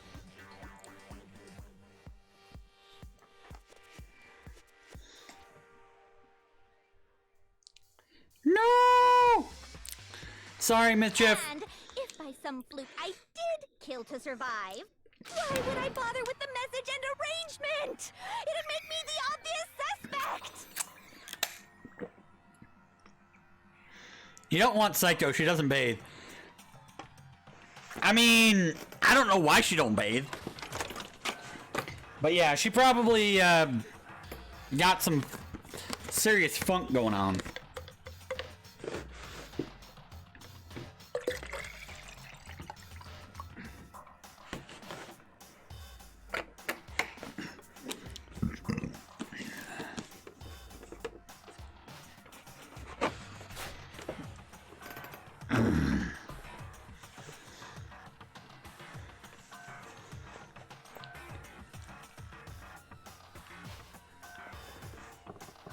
Murders, yeah, it's all about murder. Does make some amount of sense. Yeah, they ain't got nothing but time.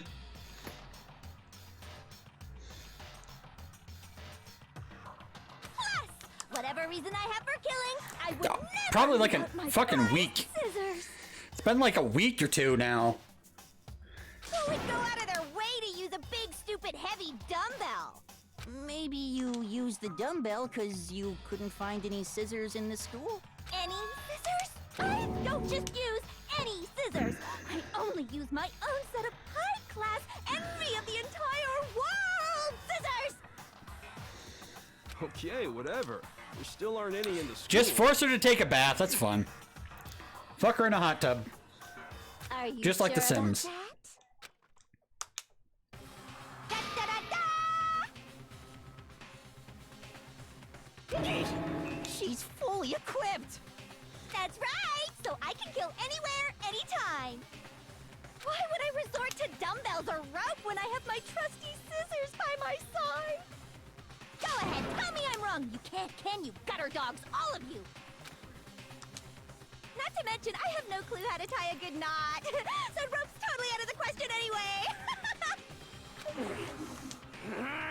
I have no idea what's going on anymore.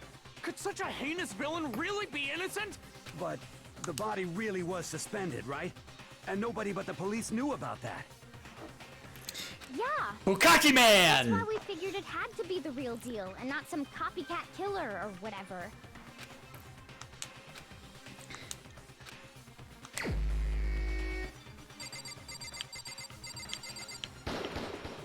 Here's my answer. Fuck you, motherfucker. Bukkake! Byakuya, it's possible you could have found out, isn't it? You'd have no problem gaining access to classified government documents or internal police records. No, because, that's a little dangerous.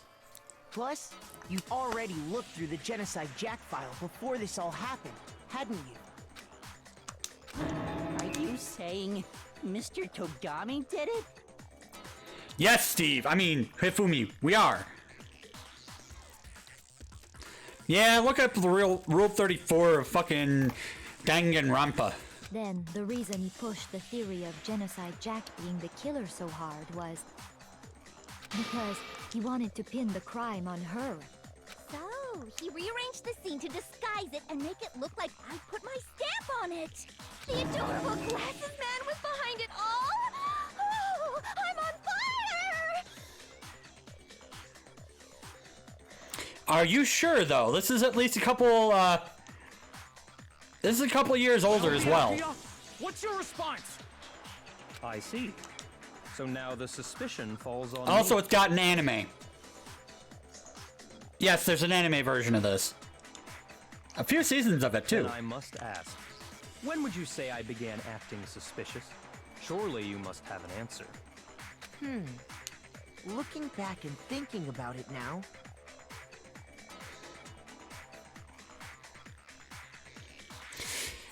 Wait. 4 game? Oh, the side game. The, Despair Girl? Ultimate Despair Girls or whatever it was? the way you were acting right before we discovered the body was a little strange.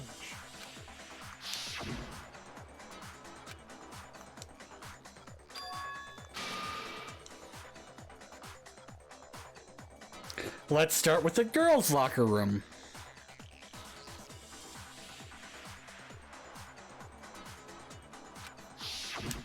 You wanted to go to the girls' locker room right away, right? But since you're a guy... I should have naturally thought of the boys' locker room first. Is that what you want to say? The victim was Chihiro, a girl. Hence why I said we should check the girls' locker room. Nothing strange about that, I'd say. On the contrary. Okay then. What? Go ahead. Share with...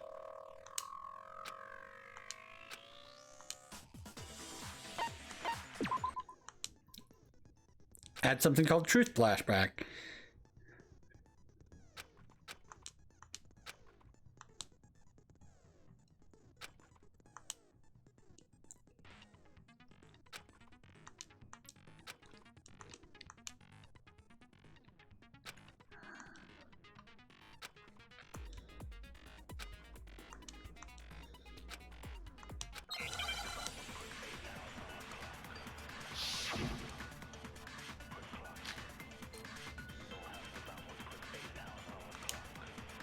So, you said Byakuya was acting kind of weird before we found the body.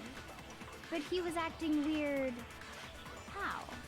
If you're presented with the opportunity to check out the girls' locker room... You absolutely take it! That's a natural reaction for any guy! The victim No. was Chihiro, who was a girl. So of course I would suggest we check the girls' locker room first. There was no time for pointless distractions. What's so strange about that? I wish you'd taken me with you.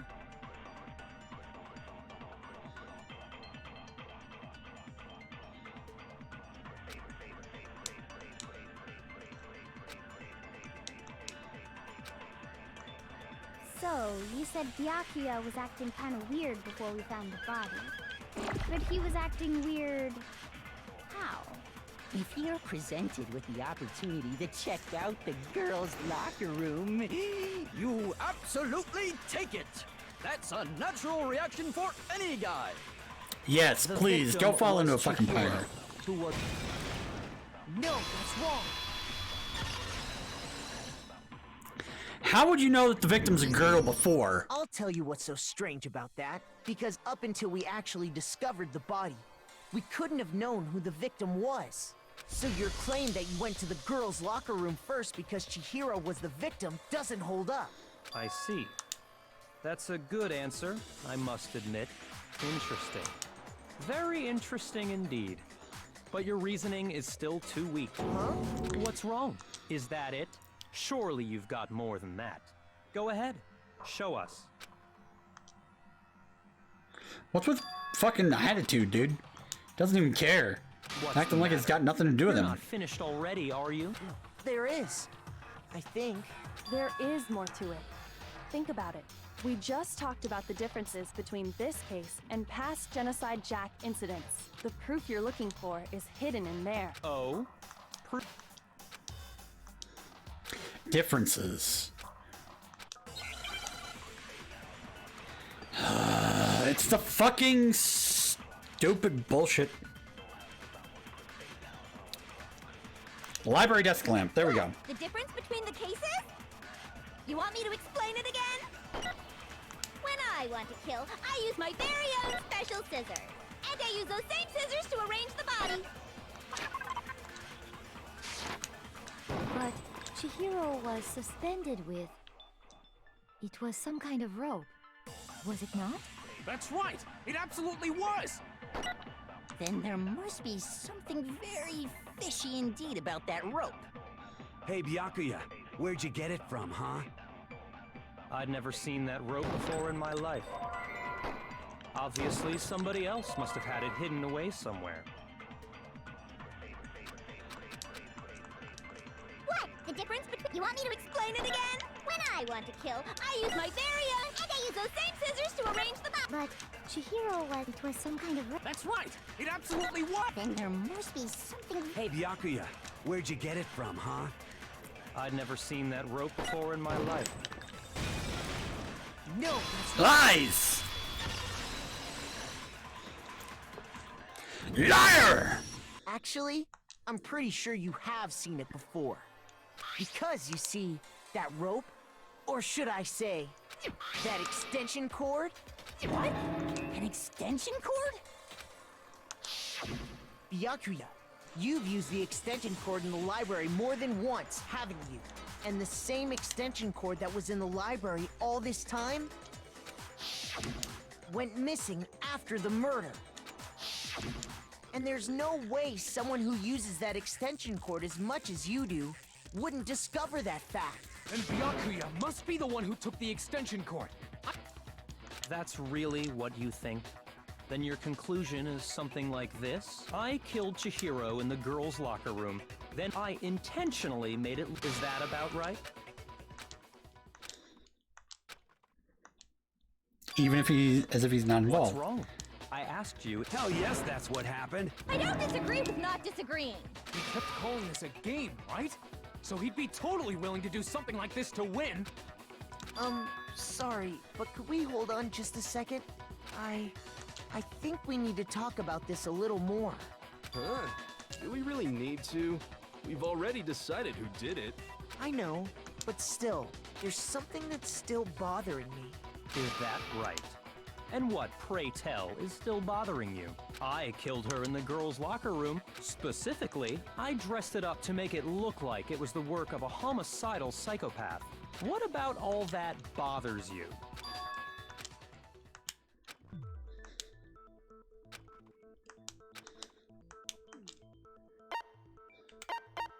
I got it! You say you killed Chihiro in the group, but are you sure about that? What kind of question is that?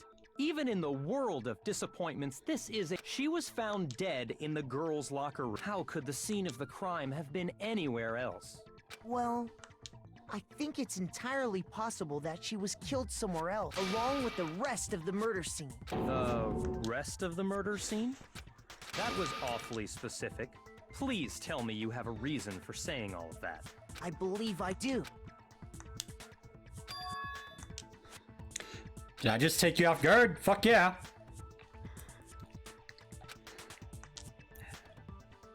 Hey, don't just move on without permission.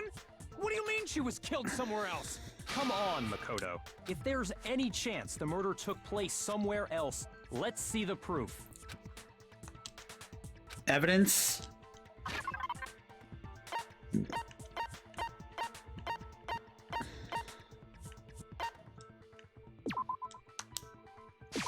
I got it! The proof that she was killed somewhere else is the poster that's hanging in each locker room. Your proof is some posters? The poster in the girls' locker room was a picture of a big-boobed supermodel. But don't you think that's kind of strange? Why would the girls' locker room have a poster like that? I bet those massive jugs of hers were totally fake!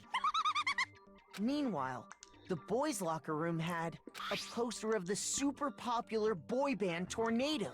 Again, that doesn't really seem to belong in a boys' locker room. So you're saying that maybe the posters were switched? And there's one other thing I noticed about the locker rooms. You know what I'm talking about, right, Sakura? You're referring to my protein coffee, aren't you? Protein coffee? While I was in the girls' locker room earlier, I spilled some protein coffee on the carpet. But I noticed that after the murder, the stain had been totally scrubbed away. Wasn't scrubbed away.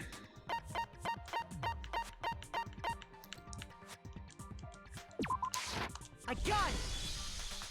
The stain on the girls' locker room carpet wasn't scrubbed away. In fact, I found it on the boys' locker room carpet. That's definitely the stain from my protein coffee. Then, does that mean that the carpets were switched too? But Yup. why would anyone do that? To move the murder scene from one locker room to the other. It's certainly plausible, don't you think? What? In other words, in order to completely swap the scene of the crime, the blood-stained poster and carpet were moved along with the dead body. By doing this, the killer was able to change the entire room where the murder took place. I can certainly follow your reasoning, but why would the culprit bother doing that? Huh? Why would they go through all that trouble of switching the scene of the crime? Actually, an even bigger question. If the murder did take place in the boys' locker room, then how did Chihiro get in the boys' locker room in the first place? To get into the locker rooms, you have to swipe your e-handbook, but Chihiro's handbook should have only... She had no way to get into the boys' locker room to begin with. No, she did have a way, and I can tell you what it was. I highly doubt that. Shut up! I'm telling you, I know how she could have done it. Yes. Also, son of a bitch. Is it really possible? Could Chihiro really have gotten into the boys' locker? It's almost time, so give me a second. We'll have to finish this off after a certain thing happens. Because we are going to go and switch our shit here. Pause in the murder. For...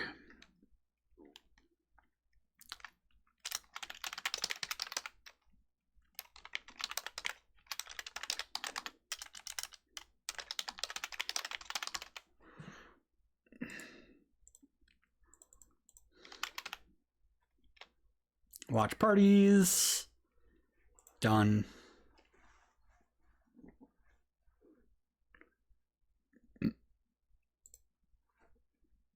Why doesn't... oh my god. Why is it not letting me change the title?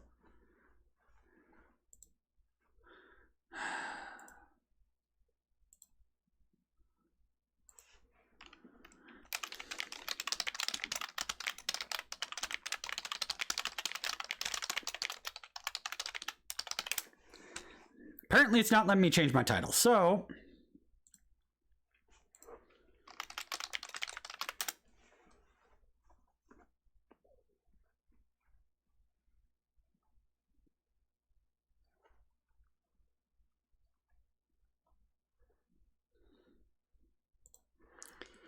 PlayStation.com.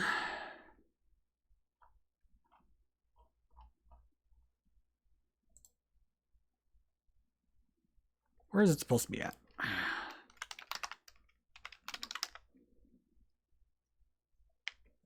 There we go. There we go.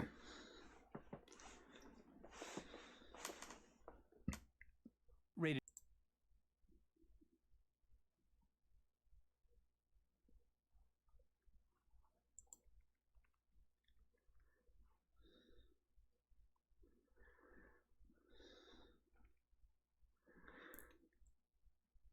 All right, we'll begin shortly. Turn that off. God damn it, people.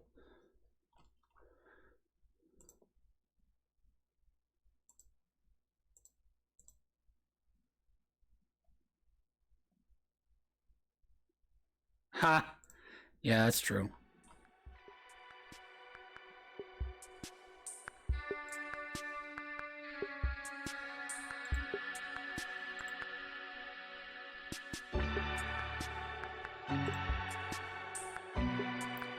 I wonder if there's a Twitch one.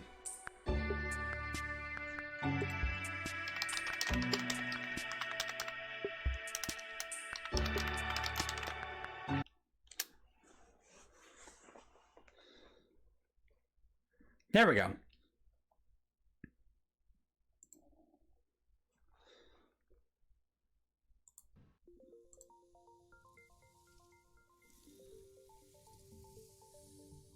There we go.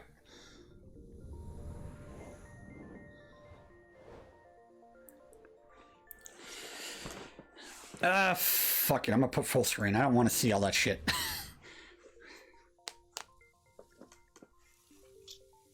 But yeah, they're doing a state of play that's supposed to highlight Ghost of Tsushima and other upcoming releases. So it's a chance that we're going to be getting some other shit. Stop simming and pay attention, Desi. I mean...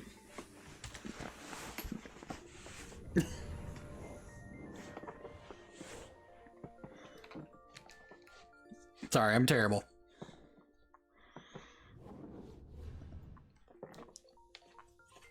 Oh my god, I itch. Oh, fucking A. 4, 3, 2, suck my cock.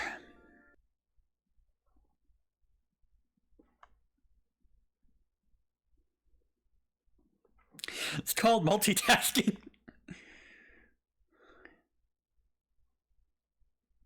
Yes, we enjoy your company, Desi.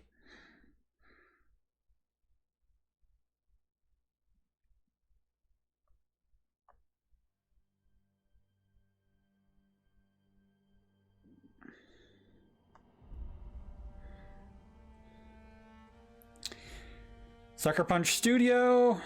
Hello everyone, I'm Jason Connell from Sucker Punch Productions. We have a lot to show you today about Ghost of Tsushima. Combat, customization, special modes. But first, let's take a look at how you explore the world of Tsushima.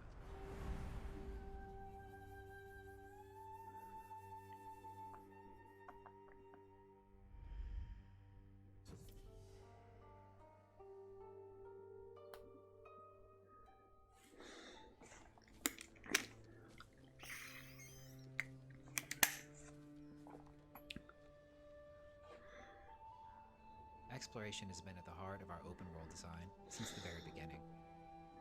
But you can't have exploration if you don't have curiosity. So we've continually asked ourselves, how can we let the island guide you in the most thematic Facts. and immersive ways possible?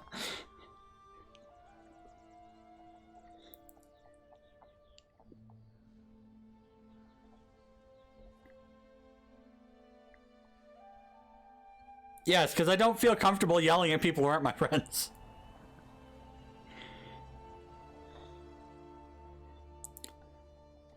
I know you guys understand my meaning.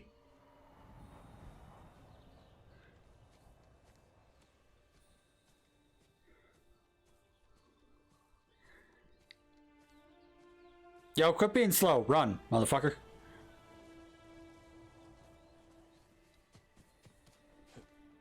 There we go. Don't suck.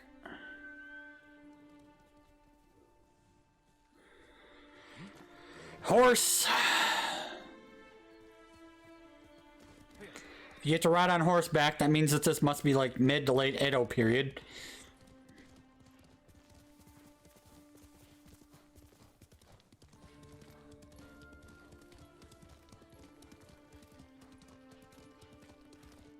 Lol. Wireless charger.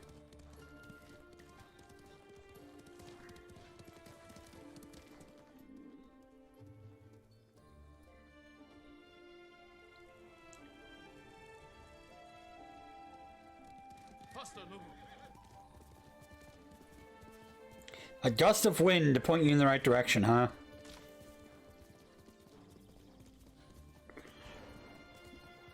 That's kind of fucking stupid.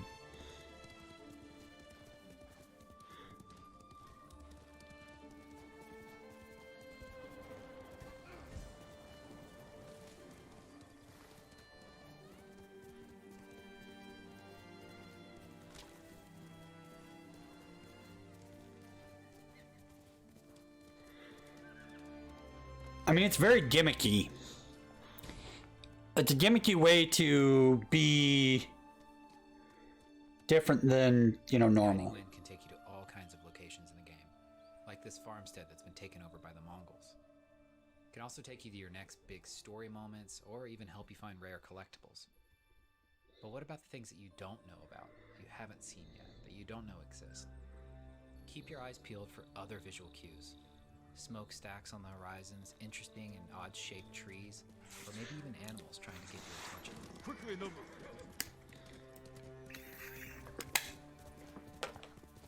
I mean, that's cool and all, but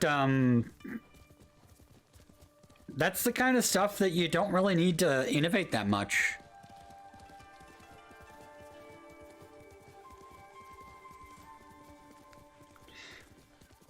Because, to be honest, you know,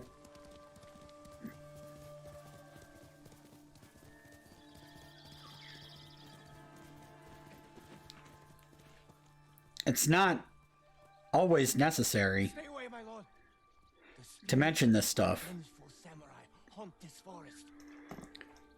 Because, I mean, some of this stuff, like, oh, you know, campfires and stuff, that was in Witcher 3.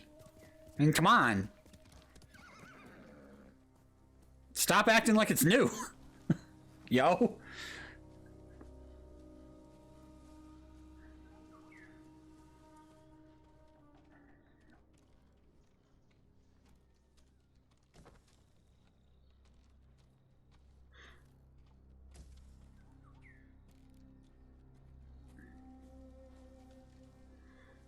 If the horse is also named Roach, I'm gonna be mad. It's gonna be like, yo.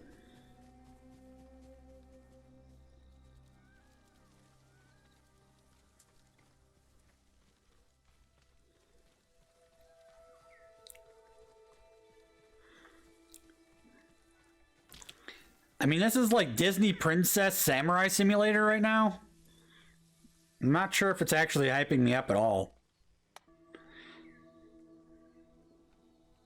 Like, oh, the fox, it took me to this shrine because I'm a Disney princess.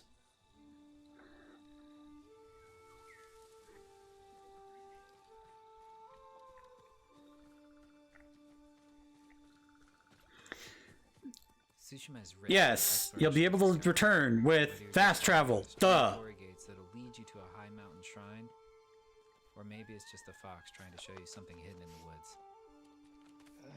Either way, bring your sense of adventure and let the wind guide you.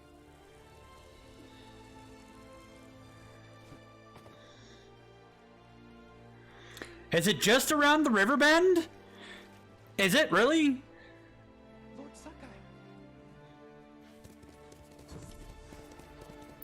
Hi, yes, this is Disney calling. We want our plots back. You've stolen the plot to Mulan and mixed it with Pocahontas. Go fuck yourself.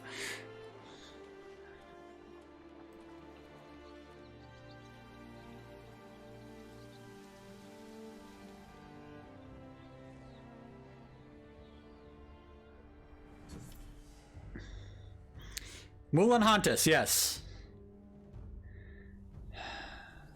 Hi, this is Nate Fox from Sucker Punch. Now, we just showed you some exploration, but let's switch gears and check out some combat.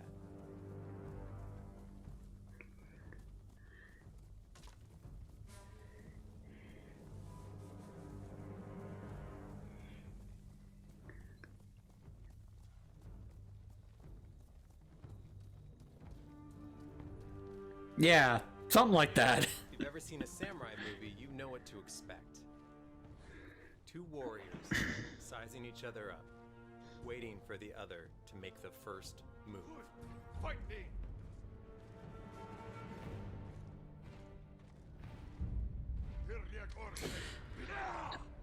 I have seen better landscape from fucking Sekiro.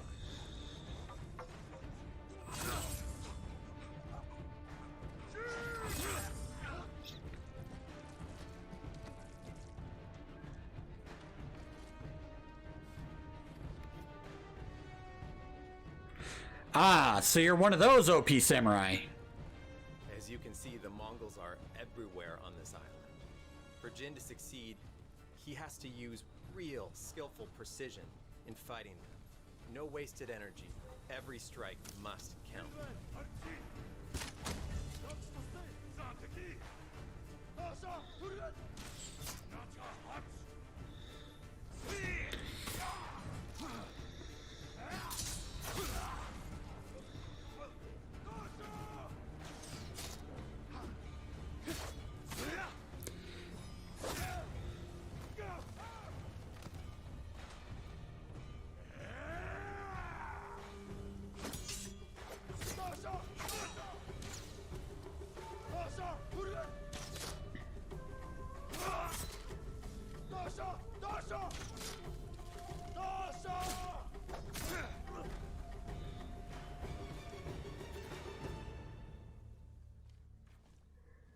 Yeah, it looks like it's not necessarily dry ground.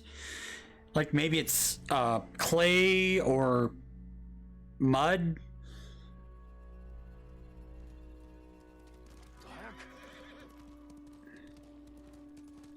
Okay, so that was Jin fighting as a samurai. But now let's see him take on the same group of Mongols as the dishonorable Ghost. As the Ghost, he'll use every dirty trick he can think up to even the odds, even using fear as a weapon.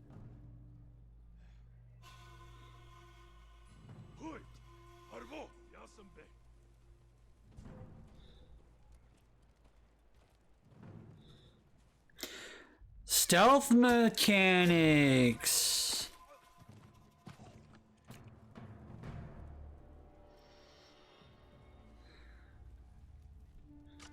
Again, this is just feeling like a ripoff of Sekiro so much right now. Except without the, you know, Dark Souls level of difficulty.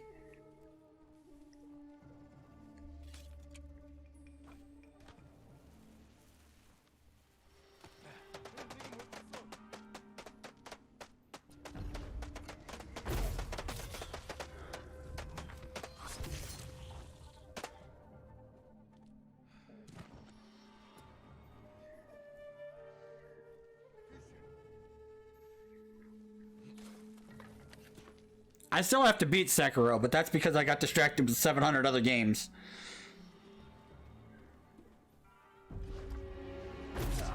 I still have to beat Witcher 3 too, but...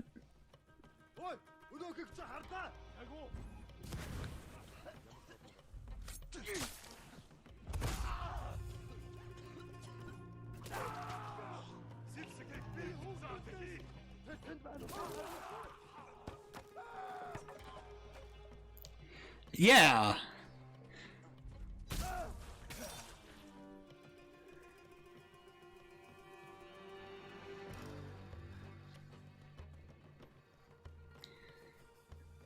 I mean, color's good. And again, Sekiro's got lots of color. Except for the one area where everyone's like undead. That's kind of dull and drab, but it's definitely more of the exception than the rule. Ah, grappling hook. Yeah, that's totally not new. It's not like the hook shot from Zelda's a thing that we've had for years. I swear, this really feels like everybody took... Like, they were starting to make a game that probably was, you know, going down a certain line, and then they changed some of the shit up to be like, oh, Sekiro was popular. Here, let's just, you know, retool things to be like Sekiro.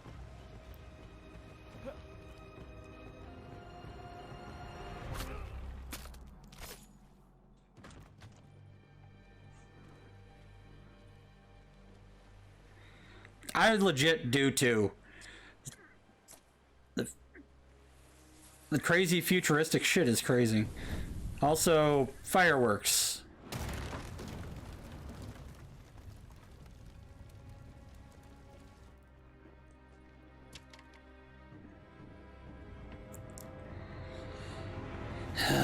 Burning!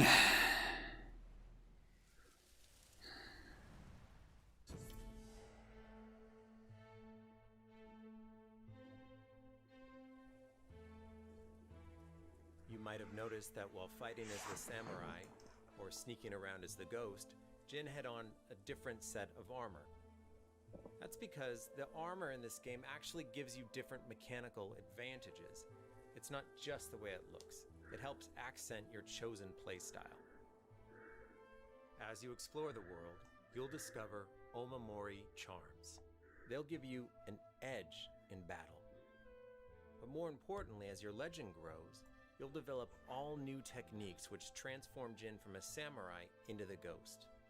But the thing is, you get to decide how those techniques evolve and grow over time. It's always worth keeping an eye out for dye flowers. Find enough of them and you can change the color pretty of much. your armor. So not only do you get to choose how the ghost gameplay evolves, but you can fine-tune the look as well.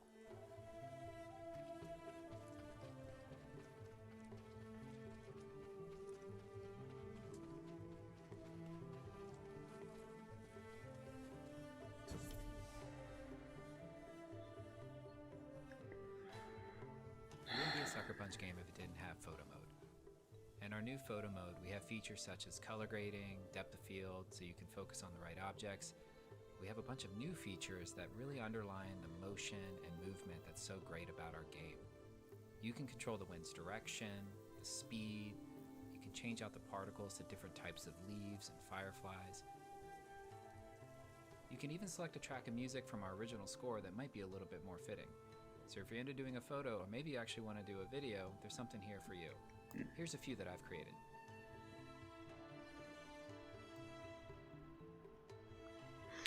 Yeah, I know, right?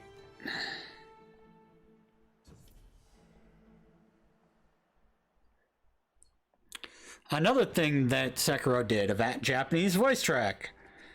Oh God, forbid, we actually use real voices in this historical thingy. A Japanese voice track option with subtitles is a perfect fit for our game. So I'm happy to say that before the first scene even starts, you'll be able to turn this option on.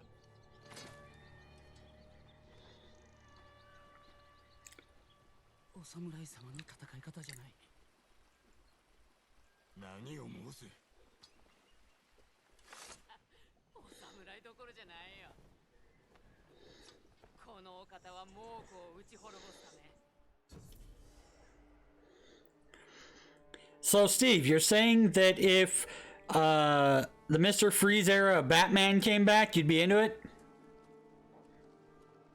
Here at Sucker Punch, we are huge fans of samurai cinema. We wanted to create a way for you to feel like you're playing your favorite samurai movie. So we created a windy, black and white, film grained out mode that you can turn on from the very beginning. Steve, yes. Venom's a good movie, I've heard. I haven't watched it yet. I'm trying to remember if I can watch Venom with stars that I have or not. They got stars as an add-on for Amazon Prime Video. I would get HBO back, but I don't know. It's not really worth it right now.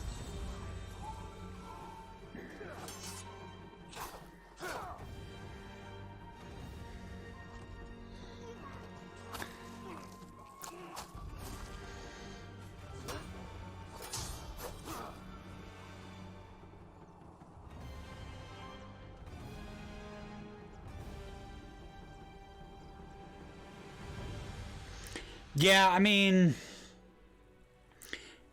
Today, we've shared with you some of the unique ways that you can explore the island of Tsushima. Steve's probably already watched Frozen 2. He does have a child. Or assassinate as the ghost, or customize Jin, or play in special ways. But we have so much more to show you in the future. Ghost of Tsushima comes out on July 17th. Thank you so much for watching today. We'll see you later.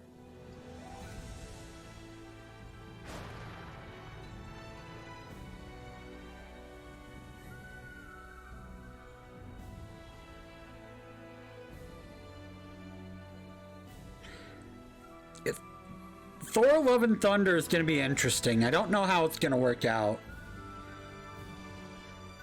But we got time for them to decide whether or not Disney's going to completely ruin Marvel now that they've ruined Star Wars. And they only ruined Star Wars because they decided to fucking kill Kylo Ren. Sorry for spoilers, but if you didn't know that by now, it's fucking May.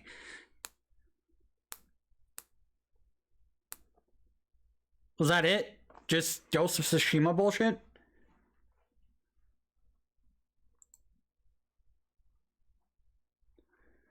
Great. Terrible.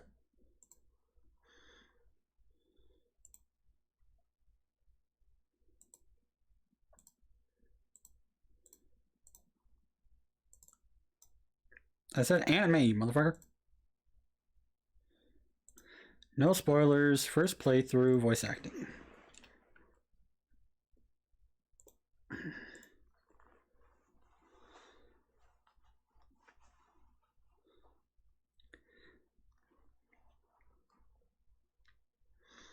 I mean, Disney's good at killing shit, that's for sure.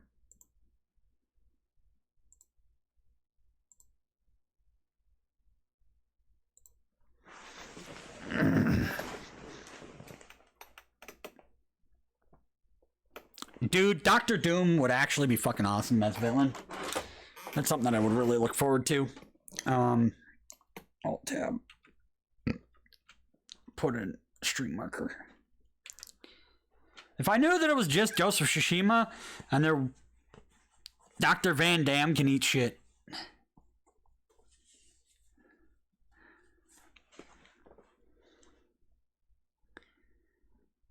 Unfortunately, Venom isn't part of the Marvel Cinematic Universe, though.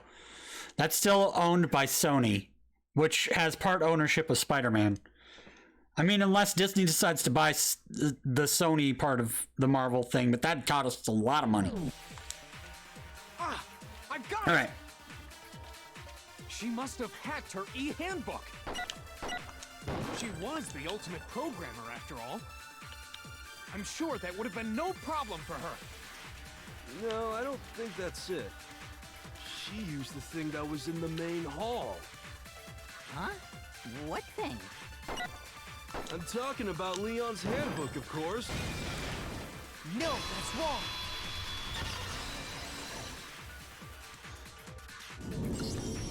Yeah, Disney's been killing everything. Hero used Leon's handbook.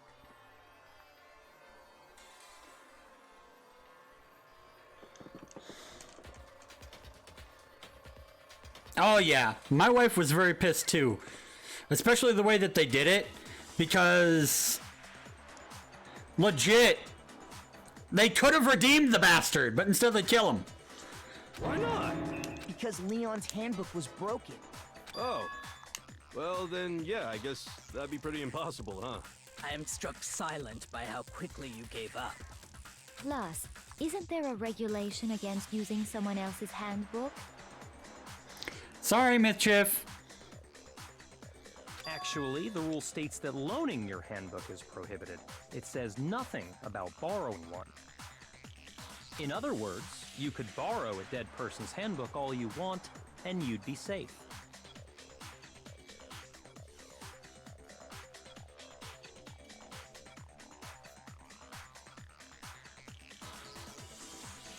Yeah. I mean, not just that, but they did the stupid Han Solo tie-in movie was terrible too. I mean, if you take away the fact that it's a prequel tie-in, it's a good enough movie, but if you look at it for what they were intending it to be, it was bullshit. No, it wasn't. Thankfully, there's things in extended canon part of the Clone Wars animated series that can be used in the future if enough people say they'd pay for it. The only thing Disney cares about is money. Yup, yup, yup. Hit the nail square on the noggin. Of course, if it were broken, that wouldn't make any sense anyway. So then, she must have hacked hers, like I said. She used her ultimate programmer skills and... Psst! You can't fix an e-handbook. The instant you open one up, a security buzzer starts blaring.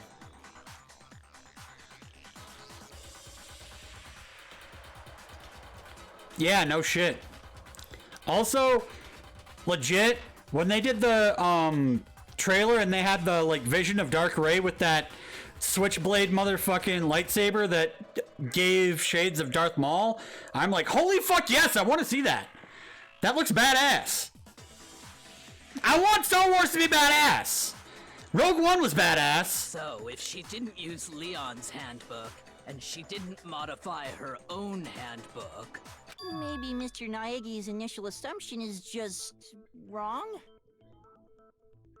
It seems like there's no way she could have got into the boys' locker room.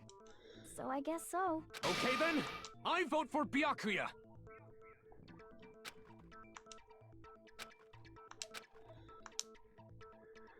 Chihiro was killed in the girls' locker room and Bayuki is the one who did it? Really?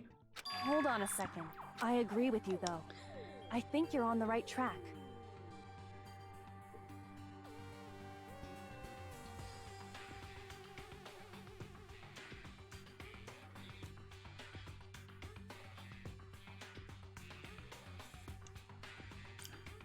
I don't know, because GameWorks doesn't want to ruin it that fast? What the? You finally decide to They're not open your Blizzard. mouth and that's what you've got to say? There's no way she could get in the boys' locker room, right? So... Why are you so sure she couldn't get in?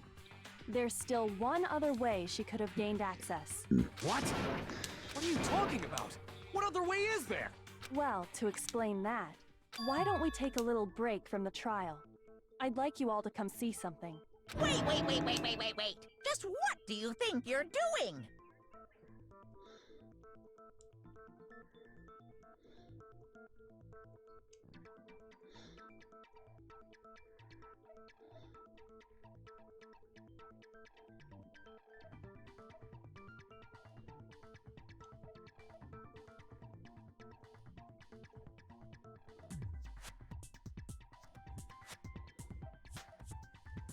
Don't worry. This'll make the whole trial more exciting. I'm sure that thought must please you. Huh? It'll make things more exciting? Well, all right then. I declare an official class trial recess. For real? Now then, what is it you want to show us? It better not be boring or I'll be very unhappy.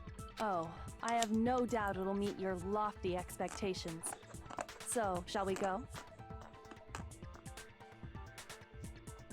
It's enough to give Zack Snyder an erection. Wow! That's a way to put it. Class trial had been put on hold. Where she took us was... back in the girls' locker room. Girls' locker room?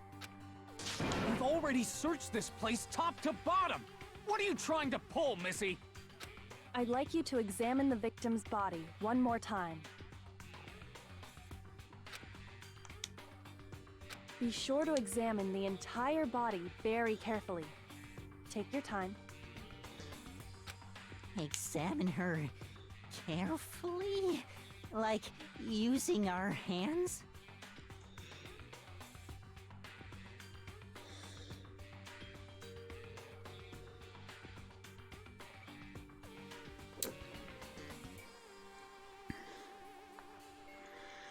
I mean, yeah, probably, but I think I know where this is going. No way!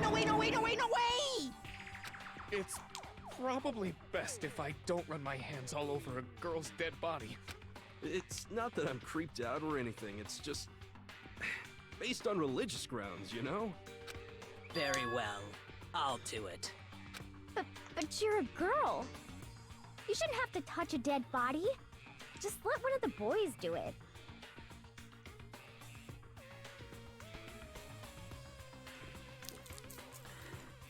I mean, they probably should. They're doing Castlevania good justice. No, it's okay. I think Chihiro would rather have a girl examine her. So just leave this to me. Sakura. What is this? Some kind of secret girl-on-girl action? Is that what you two are about? That's not it at all. Stop screwing around. Yeah, I mean, Dungeons and Dragons did have some pretty bad movies. Okay, here I go. Including one that was spearheaded by Vin Diesel because he totally wanted to be in one. So bad that he paid to help get it made. I'm sorry, Chihiro. Please excuse the intrusion. Putting her hands together in a brief prayer, Sakura then began quietly examine her body. Check her entire body, and I believe we will solve this particular mystery. Her entire body? I know you say that, but... What? This is... What is this... It's a penis! What is it? Not possible. It's not possible. Sakura's eyes were staring wildly at Chihiro's lifeless form. Her massive frame trembled. This girl is... Is what? Is a boy! It's a penis! As soon as the fucking weird investigator chick said something about it, it's like, oh, okay, Ah, I see. So she was actually a he. Interesting. Thank you for confirming this fact.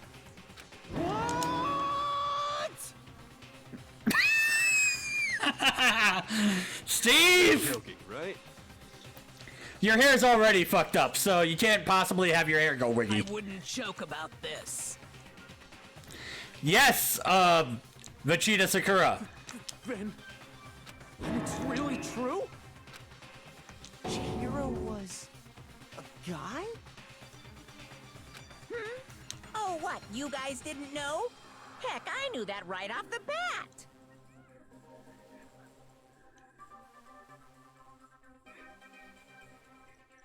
It's a trap, that's what it is. Chihiro Fujisaki was totally a guy. He was a cross-dresser? Oh, no, I'm really on fire! I wish I had killed him! So that's what Kyoko wanted to show everyone, huh? Interesting.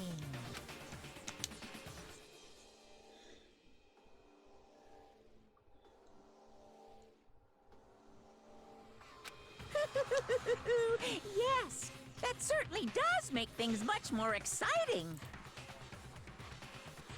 It's a Now trap. let's ride this wave of excitement. Which means that Chihiro would be able to get in the boys' Apologize for locker room. keeping you waiting. Now then, let's resume the class trial. We've all just learned of the shocking revelation that Chihiro was actually a boy. Let's pick up from there. Yes, well, I don't know his reason for hiding it, but the fact is, Chihiro was not a girl, but a boy. That's probably why Chihiro was so obsessed with getting stronger, because being very effeminate looking and like that, Chihiro probably was very self-conscious due to toxic masculinity.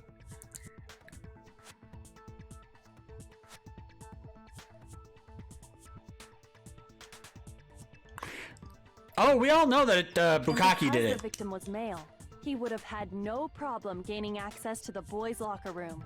Assuming his handbook did, in fact, list his gender as male, then yes, that would be true. Of course his handbook said he was a boy. He dressed like a girl, but he was a boy through and through. Fuck. Damn it. It's a trap. It's a koala. So then, there should be no issue with Makoto's initial assertion. The victim was killed in the boys' locker room, and was then later moved to the girls' locker room. Yes, koala. And the killer could have easily used Sayaka or Junko's handbook to get into the girls' locker room. Yes. Hero really was killed in the boys' locker room? I still don't understand the motive for moving the body, but yes, that does seem plausible. Well, I must admit, I mean, it fits. did find it rather odd. I knew he felt a little off. There was a certain incongruity to his female body. This is the most titillating situation! Damn it, Psycho! Calm down. Everything has been connected. All the mysteries have finally become clear. Okay, well, connected or clear or whatever. We still think you're the killer, remember? Very interesting. This has become very interesting indeed. He's off in his own little world. He's What about fucking you, psycho. Makoto? After everything we've learned, do you still think Byakuya's the killer? Well, without a doubt, Byakuya is the one that made Chihiro's death look like Genocide Jack did it. But I think he might not actually be the killer after all. What? But aren't you the one who accused him in the first place? He just seems to be too easygoing about all this. Like he's enjoying us solving the mystery. Because he's a fucking The way he's psycho. acting, it makes it seem like it doesn't have anything to do with him. And you think that might be because it doesn't have anything to do with him? Plus, the evidence he left behind was a little too... how can I put it? Overt. He consciously chose to use the extension cord, knowing it could connect him to the murder. At least, that's how I see it. And Byakuya, when you found out the murder took place in the boys' locker room, it seemed to rattle you. And then again, when you found out Chihiro was actually a guy, if you really were the killer, that stuff wouldn't have had any effect on you. I can't read the thing here.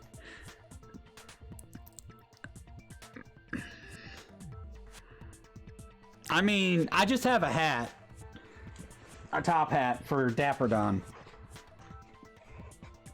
I do So that's need your to fucking get huh? Well, it bothers me Get that back you don't into have more speedrun concrete Goose. reasons, but it's fine. I guess I'll mark it as correct for the time being.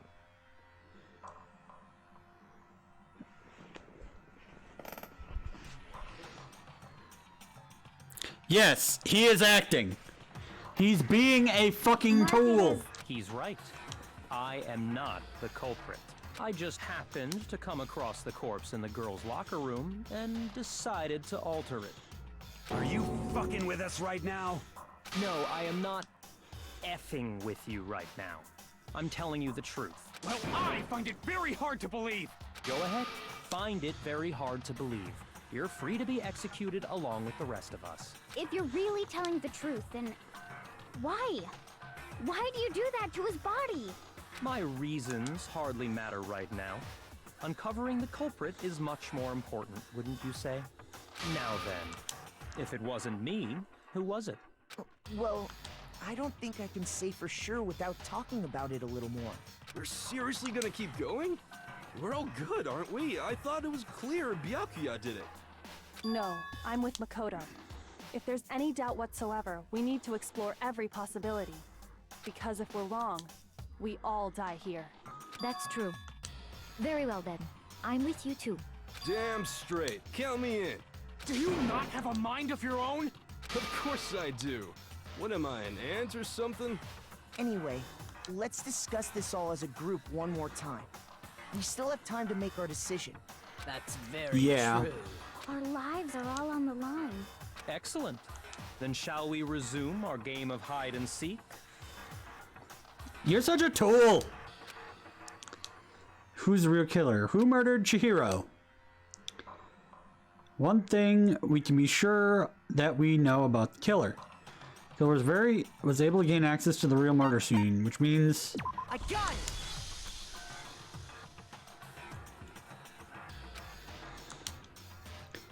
Leon's handbook is apparently broken. Killer would have to use their own. It would have to be a guy. Still not enough.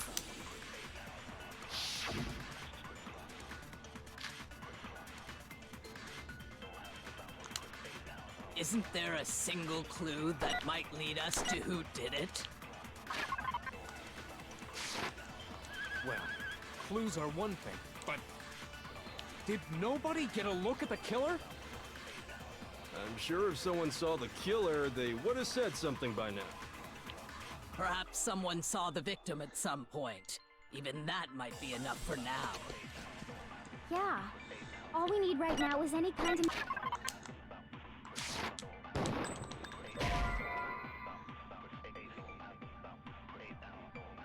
Shoot! Oops. Isn't there a single clue that might lead us to who did it? Well, clues are one thing, but did nobody get a look at the killer? I fired my bullet too fast. I'm sure if someone saw the killer, they would have said... Perhaps someone saw the victim at some point. Yeah. All we need right now is any... It's over. You want to know who saw the victim? The killer. And only the killer. And it's not like they're just gonna turn themselves in. Game over, man. Game over. Yeah! No! Not game over! Isn't there a single clue that might lead us to who... Well, clues are... Did nobody get... I'm sure if someone saw the... Perhaps someone saw the victim at some... Yeah. All we need right now is... It's over. You want to know who saw the victim? The killer. And only the killer. No, that's wrong. That's wrong. I believe someone else. Yes, it was did see the victim Professor before he Plum was in the murdered. kitchen with the lead What pipe. do you think, Celeste? Now that you mention it, yes, I did see him. Huh? Really? Oh, but I suppose only Makoto knows about this. The rest of you had no idea, did you? That is why you're all making such ugly noises. Hang on. I got hair stuck in there. Freaking me out right now.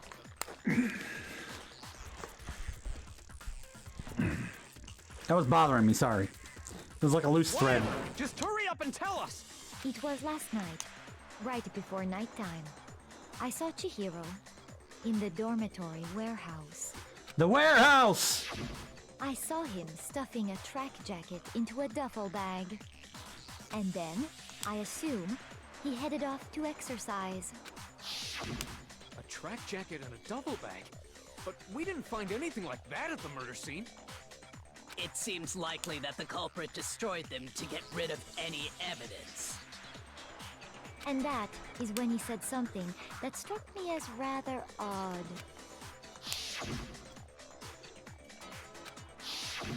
Chihiro told me he was in a hurry. But In a hurry. why would he be in a hurry? Only if someone were waiting for him, I should think. So, Mr. Fujisaki was on his way to meet with someone, and then they were going to work out together? But Hina and I had invited him to exercise with us plenty of times, and he always declined. Probably because he was afraid you'd find out the secret he was hiding, right? Which means that Yep. conversely, he must have trusted whoever he was meeting with very much, enough so that he was willing to risk his secret being revealed. Ooh, what a marvelous friendship! The point is, whoever he met up with is the culprit, right? So we just gotta figure out who it was. But knowing what we know, I can't even guess. No. You already have what you need to make the connection. Huh?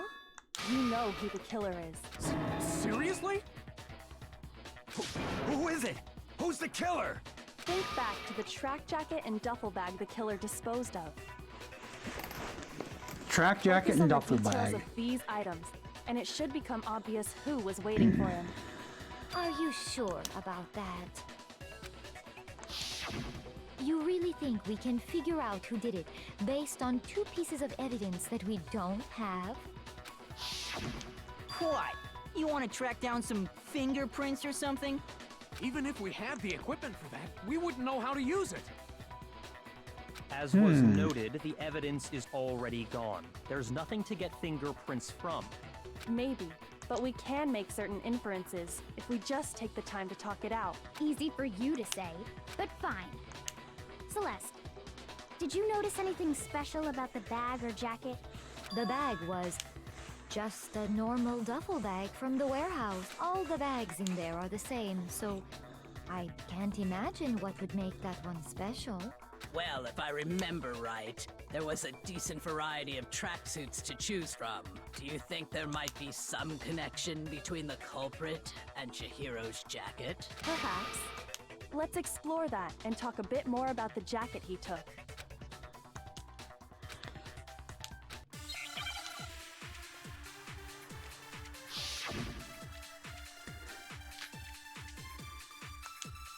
First of all, we know where Chihiro was headed.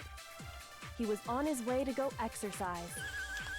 So next we have to ask, why did he choose the specific tracksuit that he did? What do you mean, the specific tracksuit? I got it! He picked that tracksuit because it matched the one the culprit was wearing. So, what you're saying is, the killer was wearing the same blue tracksuit as him? My tracksuit is black. I don't even have a tracksuit. 'Cause exercising sucks. I have a white tracksuit personally. I got it from the warehouse, if you must know. Did any of that really help us get any closer to figuring out who the culprit is? No way. Not a chance. You heard him.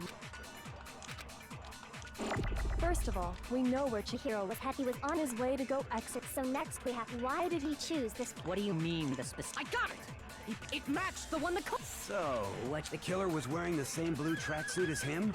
My tracksuit is black. I don't even have a tracksuit. 'Cause exercising. I have a white tracksuit personally. I got it from the warehouse. Did any of that really help us? No way. Not a chance. First of all, we know he was on his way. So next we, why did he choose? What do you mean, the I got it! It matched the one the culprit was. So, what you're saying is, the killer was wearing the same blue tracksuit as him? My tracksuit is black. I don't even have a tracksuit. 'Cause exercising. I have a white I got it from the warehouse. Did any of that really help us? No way. Not a chance. You heard him. First of all, we know where Chihiro. He was on his way. So next we, why did he choose? What do you mean, the I got it! It matched the one that. So, what you're... The killer was wearing the same blue tracksuit as... No, that's wrong.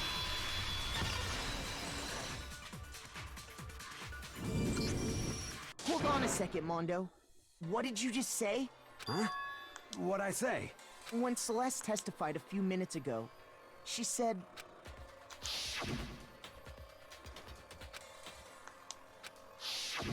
She never said anything about the jacket's color. So Mondo! why did you say Chihiro's blue track... What are you... You just... Hey, Celeste. What color was Chihiro's tracksuit? As a matter of fact, it was blue. And before we began the trial, did you tell anyone that? The only one I told about any of this was you. Then... Yes. Mondo, how did you know what color Chihiro's tracksuit was? Because I'm sure he saw the clothes at some point in the investigation. No, that can't be it. The bag and clothes were surely disposed. Then the only reason he could have known what color the tracksuit was is if he saw Cherry with it before he died. That's the only possibility. Cherry? Are you talking about Chihiro? So, how about it? Did you see the tracksuit or didn't you? That is a very weird pose. Just by chance. I just happened to see it last night. He walked past me, and he was carrying the tracksuit in his hands. No, that can't be it either. According to Celeste's testimony... stuff the jacket into the bag and trying to be hidden. When Celeste noticed it, Chihiro made a point of making sure the jacket was completely in the bag. If you just ran into him briefly, you couldn't possibly have seen what color the tracksuit was. It would appear you've dug your own grave. Perhaps. Yep. But you handed him the shovel, didn't you? That's why you said what you did. Focus on the tracksuit and it'll be obvious who he met with? What a bunch of nonsense. Ah, now I understand. It was all one big bluff, wasn't it? Your true intention was to draw a slip of the tongue from the culprit. That's why you said you knew who did it. To put them on edge. That's right. However, Mondo was my target all along. I had my suspicions about him from the very beginning. But why? What made you so suspicious? That's a good question. There was a certain turning point that maybe you didn't notice it, Mondo, but you tend to refer to men and women differently. You only call guys dude. For girls, it's chick. And after he was killed, you happened to refer to him as dude. Once I picked up on that, it occurred to me that Mondo knew something we didn't. You noticed such a tiny detail? Are you a witch? She's a witch! You're positively frightful! No, I'm not the frightful one. Not nearly as frightful as someone capable of murdering a friend. Yeah, what the fuck? Mondo, was it really you? Did you really kill Chihiro? I didn't kill anyone! You've been all over me, judging everything What gives you the right to treat me like a goddamn criminal? Yeah! He would never do something like that! It's true. My reasoning on that is pretty shaky. That was fast. Well, this does present us with... My time has nearly come. That's what my little ghost friend is telling me. Oh yeah, that reminds me. Hifumi, weren't you telling me you'd found some evidence? Really? What kind of evidence? Actually, you know, now that I'm thinking about it here calmly, it might not be all that relevant. It might be relevant. Talk, Just Steve. get up and walk I mean, away? Hifumi. It's fine, man. Just tell us. If you really insist, then, here it is. It happens to be an e-handbook. I found it laying on the ground, so I scooped it up. I got it! We know Chihiro's handbook was missing from the scene of the crime, right? For a fact. For a fact indeed. I was totally sure I'd found it. Then it must hold some clue about... Well, that's what I was hoping. But it's busted. It won't even turn on. I imagine the culprit broke it to get rid of any evidence after the murder. That's odd. I didn't think the handbooks were quite so fragile. You're right. They're not. They're totally waterproof and shock resistant. It would take an awful lot to break one. And yet, this one does appear to be broken, as is Leon's, sitting useless in the main hall. For all your confidence, that is a remarkably high failure rate. Do you think there might be some kind of mystery in there somewhere? How precisely did the handbooks get broken?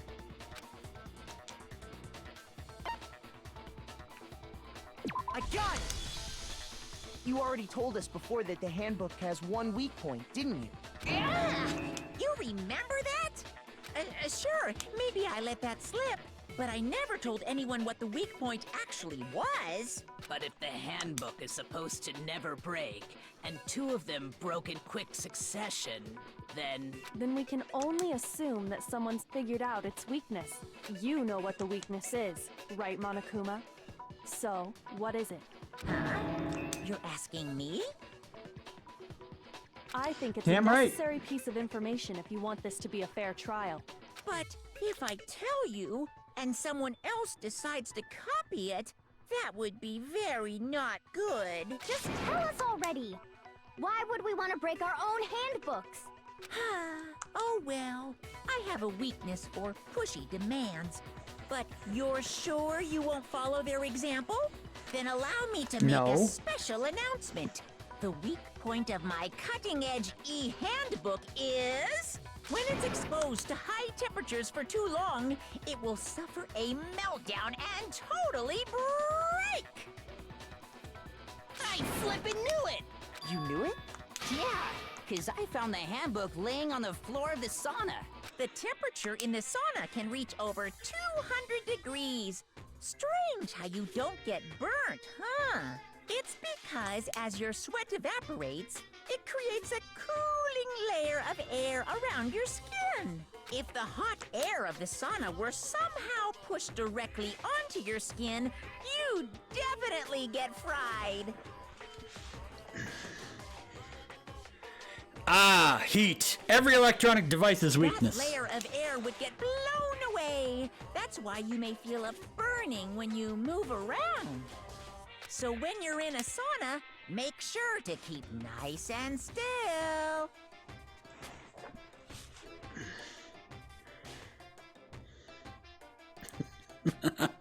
No, Steve. Your wife's just bad with electronics. Interesting. I learned one new fact today.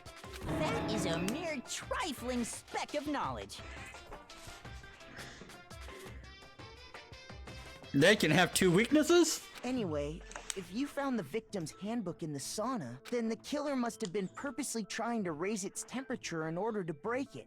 Meaning the culprit somehow knew its weakness. But how'd they find out? Indeed. What if they found out by accident?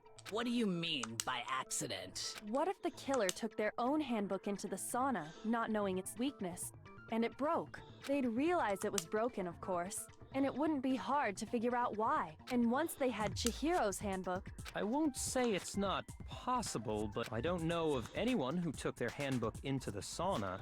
I might know someone who did. Whoa! Seriously? I think the one who may have taken their handbook into...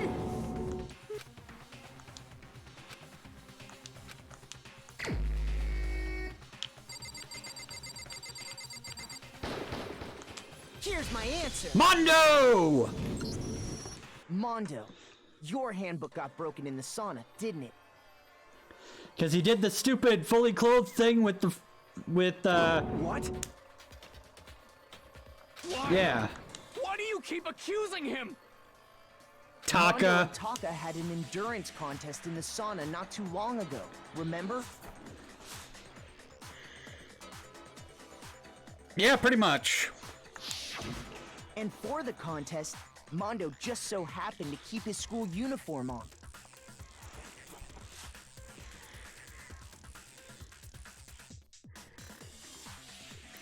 Yeah, exactly. But little did he realize, he'd also left his handbook in one of his uniform pockets.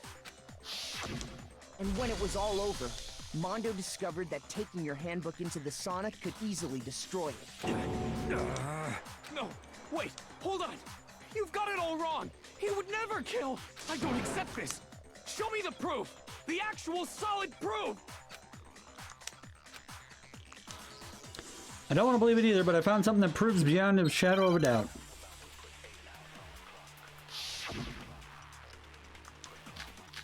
The other broken handbook. Let's test Makoto's assertion. If what he said... You broke your own handbook. In other words...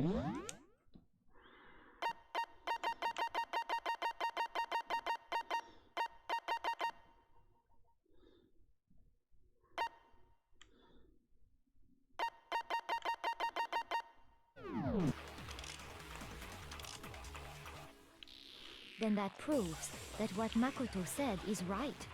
Well, my goddamn handbook works just fine. No, that's wrong.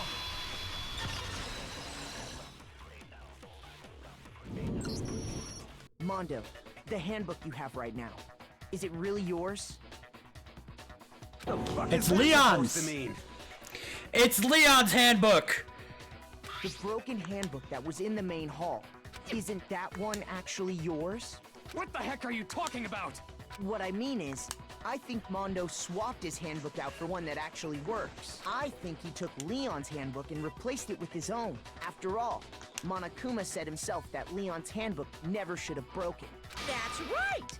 The punishment it suffered wasn't nearly enough to destroy it.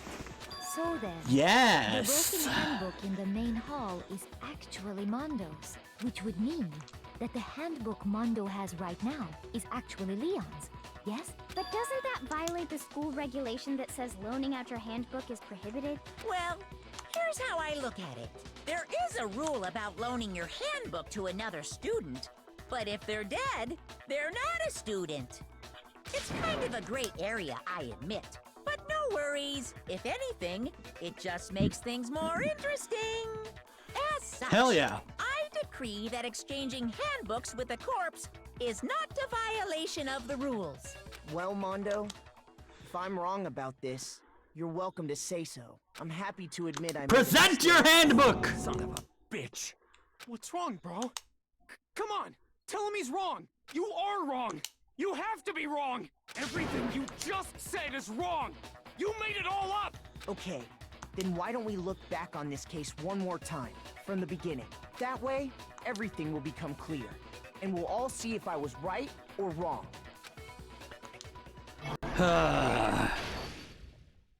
Closing arguments.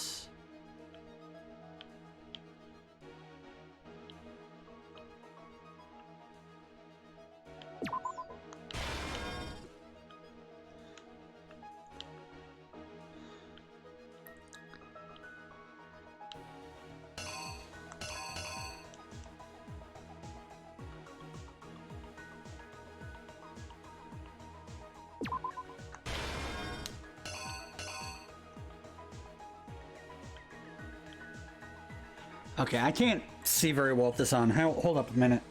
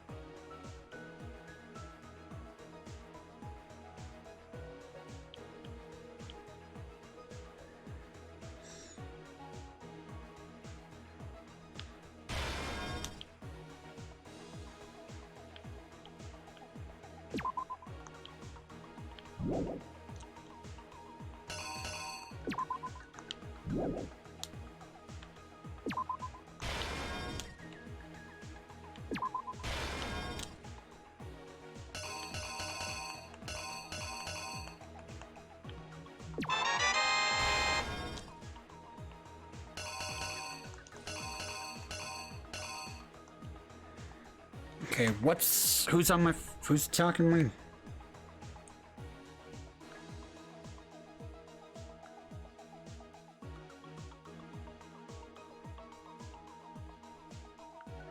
I don't know what's up. Okay.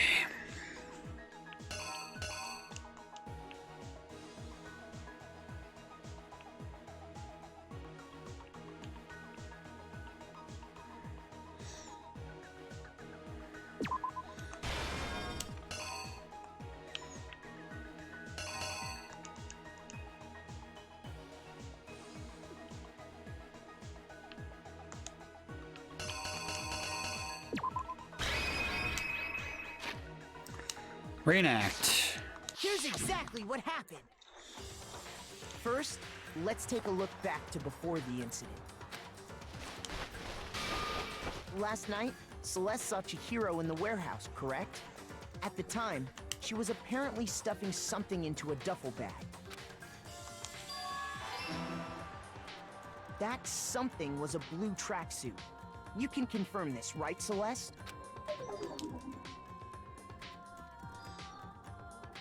With bag in hand, Chihiro headed out, even though it was officially nighttime. She made her way to the locker room, specifically the boys' locker room. But how could the victim, who was apparently a girl, access the boys' locker room?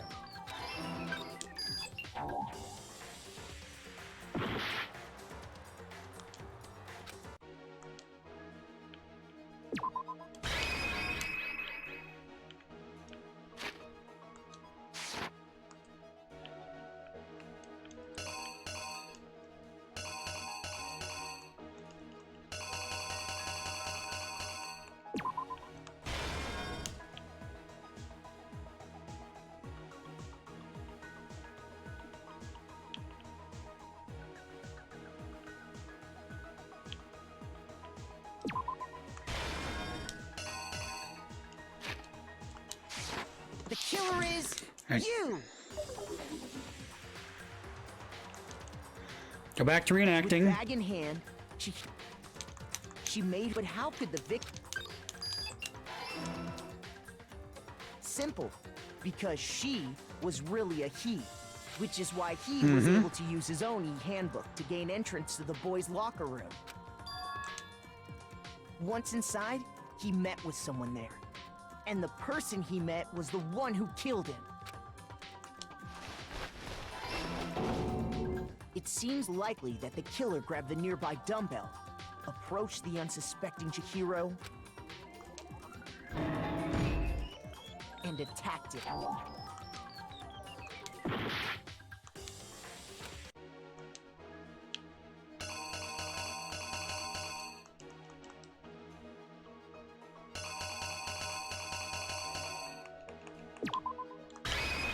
Here's exactly what happened. Okay, the blood got on the thing.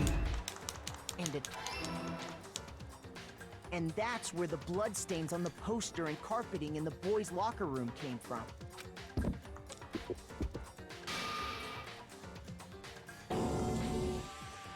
It was likely in the heat of the moment. The body was arranged, but the murder itself felt unplanned. Which is why the killer hurried to try and hide the act. First, then removing the bloody poster, and finally carrying the corpse into the girls' locker room. A girl's handbook was necessary to get into the locker room, of course, but this alone doesn't prove that the killer was necessarily a girl. After all, Sayaka and Junko's handbooks had been placed in the main hall. Using one of those, a boy could get into the girls' locker room without much problem.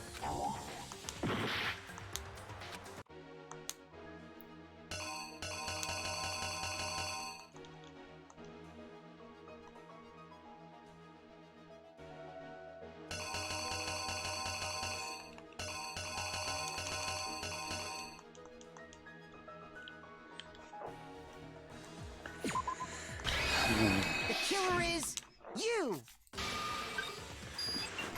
After all, using one of... What?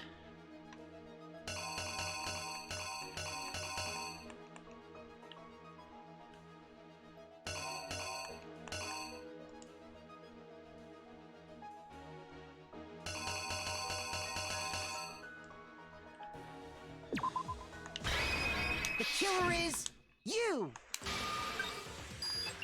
After all, using one... And that's exactly the carpet and the poster they changed the layout of the boys' and girls' locker room in what you might call a crime scene switch. Crime scene switch. That could have been the end of things, but no. Byakuya discovered the body and decided to intervene in the situation, making things even more complicated. So, after he went and grabbed the extension cord from... He used the cord to string up Chihiro's lifeless body.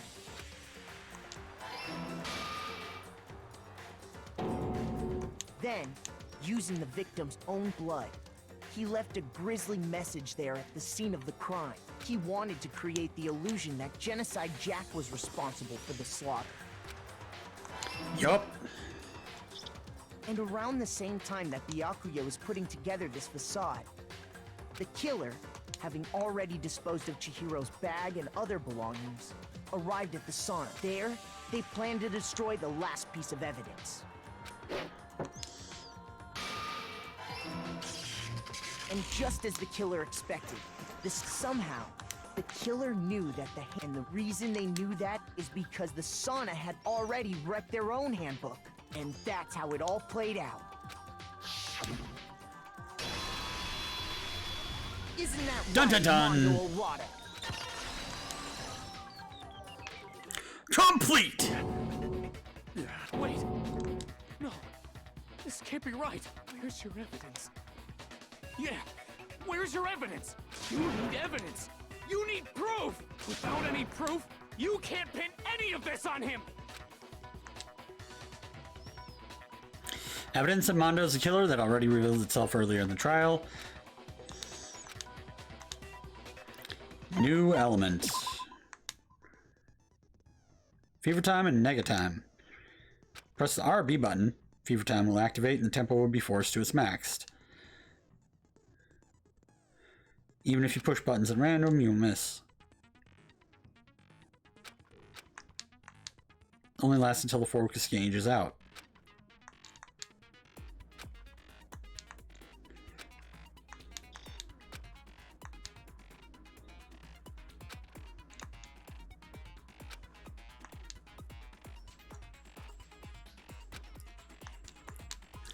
Unsurprisingly, if your action difficulty is set to gentle,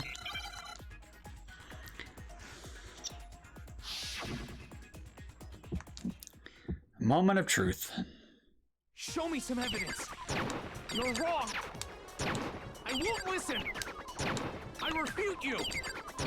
False. Show me some evidence. I won't listen. False. I refuse to vote. Show me some evidence. You're wrong. I won't listen. I refute you. False. Show me some evidence. I won't listen. False. You're corrupt. I refuse to vote. Show me some evidence. This should prove it. Broken e-handbook. Show your handbook, bitch! Somehow I was able to make that work. So far as right, Mondo must have replaced his broken handbook with Leon's. In which case, we can just check each of our handbooks right now. Like Steve was saying earlier. We don't gotta do that. Huh? Yeah, I did it. I killed him. But why? Why, Mondo?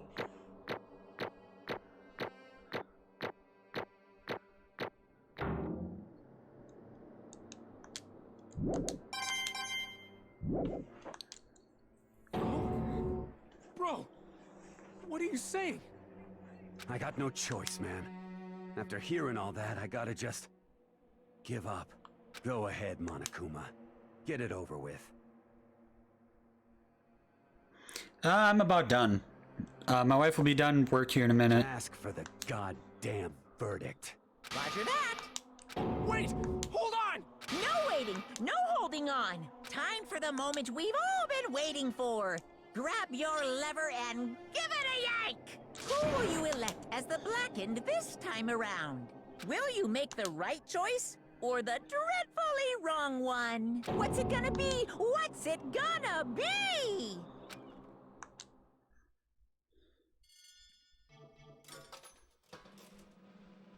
It's not a bad idea. I don't know if I'll be doing this tomorrow or not. We'll see.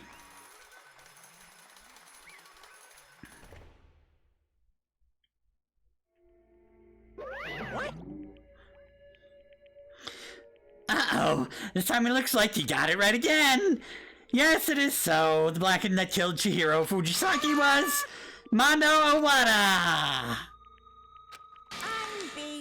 In case you're wondering, the vote was not unanimous. Kiyotaka chose the wrong answer. You're treading very close to the danger zone, Mr. Ishimaru. You need to be more careful. I refuse to believe it. There's no way you would have killed someone. Sorry. What is this? Why are you apologizing? Why? Why'd you do it? Now then. Well, looks like Mondo's taking a vow of silence, so let me explain on his behalf. Story of the murder this time is a sad story of two men. Oh, but for one who doesn't really want to hear it, you can hit the B4 button, fast forward to text. Anyway, there was once a young boy, and his name was Chihiro Fujisaki. He had an extreme inferiority complex regarding his lack of strength. You're so weak even though you're a boy. He had heard things like that as long as he could remember, and he didn't try to overcome his weakness. On the contrary, he tried to hide and bury himself further and further into that weakness, to take on the fragile form of a petite young girl. He had chosen that as his way out. Now, nobody will be able to say anything about even though you're a boy. But no matter how tightly he wrapped himself up in that shell, the inferiority complex had already taken a root deep inside of him, and was not so easily weeded out. As it turned out, the shell was completely empty. Complex didn't disappear, instead it only grew stronger and stronger. And weak. Weak.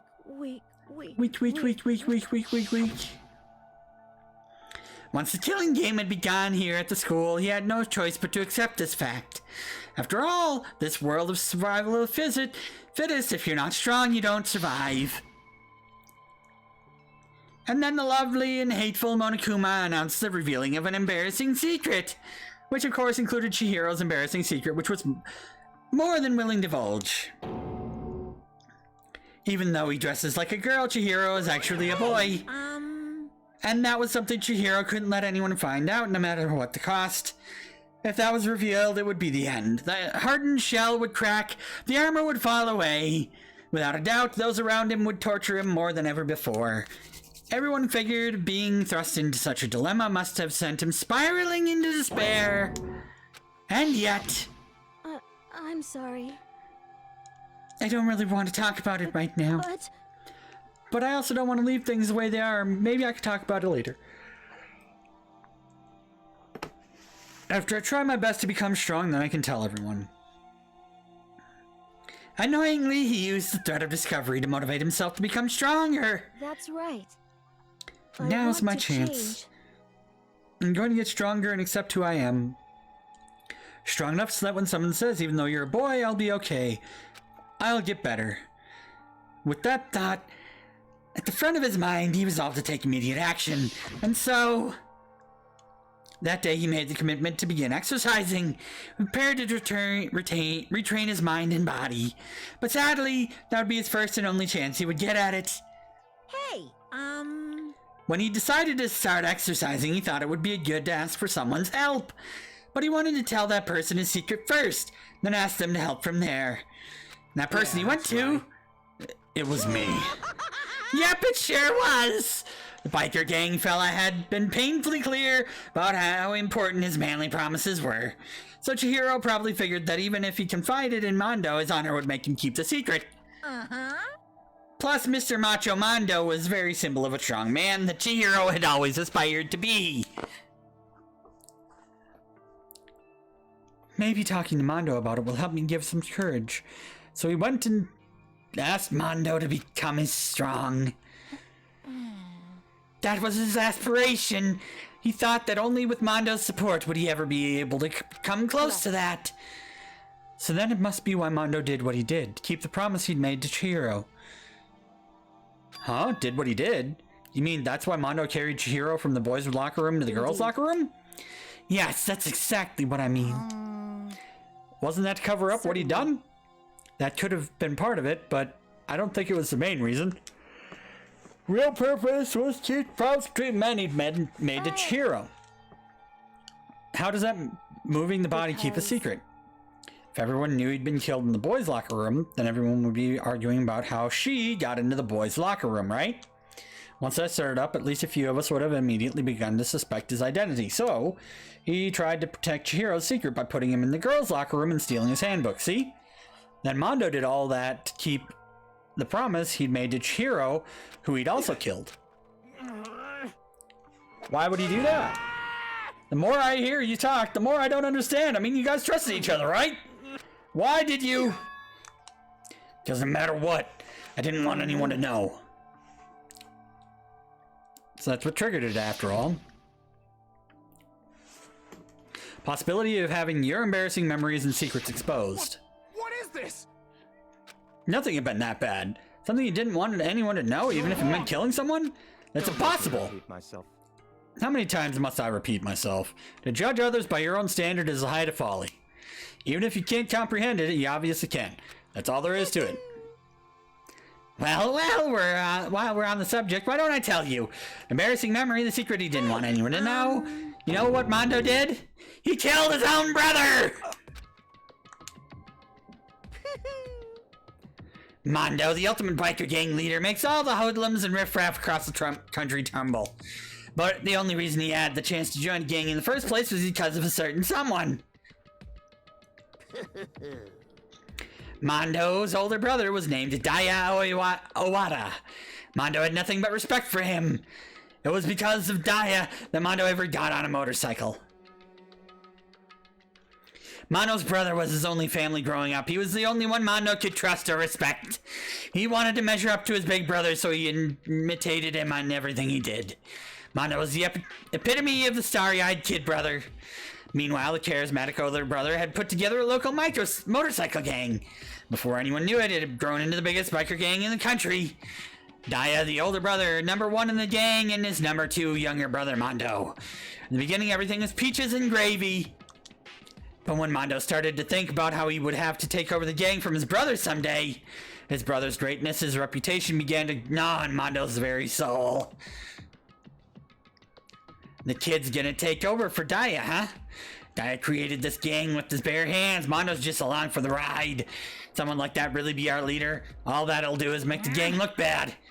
Almost every day Mondo heard the gossip and whispers of the other members of the gang, which is why I gotta get stronger than Daya. Just one time. No matter what, I gotta win. I don't care what it takes, I gotta come out on top. And on the night of his amazing brother's retirement ceremony, Mondo challenged him to a street race. But during the race, tragedy struck. The kid brother pushed ahead with reckless abandon. Eager for victory, he dashed into oncoming traffic. But suddenly,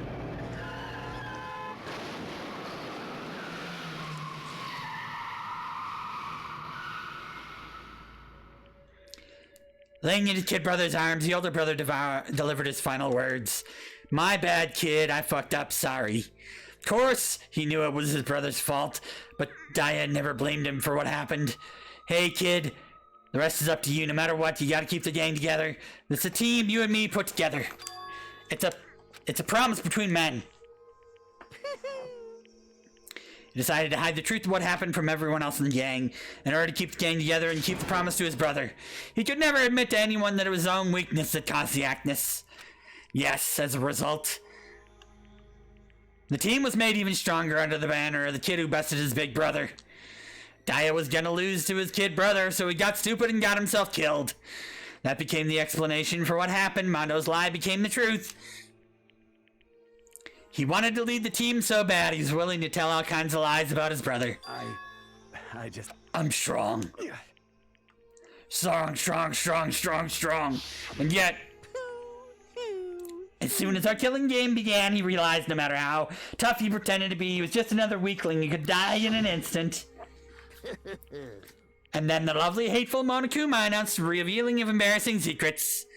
At that point, it was clear I would have no problem shedding light on this secret. Mono killed his older brother. No matter what, I couldn't let the other gang members find out. If that happened, everything would have been ruined. Everything me and my brother had worked to create would have been destroyed. His death, all the guilt I'd been carrying around, it all would have been for nothing. So that's why I... Mondo, after I saw what Monokuma had on me, my head filled up with all kind of fuzzy uneasiness in this world around. Never felt anything like it before. I didn't know what I'd do about it. I just wasn't sure what to think or say, but after a while that fuzzy uneasiness turned itself to a rock-hard lump of anxiety way down in my stomach. That right around then, that Chihiro had asked me to start working out with him.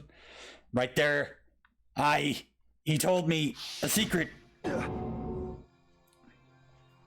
Seriously? Jesus. I'm sorry. Yeah, I'm sorry I lied to you. But why? Why now? Why are you telling me this all of a sudden? Because, I mean, you kept this a secret all this time, right? If anyone had found out, you would... You're right, but I want to change. Wrap myself up in lies, I'm weak. I want to destroy that version of me forever. His words were like a knife in my gut. I felt like he was exposing the lie I've been living myself. I have to change. I don't want to be weak anymore. You're so strong, I can't hurt you, right? Whatever secret Monokuma might tell us. What you're saying, I should just say it? What? Huh? I was jealous. I was jealous of Chihiro's strength. He had the strength to face his own weakness and try and overcome it. It was the kind of strength I'd never had. I was very jealous of him. That jealousy broke me. Are you making fun of me? I'm strong? Are you fucking with me right now? I'm not making fun of you. You really are strong, Mondo. Felt like I could hear something starting to creak. Something inside my head. What do you want me to do? What was I supposed to do? Was I supposed to just sit back and let my secret get revealed and ruin everything? Damn you! Why'd you have to tell me all that? You trying to rub my failure in my face? I just wanted to... No, I really admire you. I admire your strength. Right. That's right, I am strong. Strong, I'm strong. Strong, strong, strong, strong, strong. Stronger than you, and stronger than Daya. I don't remember anything after that. When I woke up again, he was laying at my feet covered in blood. I had the dumbbell in my hand and I was just staring at him down on the ground. Hey! I killed him. Chihiro. Even after all this time, I'm still just as weak as I've always been. And thanks to that, I did something I can never take back. Mondo. He was normally so aggressive, so angry. He hid that weak side away from everyone. That was his secret. A weakness like that lived in a heart like his, and it turned him cold-blooded. God damn it. Look at him, you see? You're all just like him. For a secret from the past, for a memory. For that, he killed another living human in cold blood. He couldn't cut free of his regrets from the outside world. He doesn't know what true strength is. Do you see hope anywhere in there? 'Cause I sure don't. You bastard. Just shut up, you son of a bitch. Go ahead, say it again. I dare you. Okay, I'll say it as many times as I want, is what I want to say, but unfortunately I can't do that right now because time for punishing is fast approaching. Punishing? You mean execution? Well now. That's what I promised you, right? The blackened that disturbs the peace will be punished. Hold on. Now then, I've prepared a very special for Mr. Mayano Owada, the ultimate bike gang leader. No, wait. Let's give it everything we've got. It's punishment time! I said wait! Sorry, man. We made. From one man to another. From one man to another. Murder! Mondo has been found guilty. It's time for the punishment.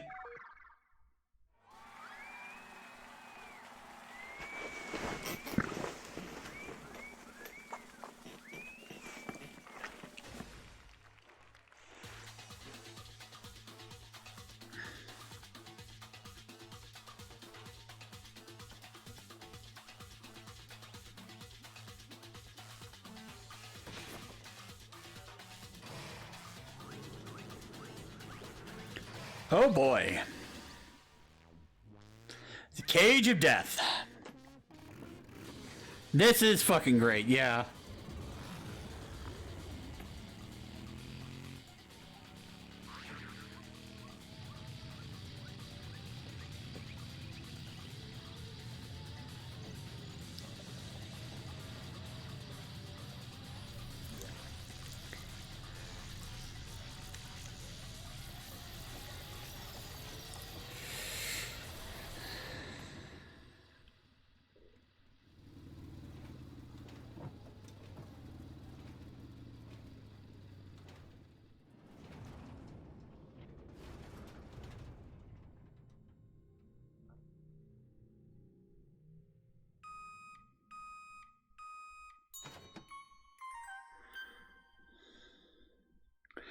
Mondo butter.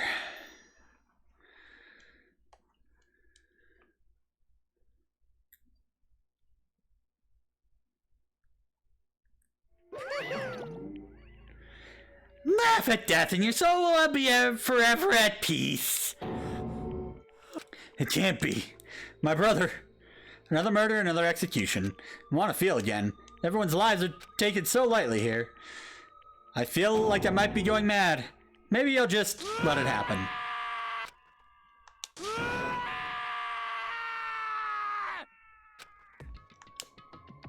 As Taka's sad screams invaded our skulls, we were each forced to realize once again.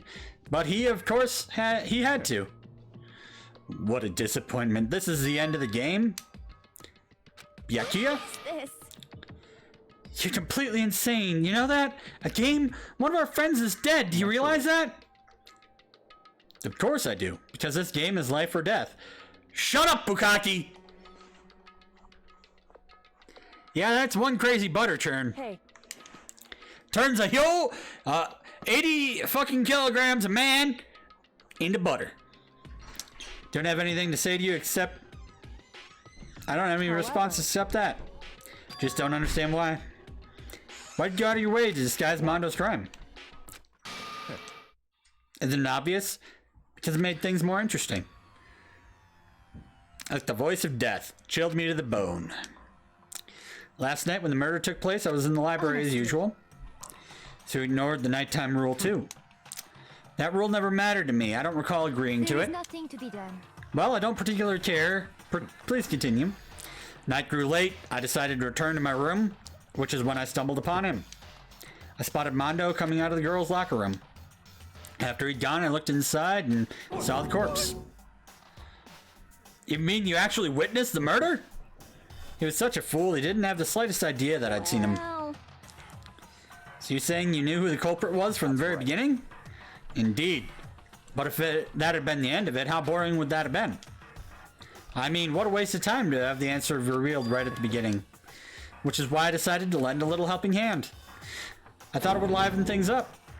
You did all that just to liven things up, you fucking prick. So after hearing about Genocide Jack from Toko, you decided to use that to create the fake murder scene? But damn, man. If we hadn't figured out who'd really done it, you would have been dead too, right? Well, obviously I would have revealed the truth before it reached that point. Of course. Bukaki turned and looked at me in the eye. Bukaki came into my eye. I could feel his sharp Bukaki piercing into me. Thanks to a certain remarkable someone, it never did. And I was able to perform an interesting experiment. Interesting. Once I do decide to become blackened, I now know who I'll have to watch out for. Correct. So that was your reason. Are you satisfied? Yep, we're done listening to your bullshit. Fucking Bukaki, moving on. Something I'd like to ask Monokuma. Oh, I'm next. You like to perform these elaborate executions each time, correct? My question is, why? Do you like them? But you know, the punishment, this despair, it's not just for you. All this punishment, all this despair is my gift to mankind itself. You're over-exaggerating. I'm not over-exaggerating. These punishments are meant to transform all hope to despair. We're being broadcast live worldwide! What do you mean? Mean?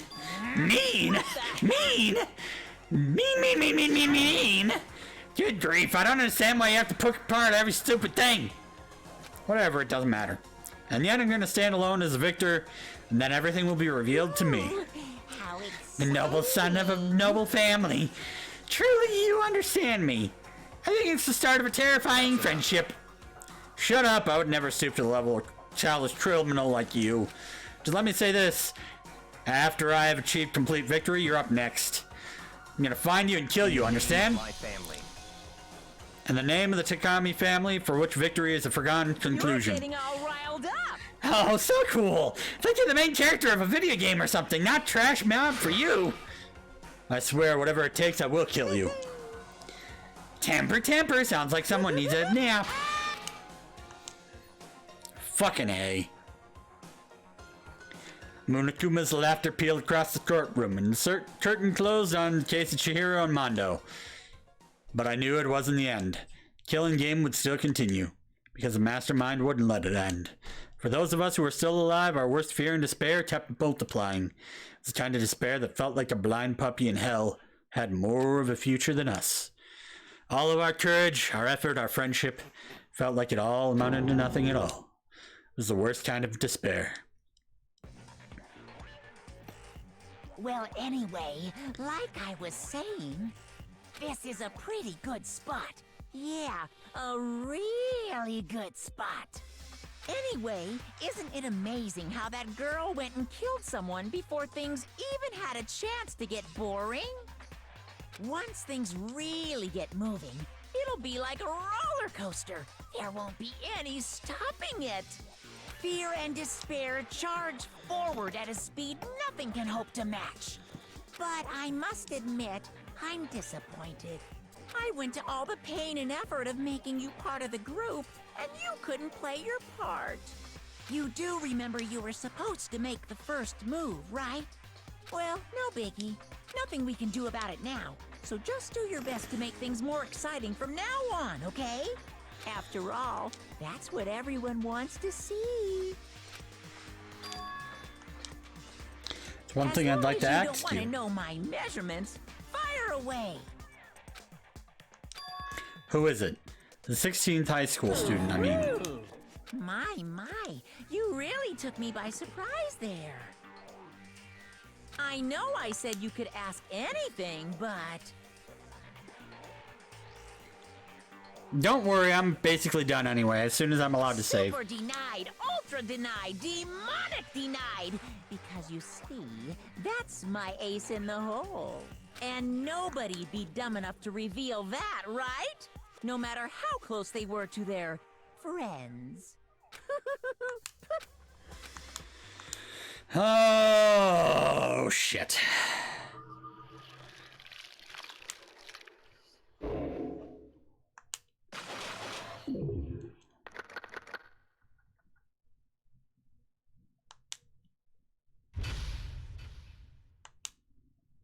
To be continued.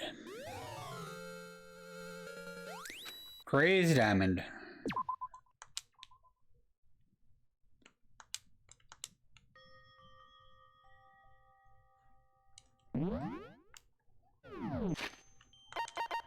What?